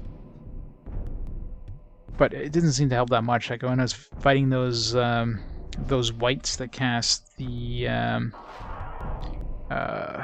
Frozen Doom, which is part of the Star School, and I had Neeson that cast Versus Star, and he had like Versus Star level 9, which is supposed to give him. It should have given him 54% chance, I think. Yeah, because it's 6%, so we should increase my resistance by 54%, and it didn't seem to change anything. So versus resist doesn't seem to do much. I mean, it's just that Frozen Doom is just overpowered as fuck. Should have used light there.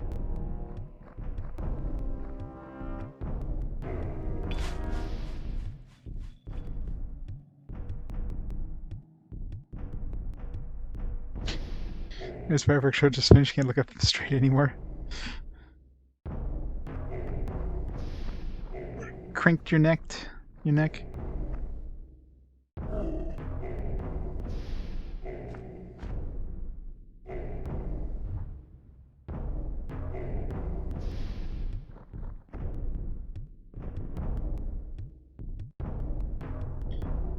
didn't even notice what did we get hit with? I think we got hit with something. There's got like a spell effect going on here.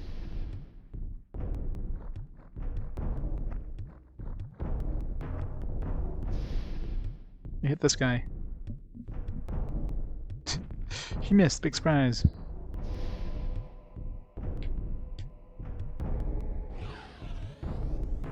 There be light. One damage.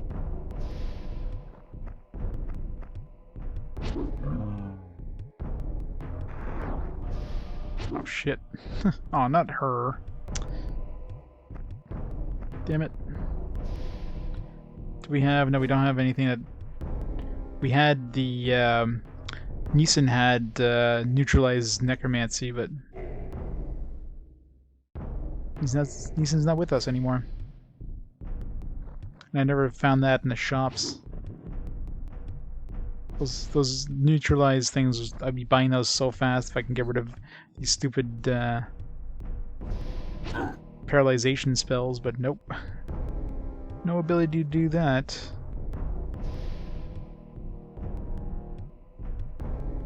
Oh yeah, it's nuts.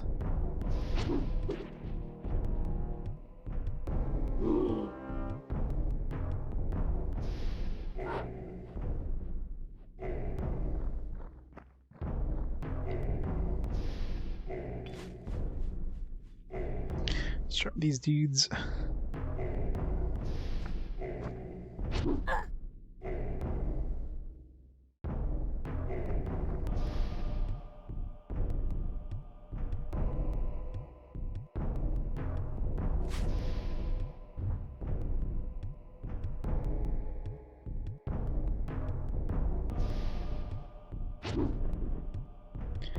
Seems to enter the second 3-day weekend club, yeah. Ow. I don't know, it feels like we're getting kind of near the end, although, I don't know, we're the last part of the world map, so, I mean, I don't know where it's gonna, if it can even send us anywhere past this point, once we do whatever the hell we're supposed to do in this area. Like, what's left.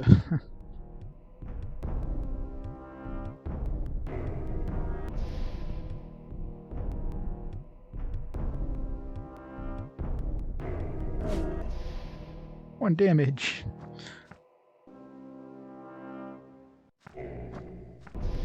Kinda, sorta, maybe-ish.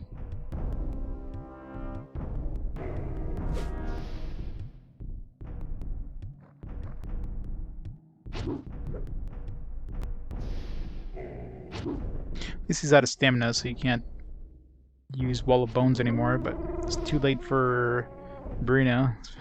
Too late for our biggest damage dealer.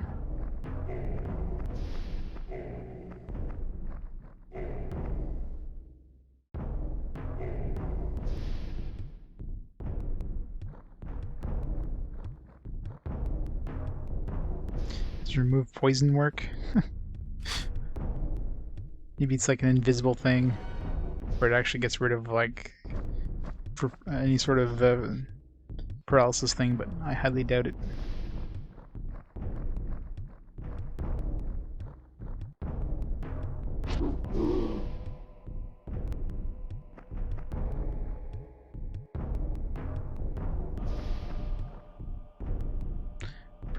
Pretty sure I need neutralize necromancy. Which I do not have. So I'm pretty sure I don't have anything like that, do I? I have versus necromancy, but I don't have yeah. Neutralize.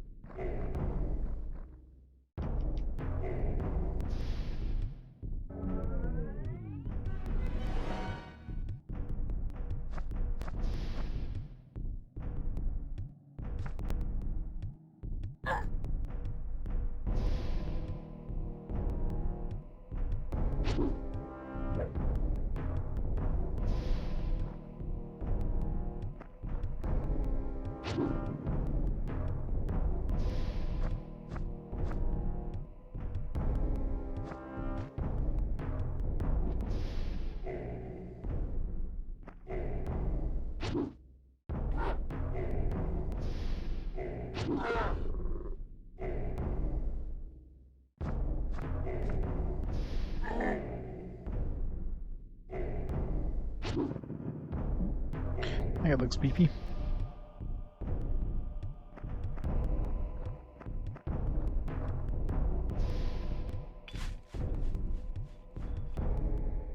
There, don't have to fight him.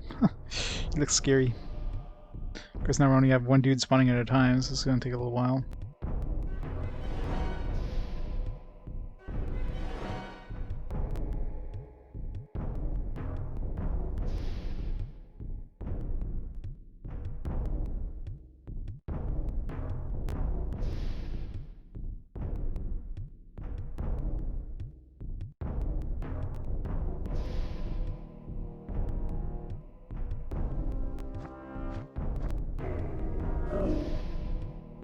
Or damage.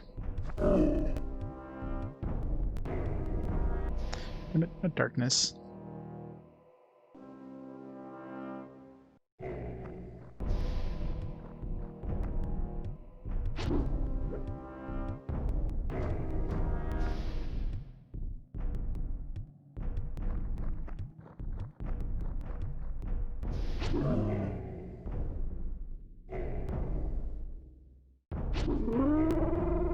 There.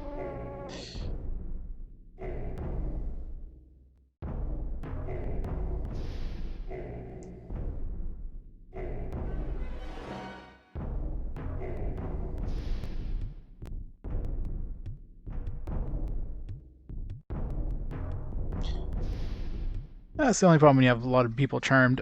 You can only have one reinforcement spawn at a time, which definitely slows down the rate. Oh, spawned all the way over there. God damn it.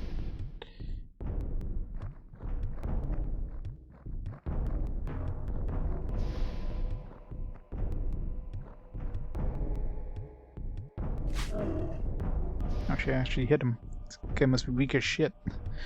Especially she did 24 damage the bow attack. That's actually impressive.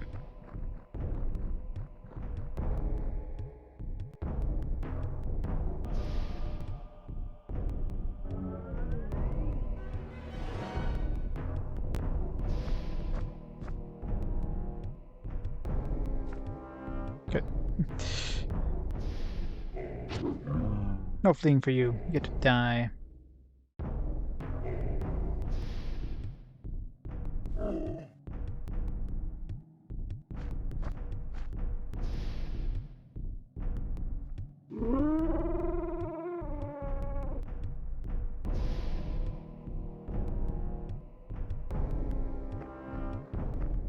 Right, you can stay here.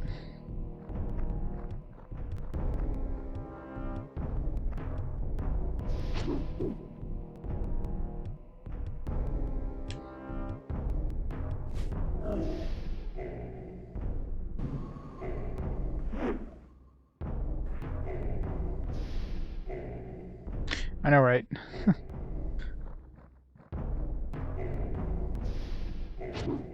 I've rarely seen it where the reinforcements flee before they even go up, like they even show up in. Did he just get paralyzed? He has a like frozen thing going on in there. Yeah, like they flee from the back row before even showing up. It's very rare, but it does happen. At least it happened more at the beginning of the game, not so much now.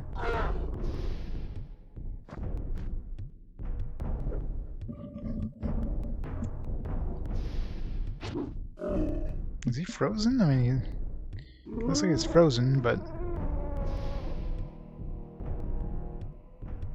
maybe he was hitting him with the spell that would make him freeze, but because he was the only one left alive or whatever, and there's still reinforcements, it doesn't actually work.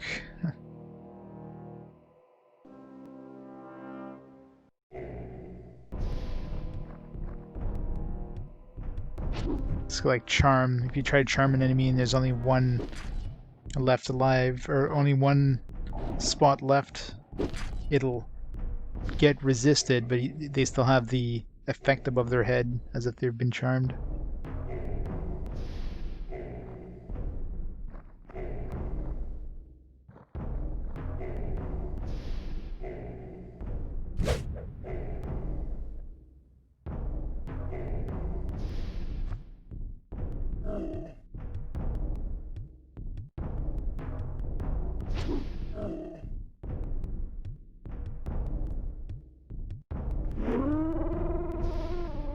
The charm guys are pretty good. They hit pretty hard.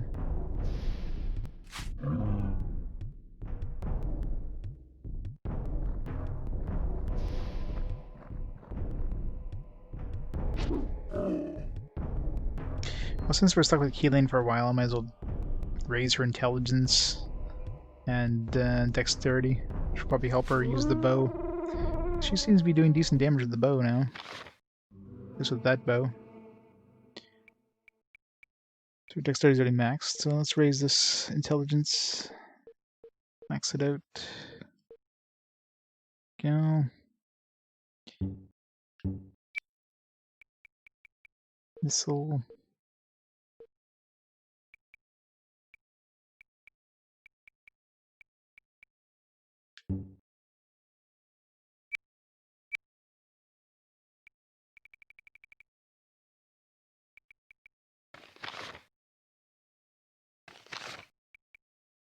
What if Aura of Death would make enemies run away?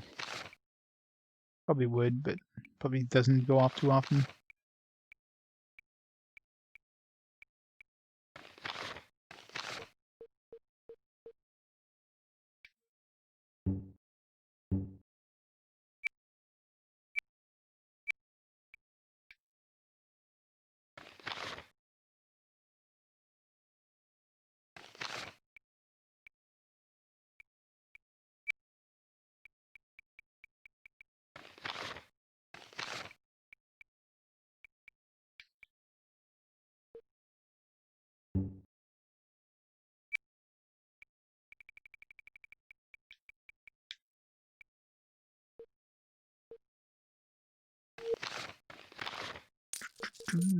Alright.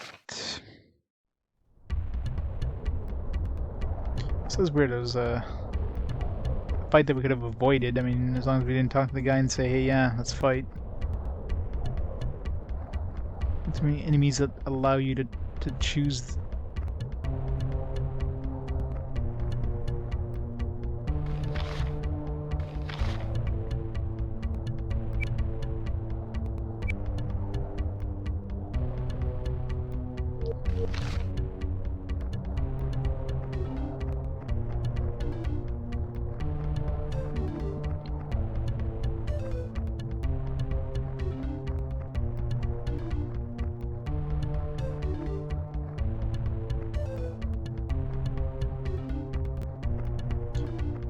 Alright.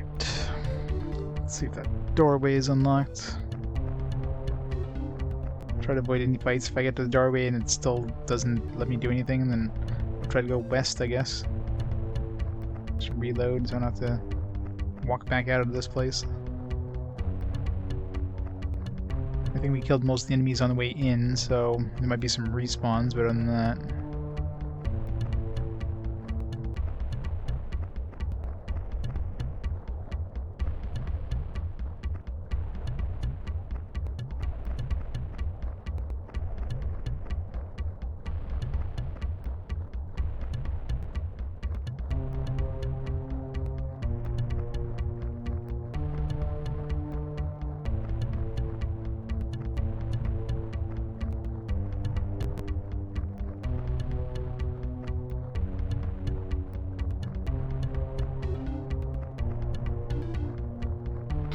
Already opened that bag.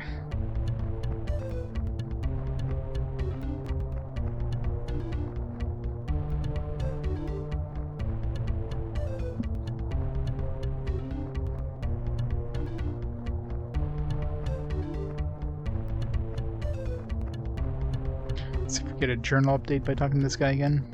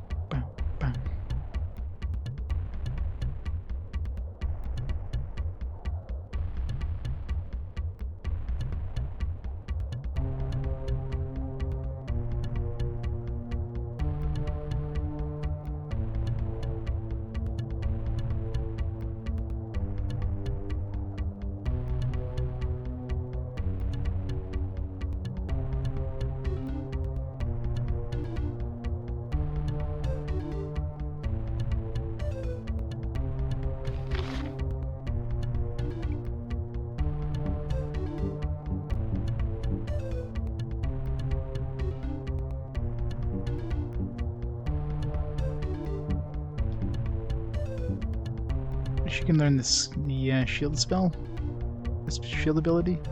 All this time I could have taught her shield.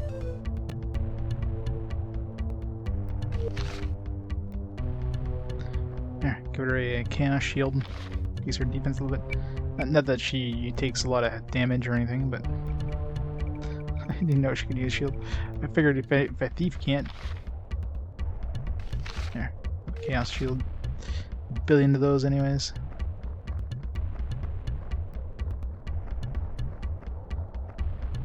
Alright, let's see if we can go into the, no, don't want to fight zombies.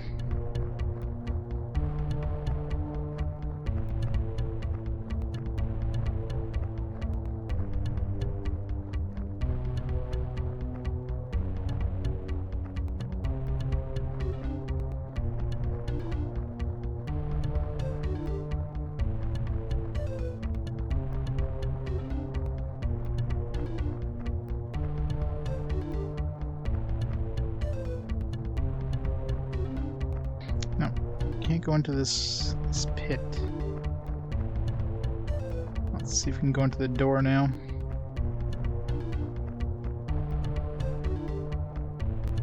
There you go. Yeah. I wasn't able to go in here before. Now let us through because we got the quest.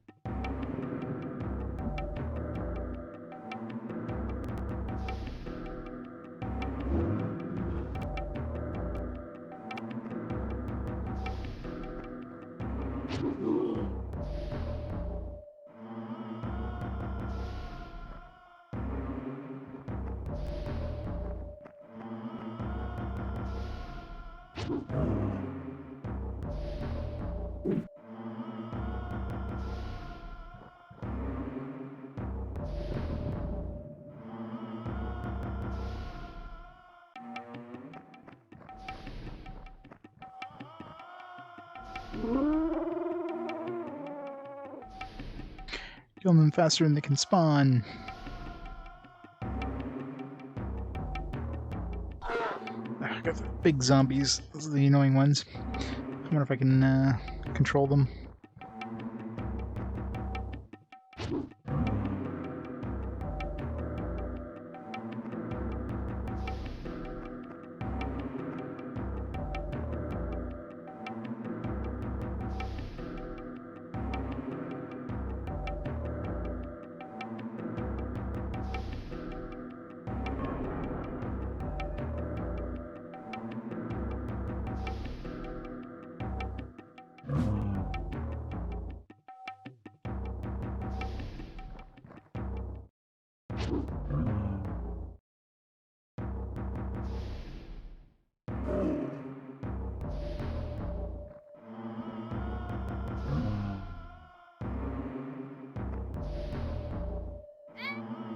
Now,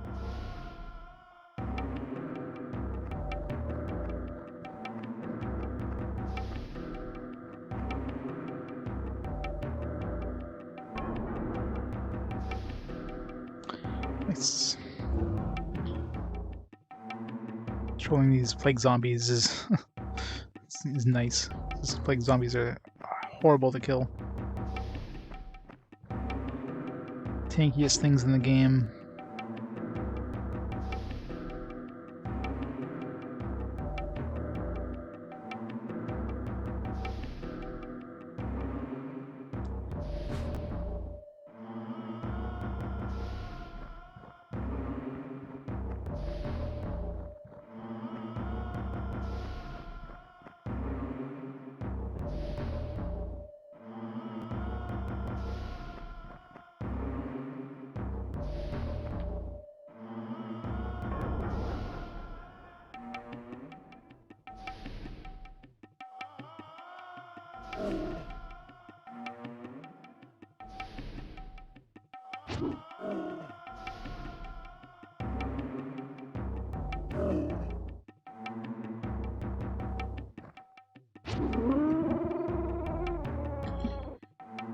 Here.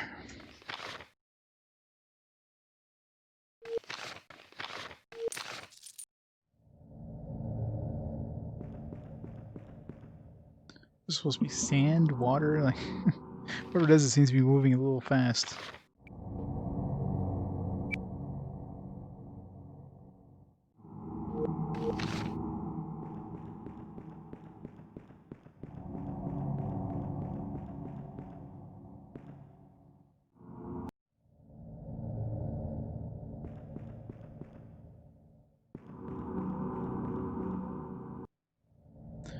A lot of lockpicking here, I guess.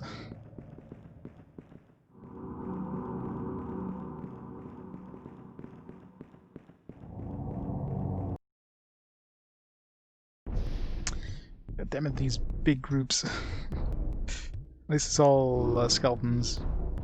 Just die quickly. Yep. Trying to make as much of a dent in this game as I can. Means obviously not going to be finished tonight because Got maybe another hour in me at most. Got work tomorrow. I'll have to finish it up next week, I guess. It's not that bad, JK. Other people who call this a bad game are people who haven't played it more than, the first couple hours. Once you actually play a bit of it, and it's actually pretty good. The battles are long. Well, that's the biggest complaint is the battles just drag on for way too long. Especially when you have these reinforcements, they're just making like twice as long.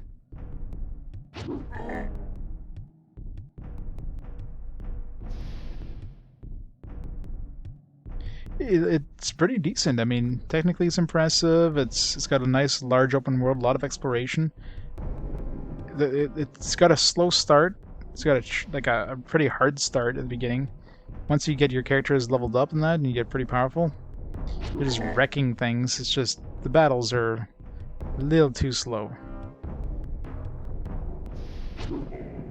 Like, I hate this reinforcement systems where enemies spawn on the opposite side of the map and you gotta like run over there and it just takes so long. A lot of turns of doing nothing because you're just trying to get from one enemy to the next.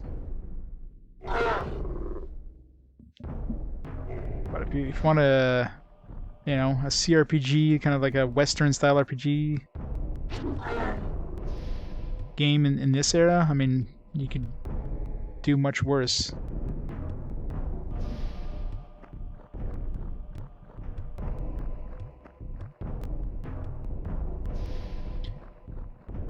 Bam.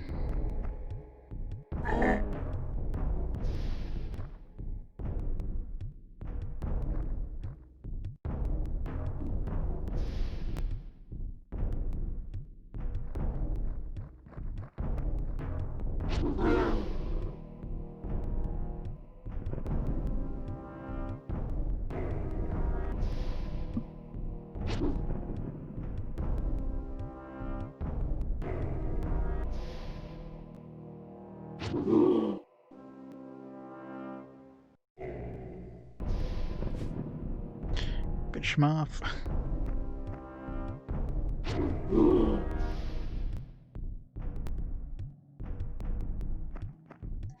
Oh, yeah, it's nice that they brought it on the N64. It's pretty impressive. Oh wait, they didn't. Show me a Western style RPG that was on a console in this era. There's not much choice. Obviously, PC, sure, but I mean, it's comparing apples to oranges there.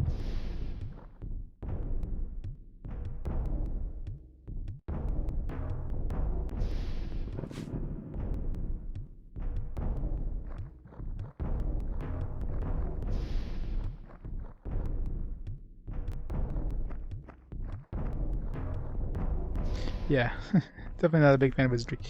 So this game starts off slow. I mean, right now, as you can tell, my characters are pretty overpowered. It's just these big groups definitely slows down combat a little much. I'm just at the point now where I don't even know what to level up anymore. I'm too strong. I don't know what to get. Too strong.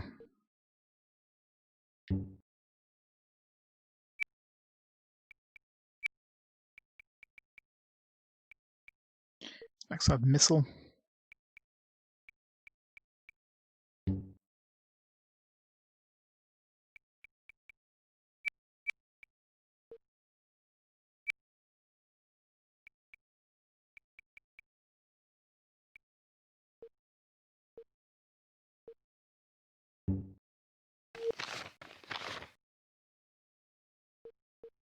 Yeah, it's weird, right?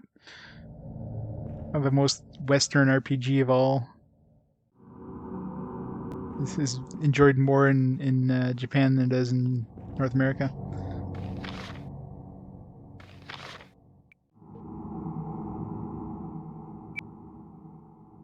Yeah, lots of wonderful games coming up. I mean, whereas Might Magic, I'm sure, is going to be relatively quick. The PS1 version was pretty fast. Legend River King 2, eh.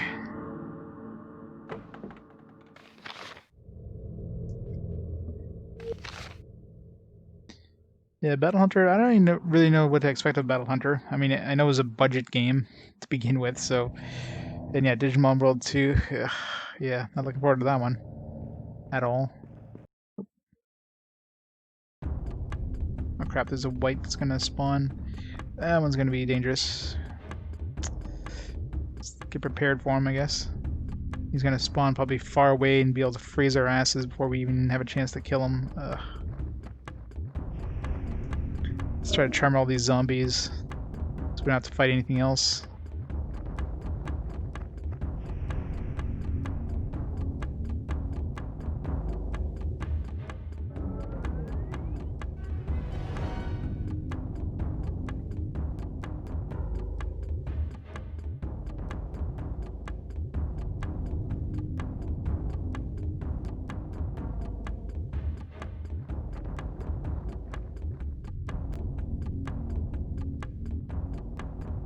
Hate Battle Hunter and Digimon World 2.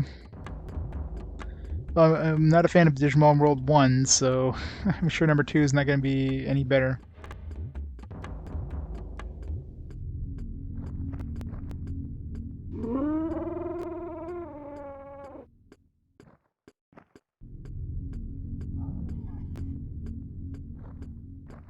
I remember enjoying it back in the day.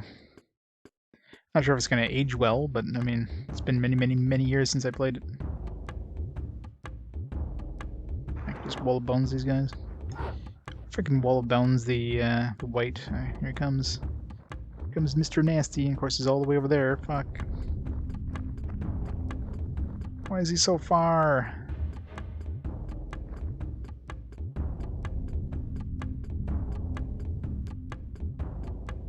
You have to spawn the opposite side of the fucking map. 5 hit points. Ugh.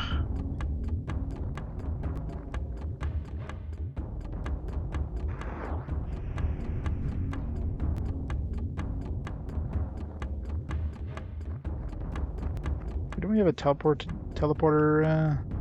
Yeah.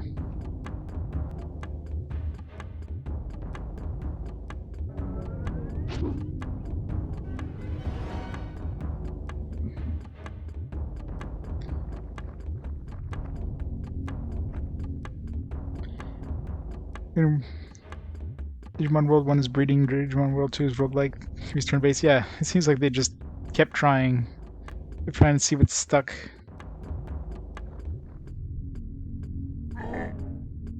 Damage, don't freeze our ass. No, fucking hell. I hate the Frozen Doom. Hate this stupid spell with a passion. And now the game over. It seems like whenever you get a paralyzing spell, sometimes the game could just freeze. I mean, it's not frozen, it's soft locked. It only seems to happen with paralyzing spells. I hate paralyzing spells. I haven't actually seen it freeze in a while, but man, when it happens, it's like...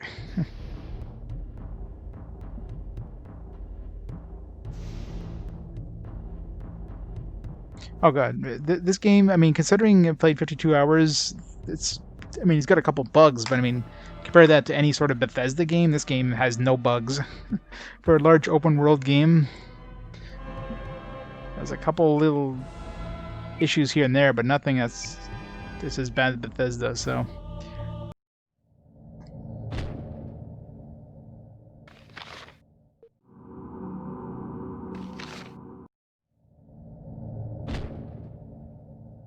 not as far as I'm aware. I wouldn't use it anyways. I think we got lucky the first time. It was like, first try we got this open.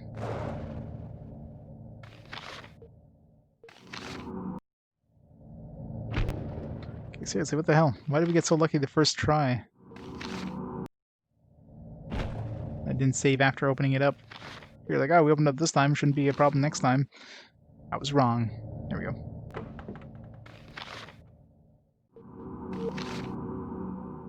You can use her. Try to stealth by the stupid fight. I don't want to fight that white. We're by far the worst enemy in the game at this point. Since we don't have any sort of... we need to have neutralize star. That's the only way I'm gonna have a chance to fight those whites. If I don't have neutralize star, or if he, you know, paralyzes the person who's got neutralized star, it's game over. It's just so bad.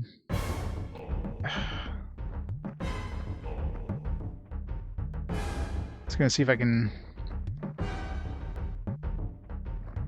like, I'd have to be where he spawns and like surround him before the fight even happens.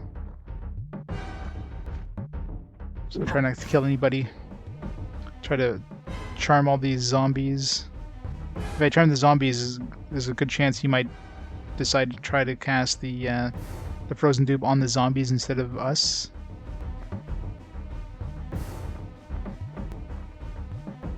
No, all those stats are maxed out. There's willpower. Willpower is maxed out in everybody, well, except for Keelan.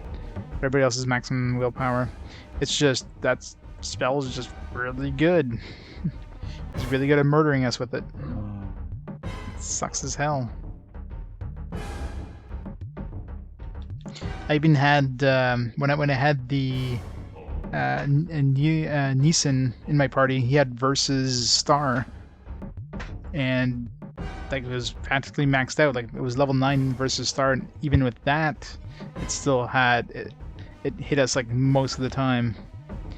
It's just way too strong.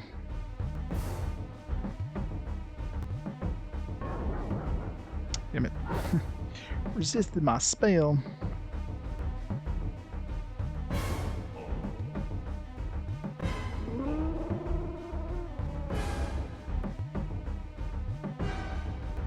I just have to get lucky and hit him hard before he has a chance.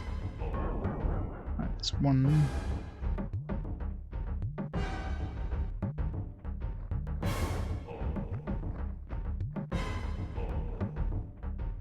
He's probably gonna spawn. Problem, I don't know where he's gonna spawn.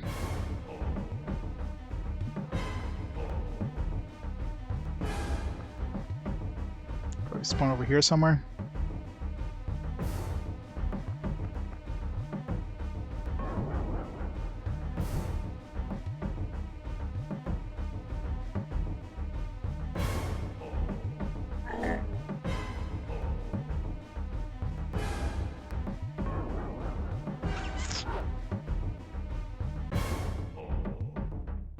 Come on, spawn already.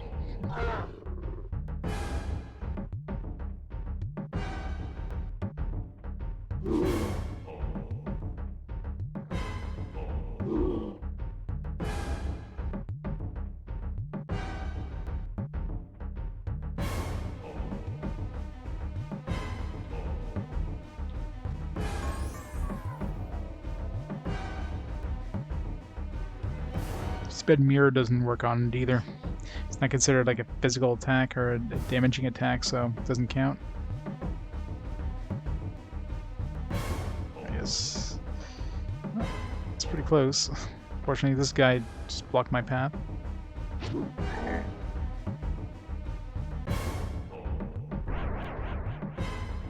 Hey, I resisted it. Yay!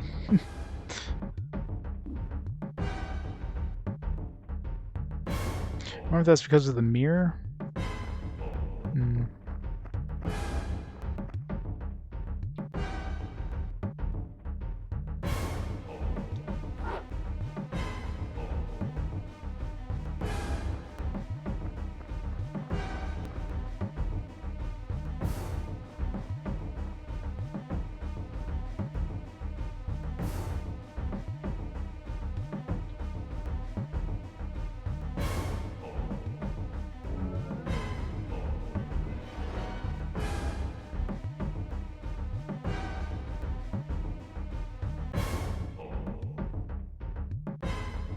If we get up close and personal, maybe he'll try to cast it on Keelan.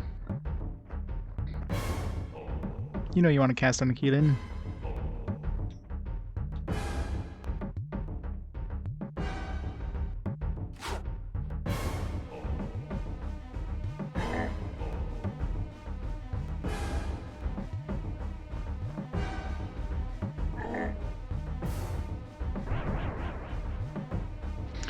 casting on her, that's fine.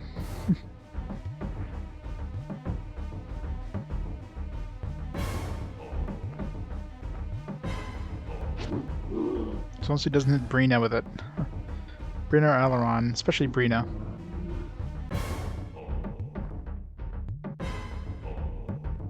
I guess Aileron would be more of an MVP in this one because of the control zombie if it ever works. 1 whole damage.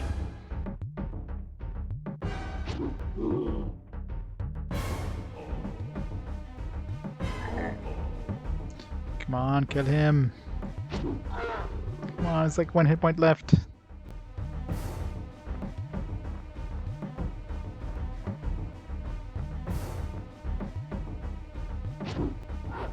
Damn it. Okay, good. I hate whites. Man, those things are the worst.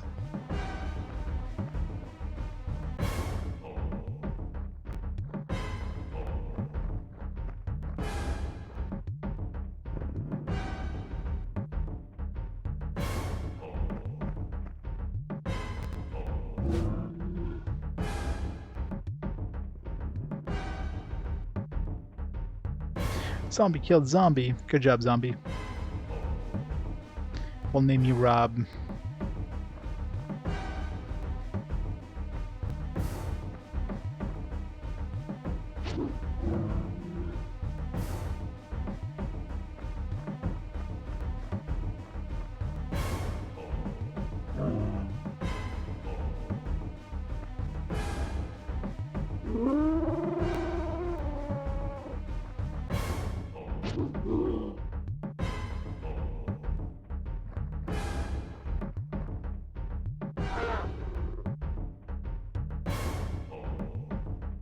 You noodle.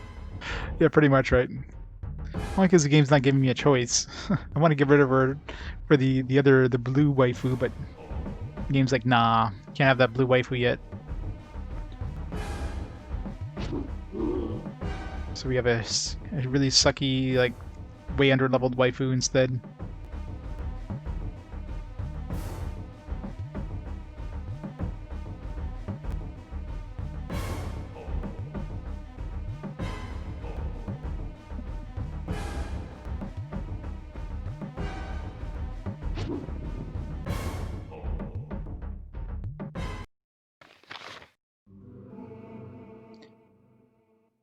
One 17. We want to level up here.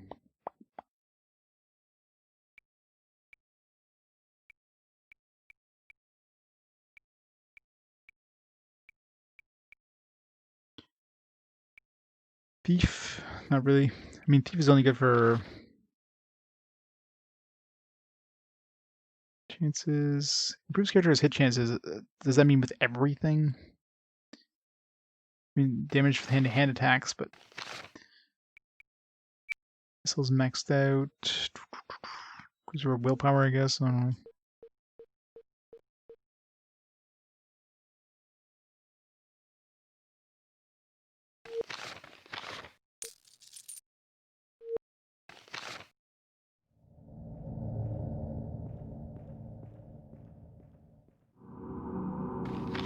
Save after that. Hey Christopher, thanks for the bits. One of the best channels on Twitch. Playing all the best jank possible. Playing these awesome games so you don't have to. You're welcome. So this one isn't terrible. Would I play this back in the N64 era? Probably not. I mean, if I had an N64, which I didn't. There you go. One of the keys. I probably wouldn't. Because I wasn't big into CRPGs of this style. I like Baldur's Gate and stuff, but I'm pretty sure like most people who played this for like maybe an hour have gotten turned off by the mechanics early on in the game.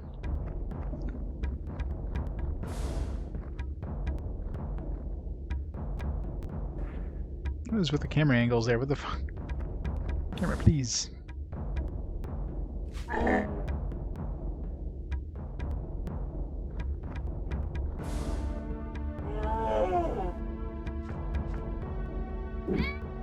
Ow.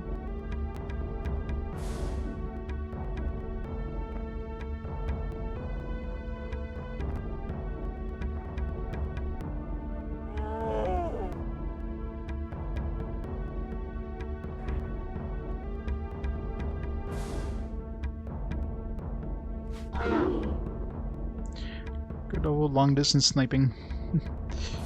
She's actually pretty decent as an archer.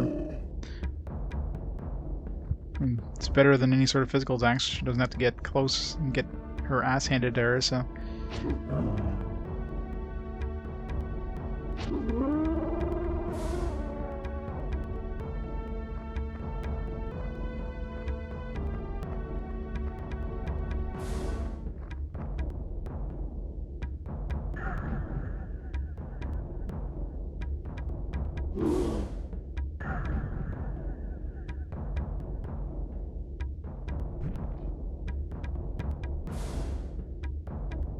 What the hell is the other guy in range? Usually the range for this thing is pretty short.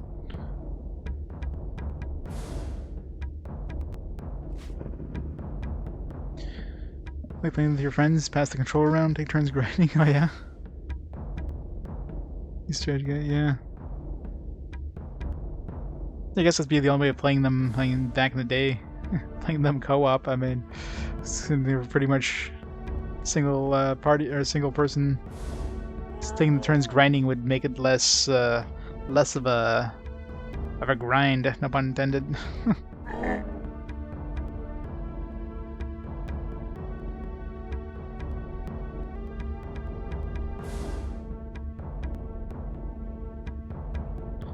Yeah. A lot of nostalgia, I guess. So the combat in this is, I mean, can be very slow, especially with large groups like this. It's still enjoyable, though. I mean, I like the tactical aspect of it. It's just, you know, when you do a lot of these combats back to back to back, it's like enough already. Especially when it's easy. It's one thing when it's just the right amount of challenge, but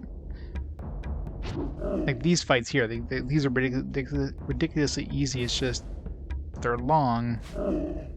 In a JRPG, when you get into easy fight, you'd be done in like 10 seconds, right? The entire fight would be done and over with. This one, you know, you get into an easy fight, well, you're still going to take you like 5 minutes to do the fight because of, you know, just the number of enemies. And the fact you have to move around.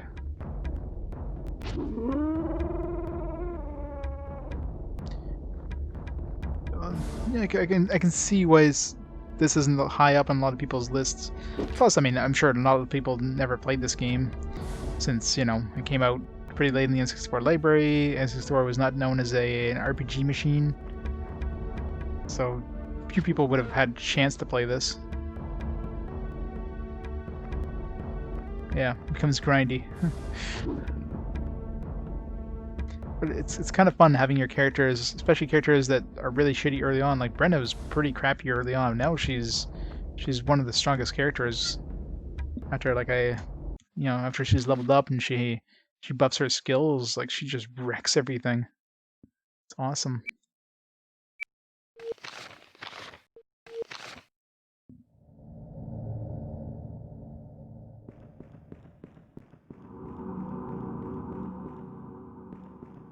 Alright, so we got a key.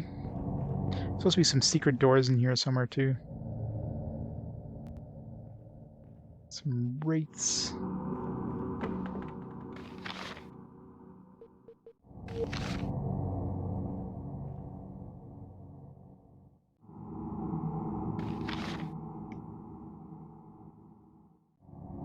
I haven't. I gotta collect them all though.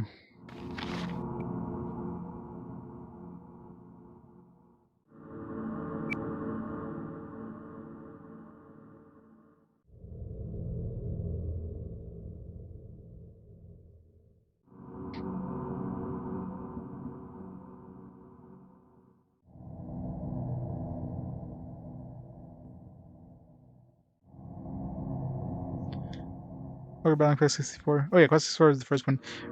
Yeah, a lot of people forget Paper Mario for some reason. Like Paper Mario is one of those weird games that a lot of people seem to forget is on the N64. It's one of those games that's like the best one on the N64. I think it's like one of those weird cases of, since the N64 isn't really known as an RPG machine, nobody can think of like, you know, good RPGs on the system, so they kind of like block out the fact that Paper Mario exists.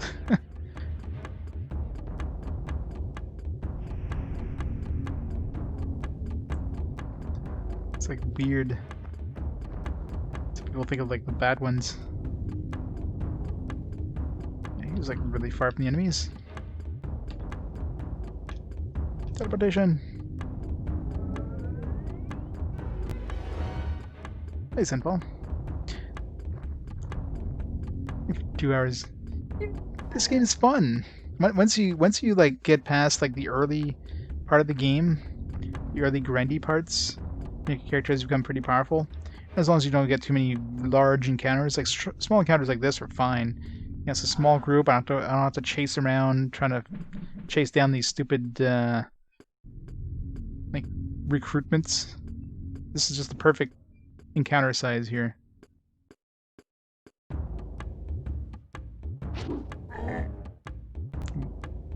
Kick their ass. Alright, it's gonna die to my archer.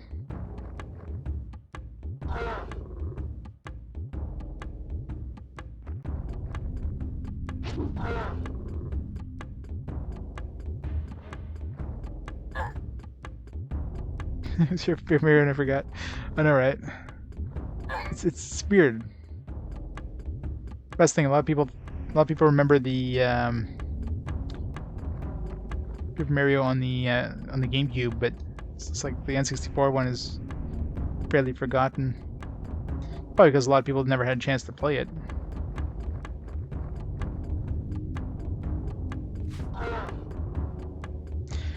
In terms of the map, we we're basically explored the world map now. The world map is fully explored, so we're doing kind of supposed to be doing some sort of series of finding keys in like the last area, and I don't know where we're going from there. I mean, it doesn't look like there's much more we can do on the map, anyways. So I think we're getting near the end game, but it's hard to tell. So max this out.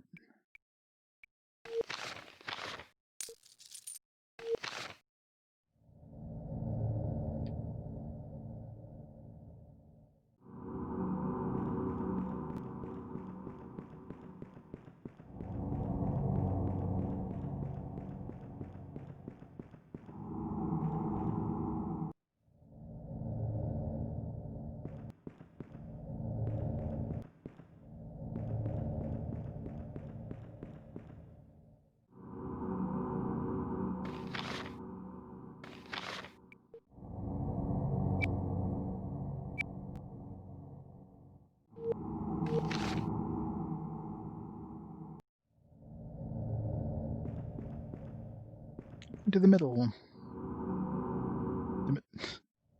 Should save first. Captain? Captain! I'm here, sir.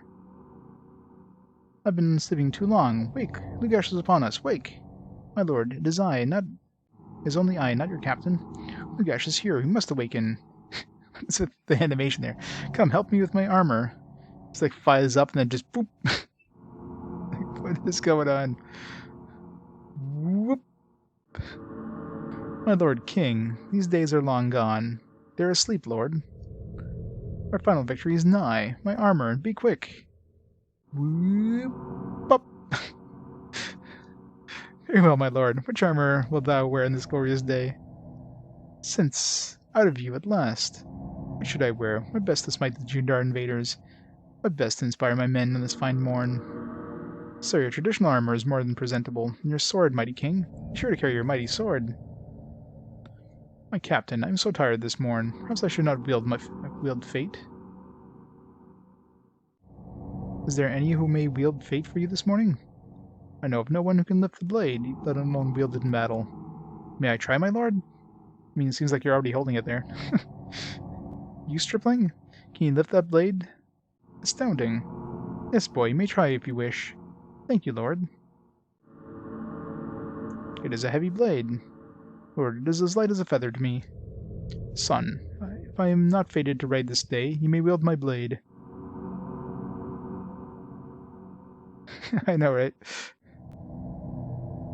My lord, many thanks. Sleep now. May your rest be peaceful. Ride bravely against Lugash, boy. I will, sire. I will treasure this blade. A fancy new sword?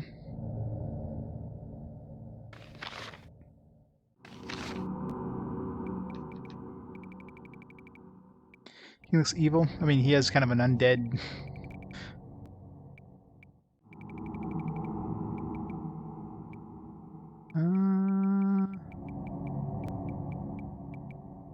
Odin's sword. 5 damage, 75 base hit, plus 5 strength, plus 3 warrior, white fire spell, resist necromancy 50. Damn! That's a sweet ass weapon. Well, I guess she's getting that. He's using that cool mace, so.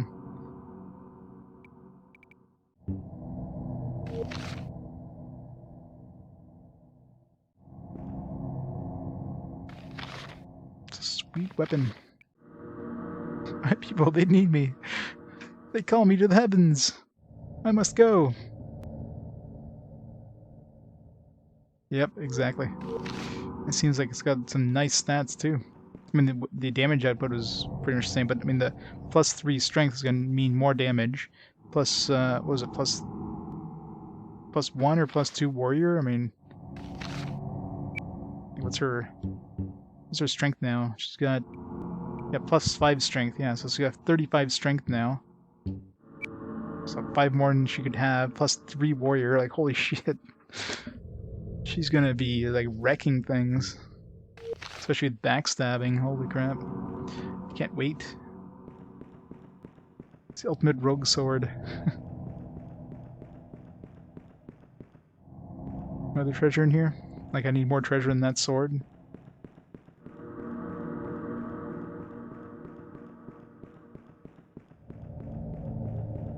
Alright, onwards to the barrows.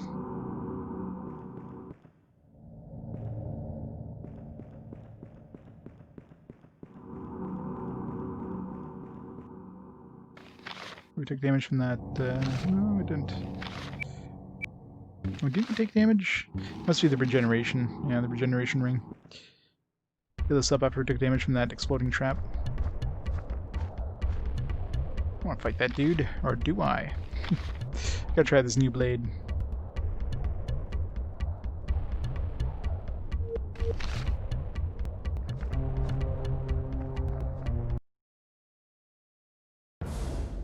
That's a super annoying group.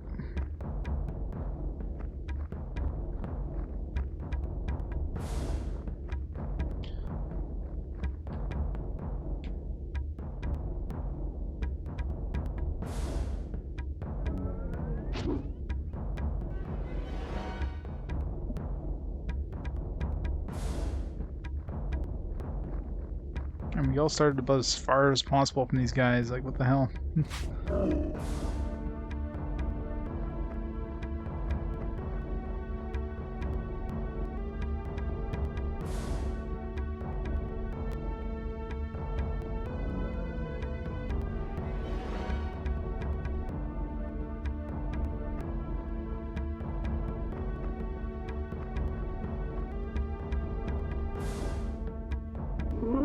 Jeez.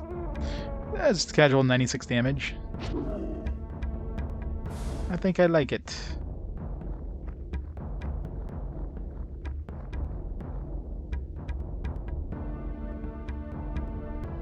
What does Whitefire do? That's Whitefire ability there. Whitefire inflicts 4 damage. Any single target within range is flashed, fired by Whitefire. Target must be human size or smaller.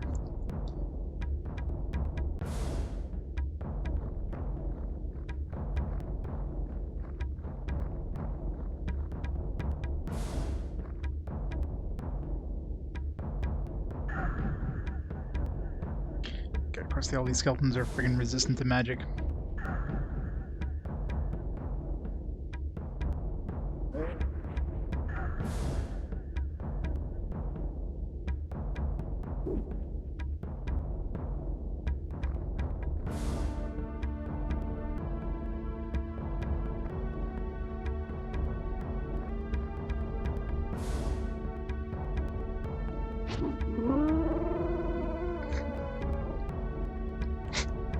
Oh, they've got a huddle going on.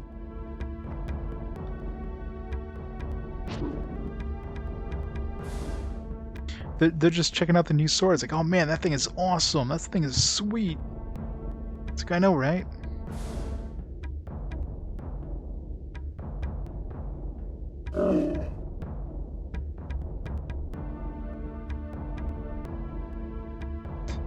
That's when they die. The skeletons die.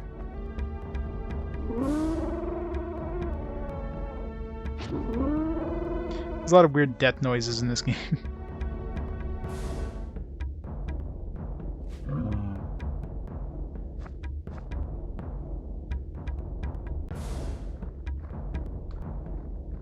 Wait, I don't know. I haven't heard of a real skeleton die, so maybe these guys got it right.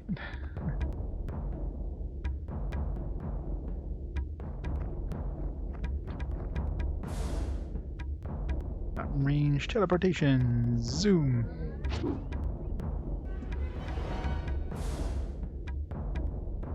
Of course, I have to put my back to him. Not that it matters. We'll heal back to full at the end of the battle.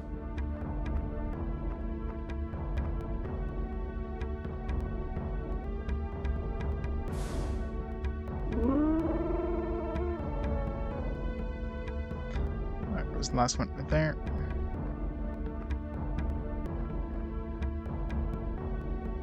I mean, technically they've got a lot of flesh on them too.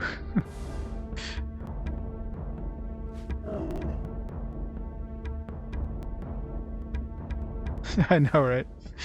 It's just like perfectly placed too, with the way that their portrait normally is.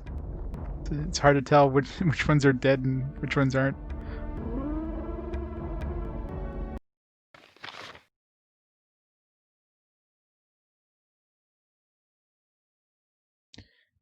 Yeah, I'm kind of curious too. I mean, it was pretty late on the N64's life cycle, so it probably didn't have a huge install base because probably a lot of people have moved on from the N64 at that point. And yeah, I'm kind of curious.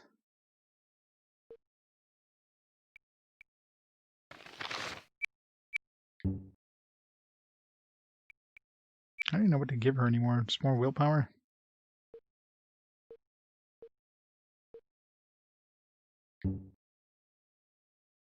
For her, I don't know. Max out her sword. Might as well.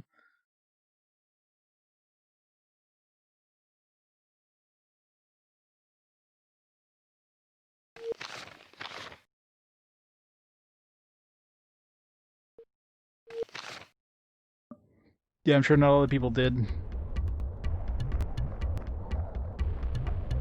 I mean, the last thing people think of when they think of N64 is RPGs, so... I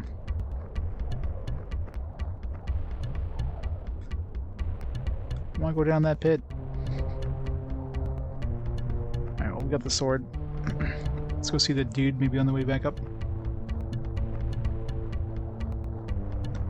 Then we have to head west of the city for, I don't know, the rest of the dudes, I guess.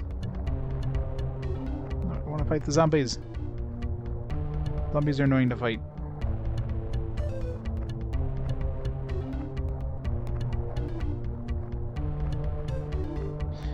Well, I'm sure they're probably made from scratch.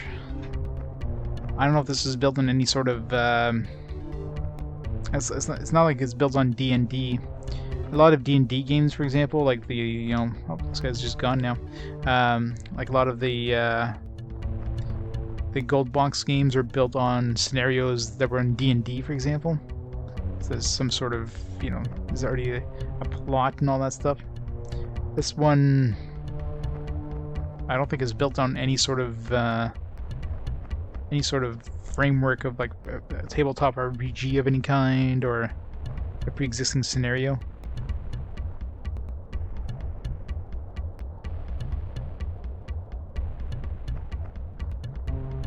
Like, it's a weird choice to bring it to the N64. I mean, I guess in this era, I mean, a game like this would be a little too advanced for the PS1. There's a lot of, I mean, a lot of content in here.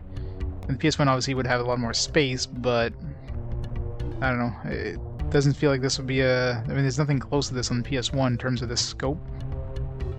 So it's still impressive they fit it on a 32 megabyte card of all things, though, but... Better World Dragon Quest? There you go. The story is kind of... It's hard to wrap your head around, because it seems like there's a lot of lore they dump on you in cutscenes. And the cutscenes don't really do a good job of it because of the really limited, you know, cartridge size. They couldn't do any fancy stuff with the cutscenes. So it's usually just people standing, talking to each other, and like they're describing events that are happening, like, oh, they're casting spells on each other, but then all they do is do a little animation. There's no particle effects or anything, so you're just trying to figure out, okay, like, are they casting spells on each other? Like, oh, why did you do that? It's like, what did they do? So it's one of those, you just gotta believe it happened.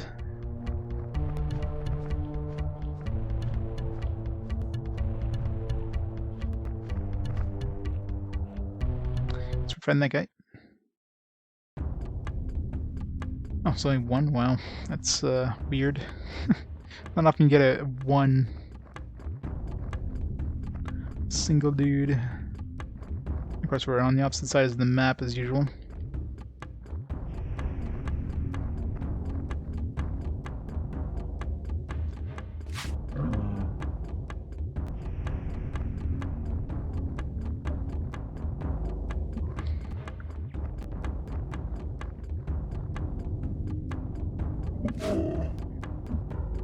Like, I'm sure this game probably wasn't a very big financial success.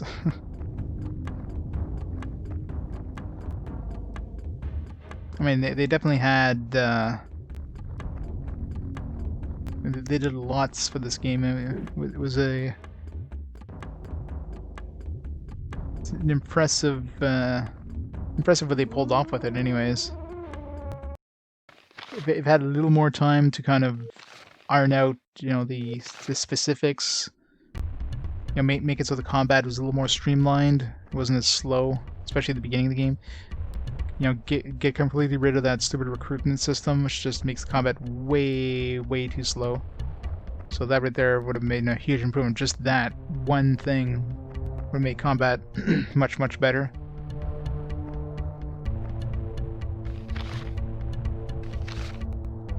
And, you know, the game rewards you for exploration. There's like a lot of optional stuff, a lot of optional going off the beaten path thing. And if you do explore, you get pretty powerful. You get some powerful weapons, you get some powerful, like that sword I just got. I mean, this was an optional thing. This was not something I had to do. You know, you get a bunch of powerful spells you can't normally get. So the game does reward you.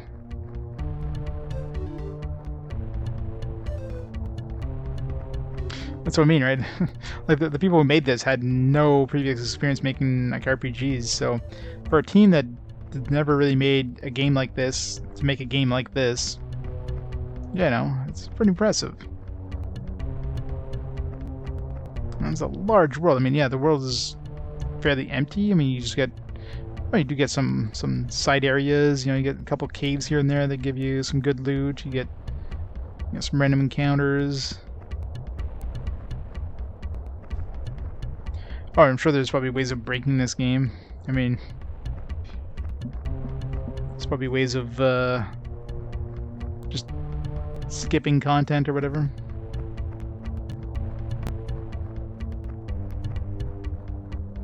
You can do some sort of cutscene skips.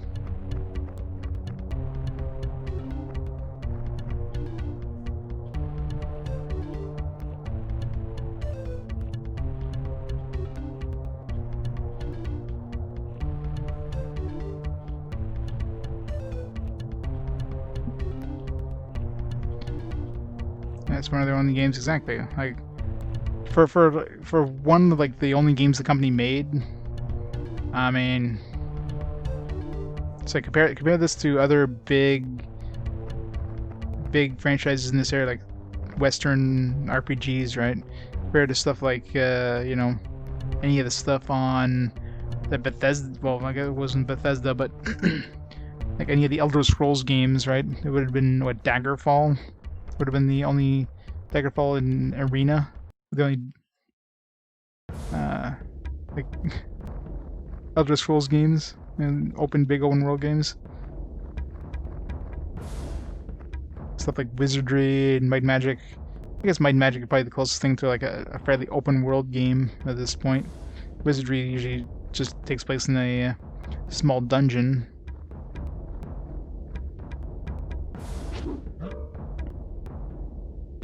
There's nothing anywhere near this scope on the PlayStation in terms of like a big open world area with a lot of exploration. Like, it's pretty impressive for a console game.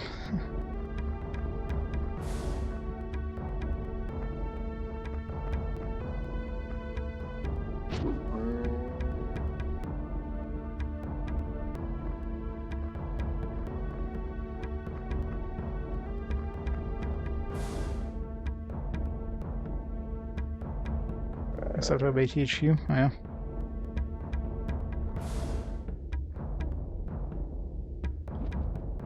Taking too long to release, yeah. It felt like a couple of things is probably holding this game behind. I mean, the fact that it came out pretty late in the console's life cycle means that, yeah, there's a very good chance they kind of rushed it out of the door to, you know, make it before the N64 was completely, you know, just...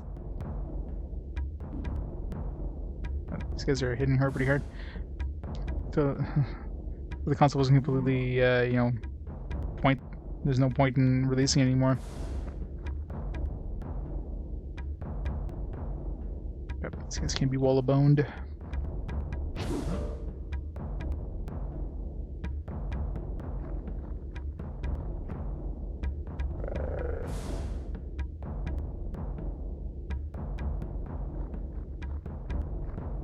How did that not kill it, by the way? How's this thing not dead? What the fuck?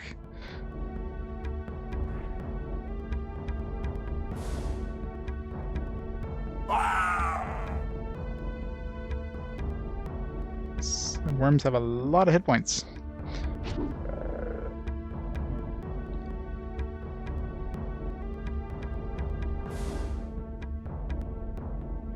Charm these? Of course not. Weakness.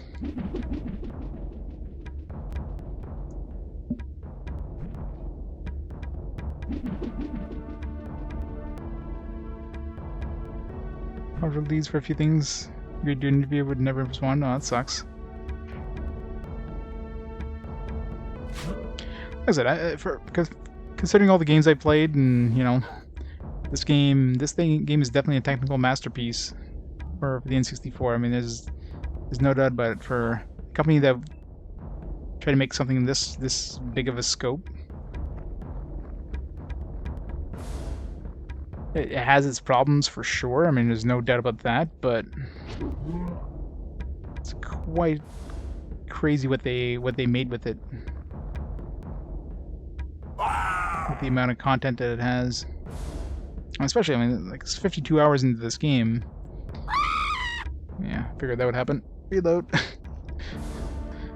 Range attackers plus her equals death. Permadeath kind of sucks. But, I mean, you can save anywhere, so it's not like permadeath is that bad of a thing. Just reload your latest save.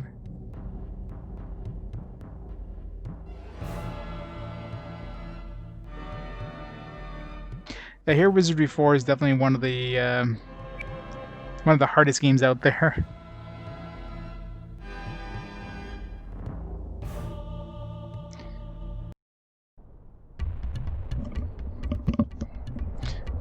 No, Abercan, he was pushed out of the party because I had to bring a wizard dude with me to go to the Necromancer Tower. So Abercan was like, you know, he's the only one who would leave the party. And then in that tower, the wizard dude killed himself at the end. He sacrificed himself or something to destroy the tower. And then we fought the necromancer. We got his spells and stuff. We got a bunch of stuff.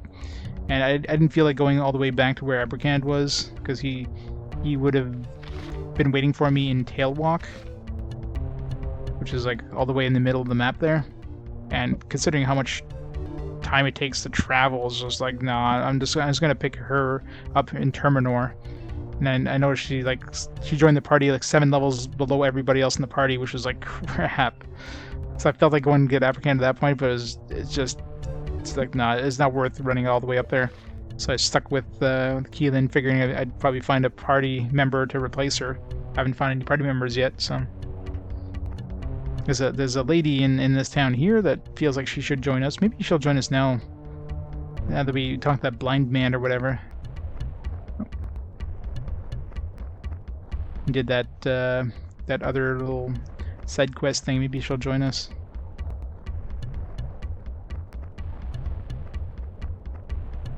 Yeah, death is permanent in this. There is a cheat death spell where if you cast it on the person before they die, when they get a critical hit or a hit that will kill them, they'll come back with like a little bit of endurance. But there's no way of reviving somebody once they're dead. Once they're dead, that's it. They're gone for good. So you definitely don't want to be forgetting to save. If somebody dies, that's it. They're gone. Obviously, if Aileron dies, it's game over. But anybody else dies, they're gone. You can replace them with another character you pick up.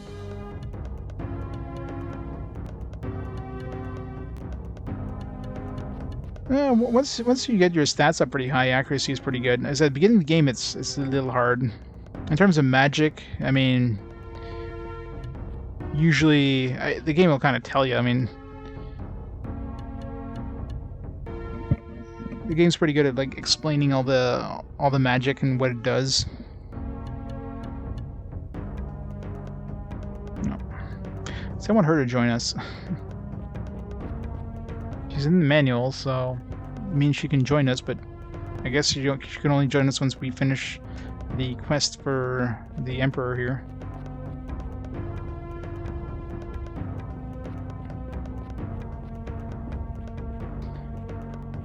See, the only problem is, like, if a character dies, and let's say you keep it, let's say you continue on, well, the characters that you left in the previous towns, they don't seem to level up. It's not like they keep their level to, roughly your level, and you pick them up and, okay, well, you didn't really lose a lot of progress. No, suddenly they come in and they're like 10 levels below you. Well, they're going to be absolutely useless at 10 levels below you. Levels in this game are the most important thing. If something is under-leveled compared to the enemy they're fighting, they're doing 0 damage. So they're either not going to be hitting the enemy or doing like 1 damage per hit. So levels are quite important in this, and it takes a lot of experience to level up. Like a humongous amount. Like, for example, so right now Aileron is level 21. He has 1.75 million experience points total. She is level 15, so 6 levels below him. She's got 673,000 experience. So he's got 1.1 million more experience than her for 6 levels. So yeah, he's got like her level and a half more experience than she does. And he's only 6 levels above, so if a character comes in under-leveled, I mean, you will not be able to catch up. They just will not. Like, you'll need the entire game's worth of enemies just to get them back up to like the point where you are without you in the party. You know what I mean? It's ridiculous. The leveling up system is extremely exponential. So yeah, if somebody comes in at lower level, you can make them do it. Like, for her as an archer, she's kind of okay, but in terms of taking hits, I mean, if she gets hit with anything, she's probably dead. Like you saw with those sandworms there, she just could not take a hit. And as melee attacker, she'd be absolutely garbage. No, exactly. I mean, there are some respawning enemies, but not many. So usually once you kill an enemy, they're dead. That's it. And if there is respawning enemies, well, you're probably gonna have to run around, and I don't know how you respawn them. Like probably change zones or whatever. Either way, it doesn't come easily. I wonder if I have to go down there.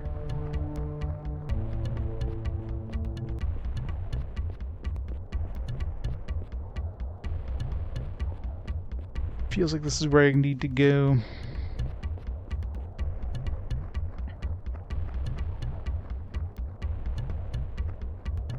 Well, it's not abilities. Abilities isn't really a problem. I mean, you can get your abilities pretty high without your levels. It's just levels that you can't buy.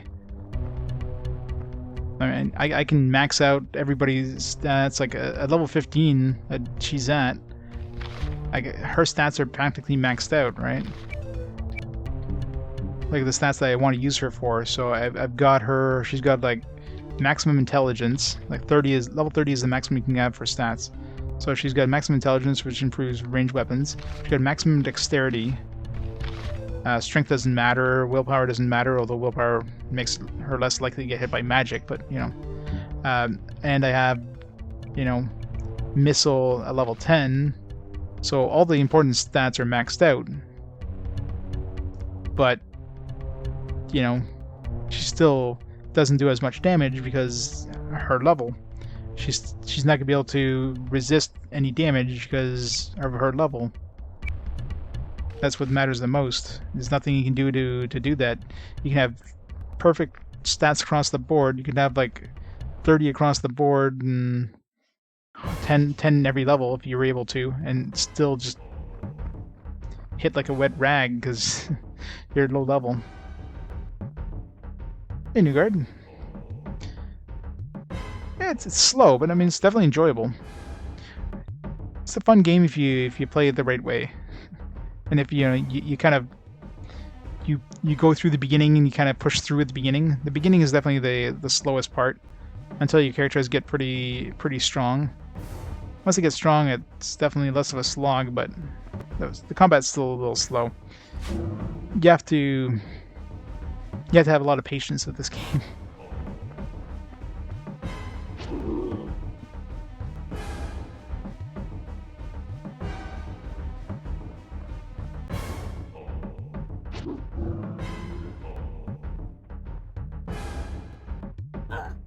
Ow.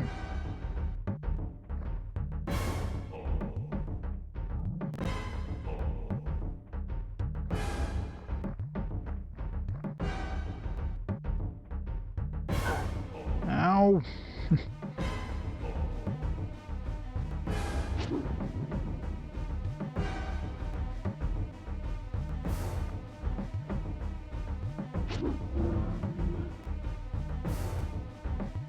You can save anywhere. Yeah, there's no nothing that blocks you from saving. Save in every dungeon at any point. You can't save in battles, obviously, but that's it. That's the only thing that prevents you. Never had any problems saving anywhere else in the game. So as long as you remember to save, if you get a bad battle, it's not too bad. Oops. I want to hit the other guy.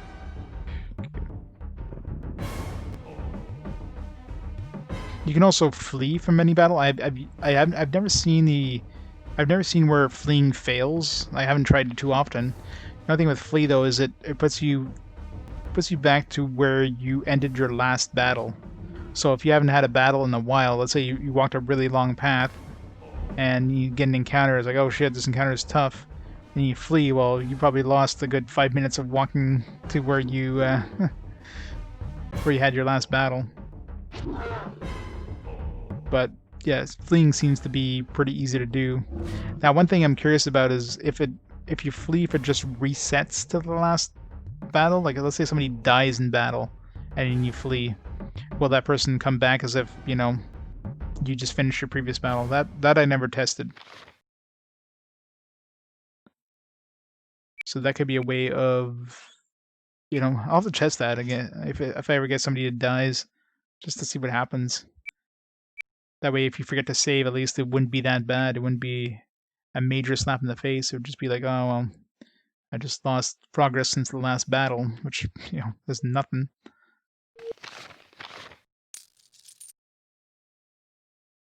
It's exploitable. Well, again, you'd be pushed back, so that wouldn't be that great, but.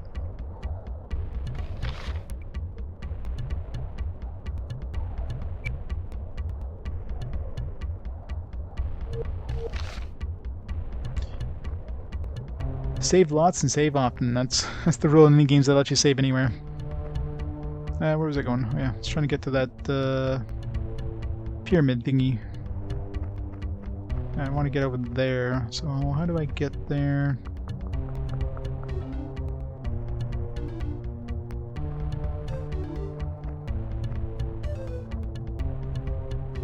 It's gotta be a way down somewhere.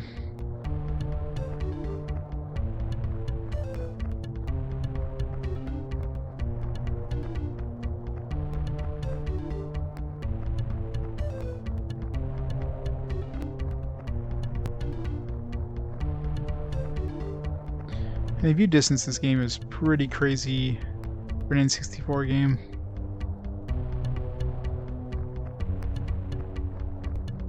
The only issue with view distance is how far you can see treasure. The enemies you can see well before you get to them. You can usually hear them before that. But like treasure, I mean, there could be a chest. Like, let's say that cactus thing over there was a chest. So enemies, I mean, you can see enemies from here, so that's not too bad. But let's say that cactus thing was a chest, which, well, I'm not gonna go that way because I'm gonna encounter that dude.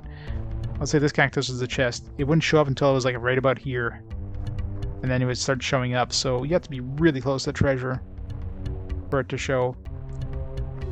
And that seems to be obviously a choice. I mean, you can see stuff like this rendered pretty far away, so there's no reason why they couldn't make it show unless you're close to it. It's quite obviously a design choice, but they could have made it show a little further away, especially treasure chests. Sometimes I could be like, say I'm hugging the wall like this. There could be a treasure chest that's like right there, and I wouldn't even spot it because I'm hugging this wall and it's off screen, right? Unless I turn and oh, there's a chest, But for the most part, at least in the overworld, you don't really get that good of stuff. Wait, is this maybe that thing I saw there? That was the thing we just got the sword from, I think. Yeah, I think that's actually where we got the sword. Just didn't look like it because it's not obvious when you're inside of this thing.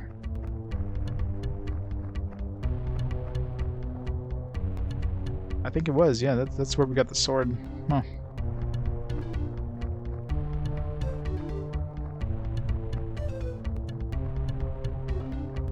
It could be, I mean, but it's not like the treasure chests have that many polygons.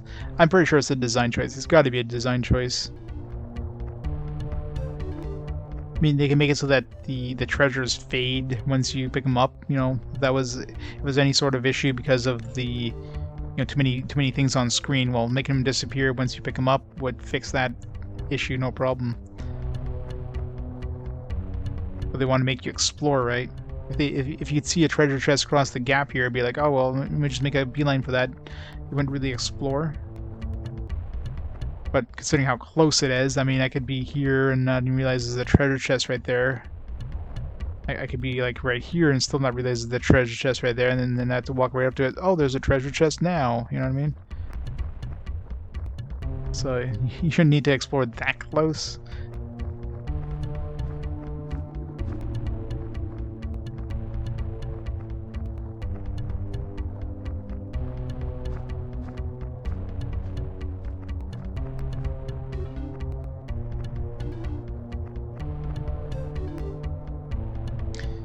Yeah, I mean, it could be a visibility thing, but let's say out in the desert like this, where, it's big open areas, I mean, that shouldn't really be a thing. Not that, you know, this place has a lot of treasure, but... And for the most part, like, in the overworld, you're not really going to get that much. Usually most treasure chests in the overworld have a little bit of gold and sometimes some spell components, like usually nothing great. Usually not going to find a rare scroll or a rare like weapon or something like that inside of a chest in the overworld. Once you go inside of a dungeon, like a cave or something like that, that's where you're usually going to get that stuff.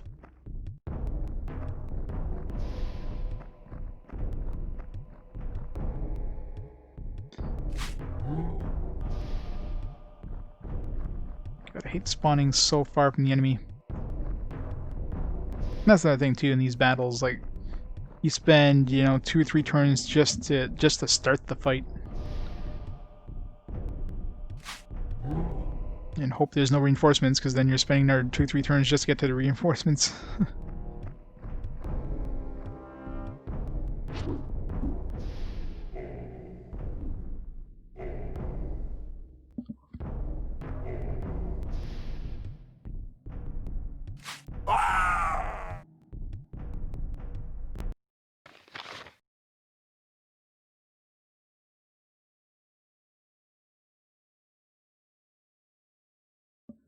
So yeah, I mean, if they streamline the combat,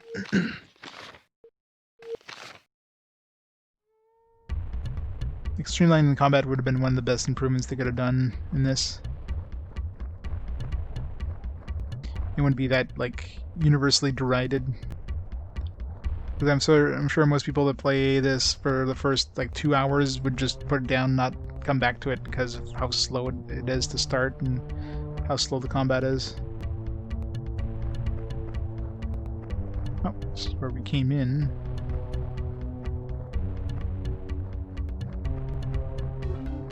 I'm sure we make this game. Unfortunately, it's one of those games like this isn't even like a cult classic. I mean, there's definitely some people that enjoy it, but it doesn't have enough of a following, I think, to ever get a remake. Which is too bad. I mean, this game was, you know, improved. Combat was made much smoother and faster, and that could definitely work quite nicely.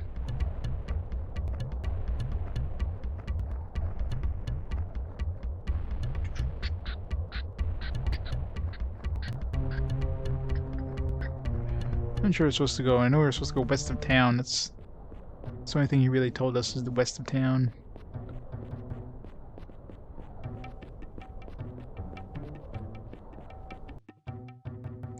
So an enemy mirror? Oh, it's good cutscene.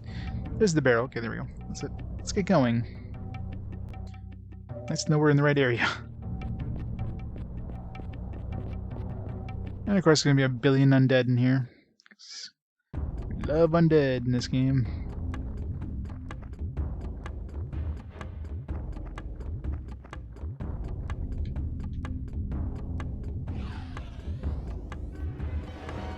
No, I'm casting light, they're just gonna cast darkness.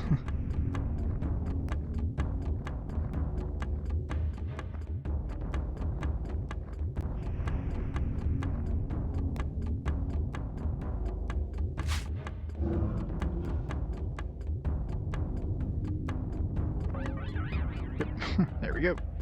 Knew that would happen.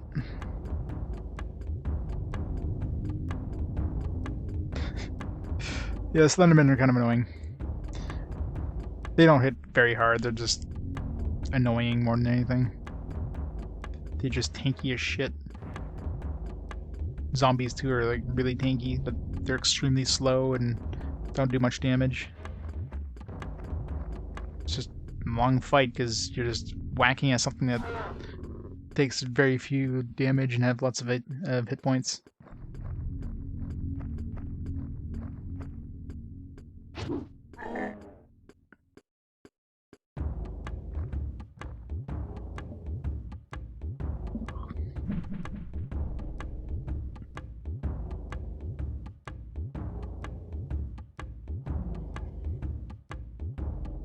Spell animations are too slow too. That's another issue. When you recast spells, it takes like 5 minutes. Cast like an AoE spell of any kind. It's like you have to watch every single... well, just one-shot that dude with that sword. You have to watch like... the spell hit every person individually. So you cast the buff. It's like, oh, person 1. Oh, yay, I got buffed. Alright, cast a spell on person 2. Oh, yay, I got buffed. You know, you get these long animations. It just makes buffing... like blah. You don't feel like buffing after a while because it's too slow. So you're fighting a tough fight.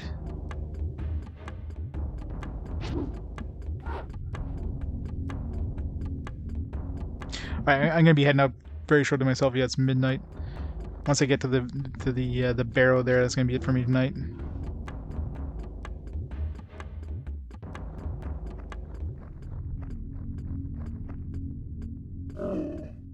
Wow, this sword seems to be really good against undead. I guess it's not a surprise.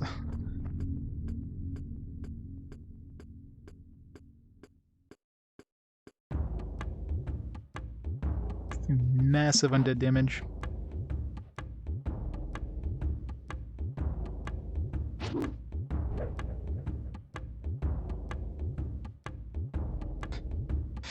I'm sorry. I'll be busy for the next couple of days with work unless, well, Sundays are usually pretty quiet. I might be able to stream tomorrow night, but if not tomorrow night, then probably won't be till next Thursday. Good old 10-hour shifts. Flat Coke.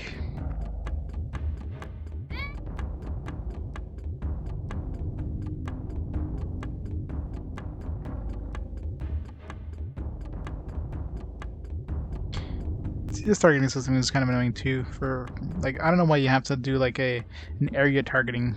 I mean, why can't you just snap to the next target?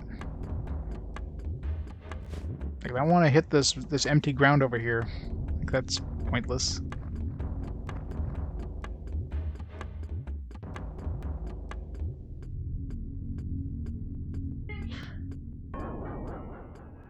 Boo.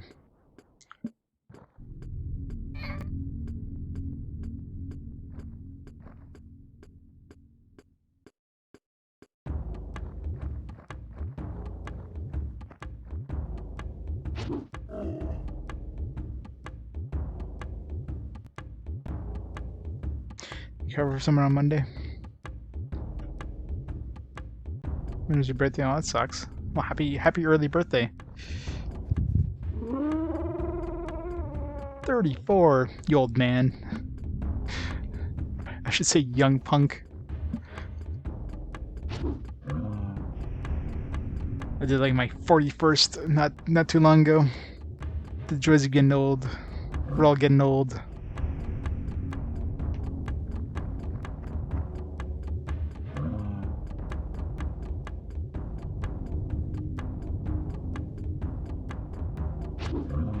"35, all young punks, get off my lawn." That's the thing, we're all into these retro games for a reason, right? We grew up the nostalgia.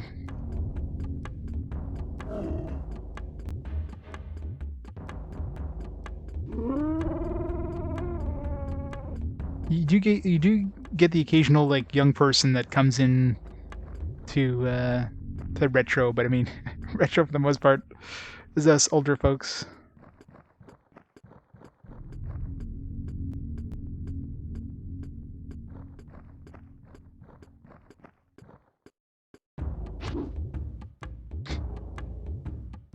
He's still your younger 30s.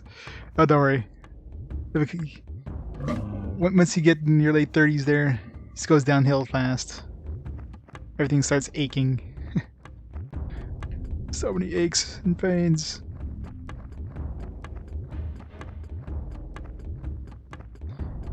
Yeah, New Guard's part of the 40 plus group. Yay for 40 plus. Yeah, a lot of people mention that too. Like a younger voice. I don't have I don't have like an old gravelly, you know, chain smoker voice, I guess.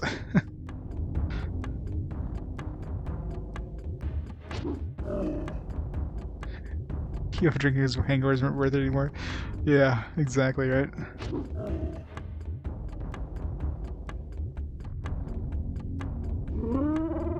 There's a point where you can't like snap back as fast as you could.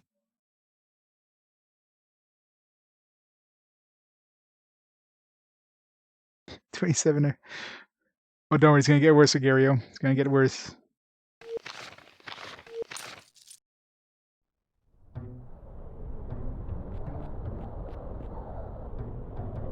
I guess it's nighttime. I should heal up. Here we don't get free heals. Actually, since we're using the light spell, does that? No, it doesn't. So the light spell doesn't make the game think it's daytime at the end of the battle. Still have to heal manually.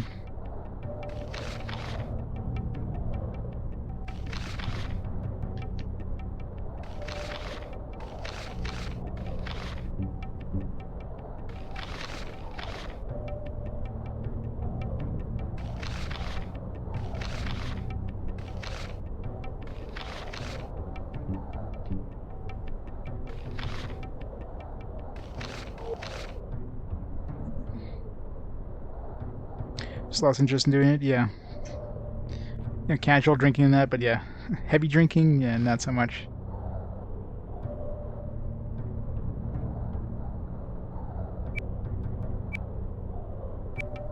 Still in studies, I know, right? Your 20s in the retro stream. I think you misclicked the Fortnite button.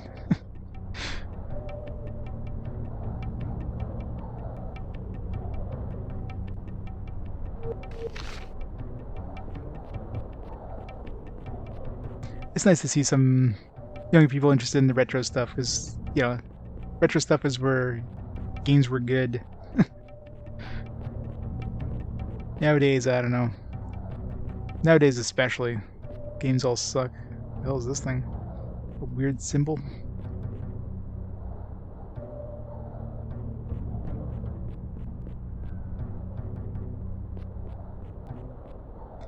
Where's the entrance to these barrows?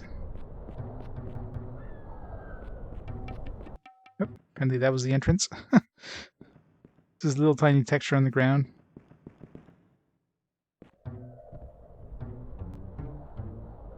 Where's...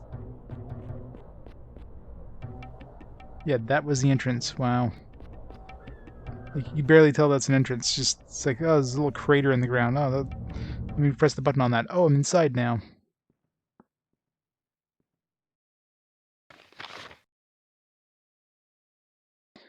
Hard to say I've never watched Fortnite stream. Same here. I've never had the had interest to even like try out Fortnite or anything. It's just it's just not my kind of game.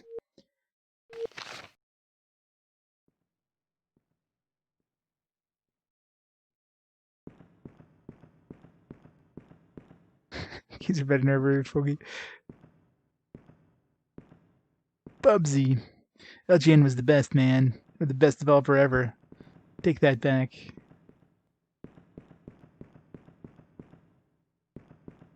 Back in my day, games had content. Nowadays, you gotta pay extra for that content. You gotta buy them special editions in order to get a manual. Okay, it's probably multiple entrances. Yeah, okay, that's what it was, just multiple entrances.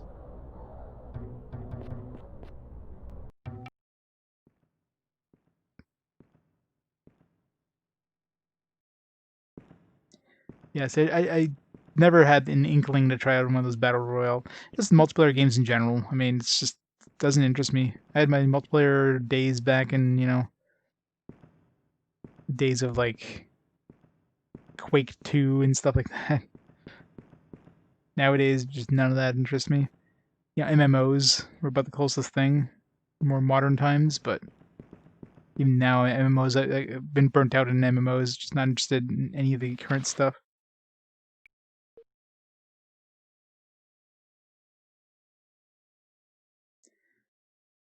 Now you're back online. So much cool stuff. Yeah, that's the thing, right? And I'm sure a lot of us too. Like we have such huge backlogs. Either backlogs of old retro games or Steam libraries that have like hundreds and hundreds of games they get from like bundles and things like that. I mean, we could stop buying games and be set for life. It's just too many games to play to be interested in any of the new stuff. Like the new stuff, I couldn't care less for any of the new games coming out. Get back here! Get back here! Where are you going? Get back here! I want to fight you.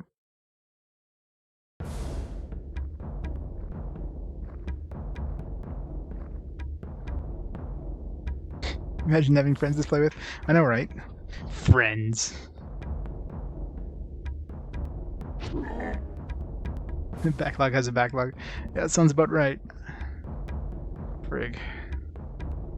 Just looking at my RPG library, it's like, yeah. I think I'm set for for life.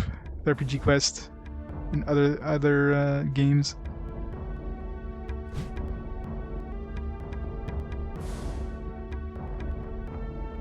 Get to use our rarely used Banish Elemental spell here.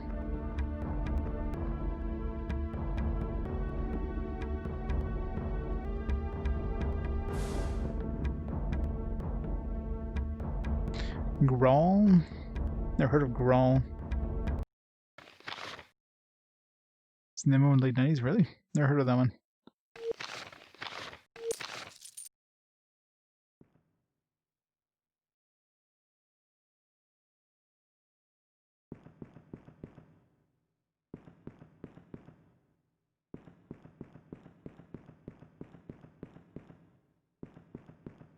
It's a lot of dragon statues. When do we get to see an actual dragon?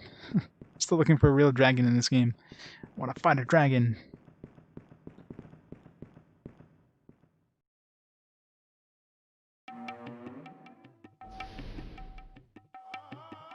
Chronicles was originally on GameCube.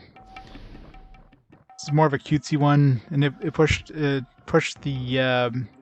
link capability with the Game Boy Advance quite a bit there. It's kind of like a multiplayer, not really multiplayer, but I mean you could play with multiple people.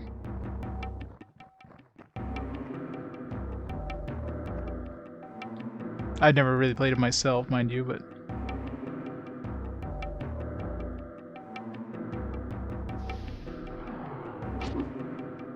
resist. It's a giant golem. It's not a regular golem. These might hurt. Let's throw protection on just in case. Got the Legends was a Final Fantasy game. There you go.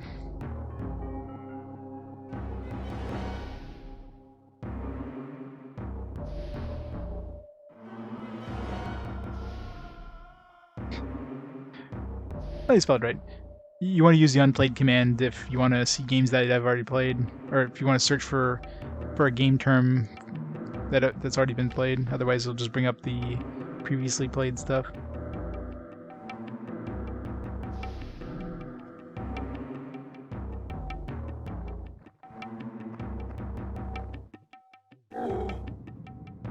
And 72 damage, and that barely scratched the surface. These guys have a lot of hit points. Ow. Yeah, it's a good thing we put some protection on, because that would have hurt.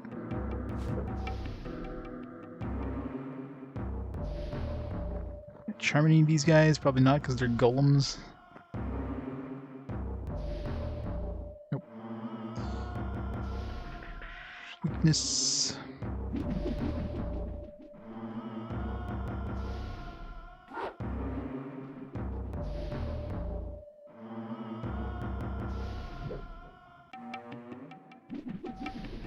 The bucket you had to carry on. Get too far, you start dying.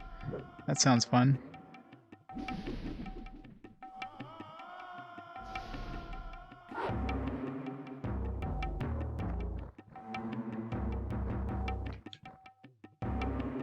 Let's do this first.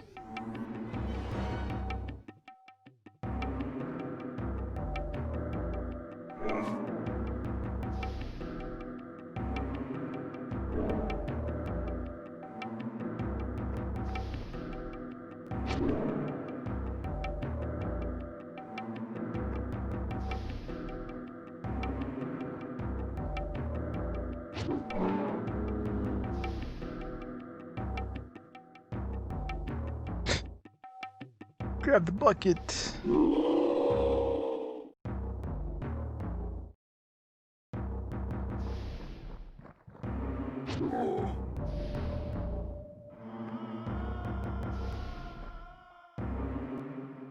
More jump scares in every RPG quest. No thanks. I'm trying to think of games that had jump scares. I mean, there's definitely some horror themed RPGs, but nothing that had jump scares really.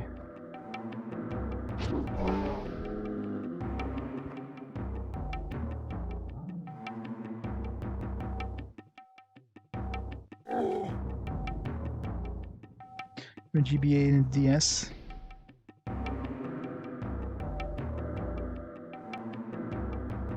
Ready to make local video games, yep. Exactly.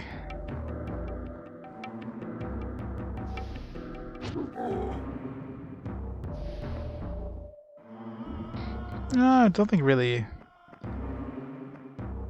I don't recall it being any sort of jump scares in Parasite Eve games. Ow. This guy's hit hard.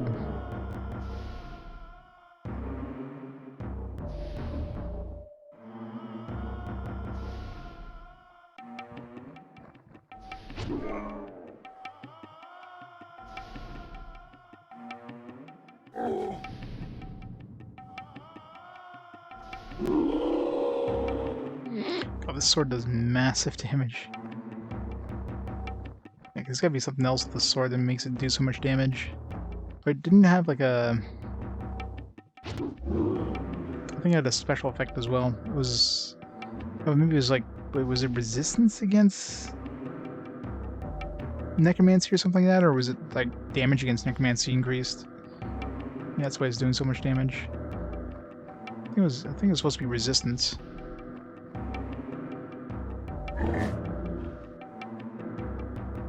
Resident Evil 2 PS1. Good game in the dark late at night.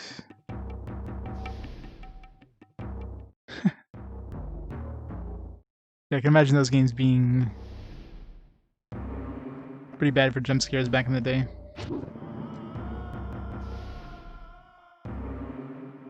For me, it's playing like remember the first game that gave me the jump scares was the original Wolfenstein. It was the first game I ever had like a sound card for, and in the second episode where you get zombies, like most enemies, you know, you would hear them before they start shooting at you, right? They would like, you know, who's Baba, and then like start shooting at you, so you kind of knew that they were coming. The zombies just didn't warn you. All of a sudden they start shooting at you, so you're walking around, you don't hear anything, you know, warn you, and all of a sudden you're getting shot at. It's like bam, bam, bam. I remember that just freaking the hell out of me when I was younger. It's the closest thing to like a jump scare there early on, anyways. Every time that happened, just like made me jump.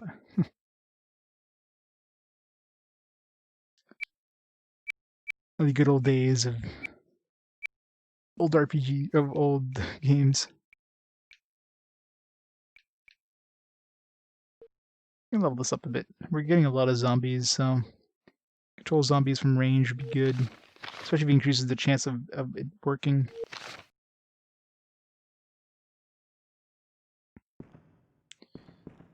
Alright, let's do a little more exploration in this place, and then we'll have to call it there for tonight.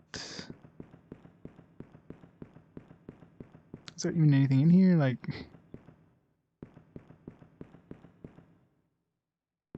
this just seems like a very eclectic design, just a bunch of pillars and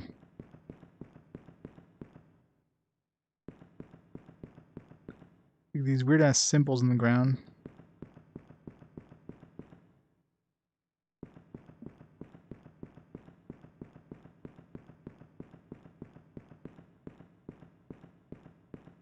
Yeah, Wolfenstein, I mean, Wolfenstein basically, I don't think it was the first FPS, but it was definitely the first big FPS. First one that kind of made people aware of the of the genre.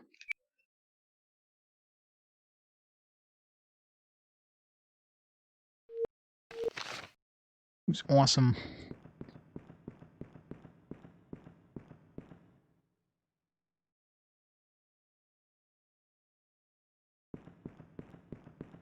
Those protected people in towns.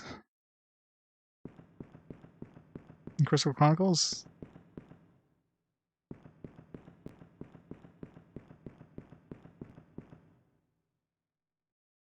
Burning toy box and Psychonauts. I remember playing Psychonauts, but I don't remember ever beating it. I'll have to play that game at some point.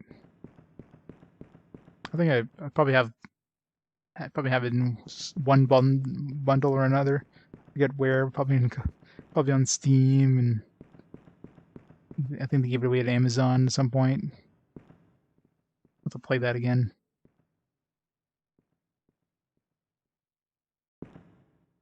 It's very quiet here. There's like no music.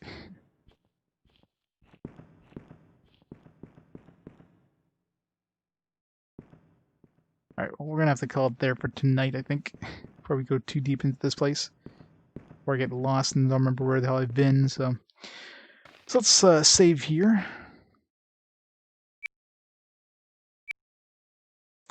Yeah, we'll have to call it there for tonight, so let me stop the timer. So tomorrow, depending on how busy work is, I mean, Sundays are usually relatively quiet, so I might have some time after work to play a little more of this, maybe go through the barrows or whatever. If not, very likely the next stream is going to be on Thursday. And I feel like we're getting near the end of the game at this point. There's not much left of the world to explore.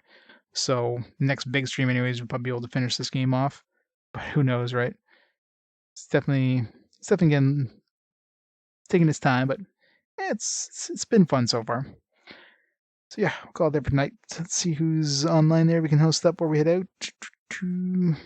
I got Sharpie playing some Fantasy Zone, the Maze. That looks weird as hell. So we'll host Sharpie up, doing his Genesis Crusade there, Sega Crusade, playing all the awesome Genesis games and Genesis accessories. So we'll host up and go from there. So thanks everybody for watching. Hope you enjoyed some more Aidyn Chronicle goodness. And I'll catch you next time for maybe the end of this game. Have a good night, guys. Bye for now.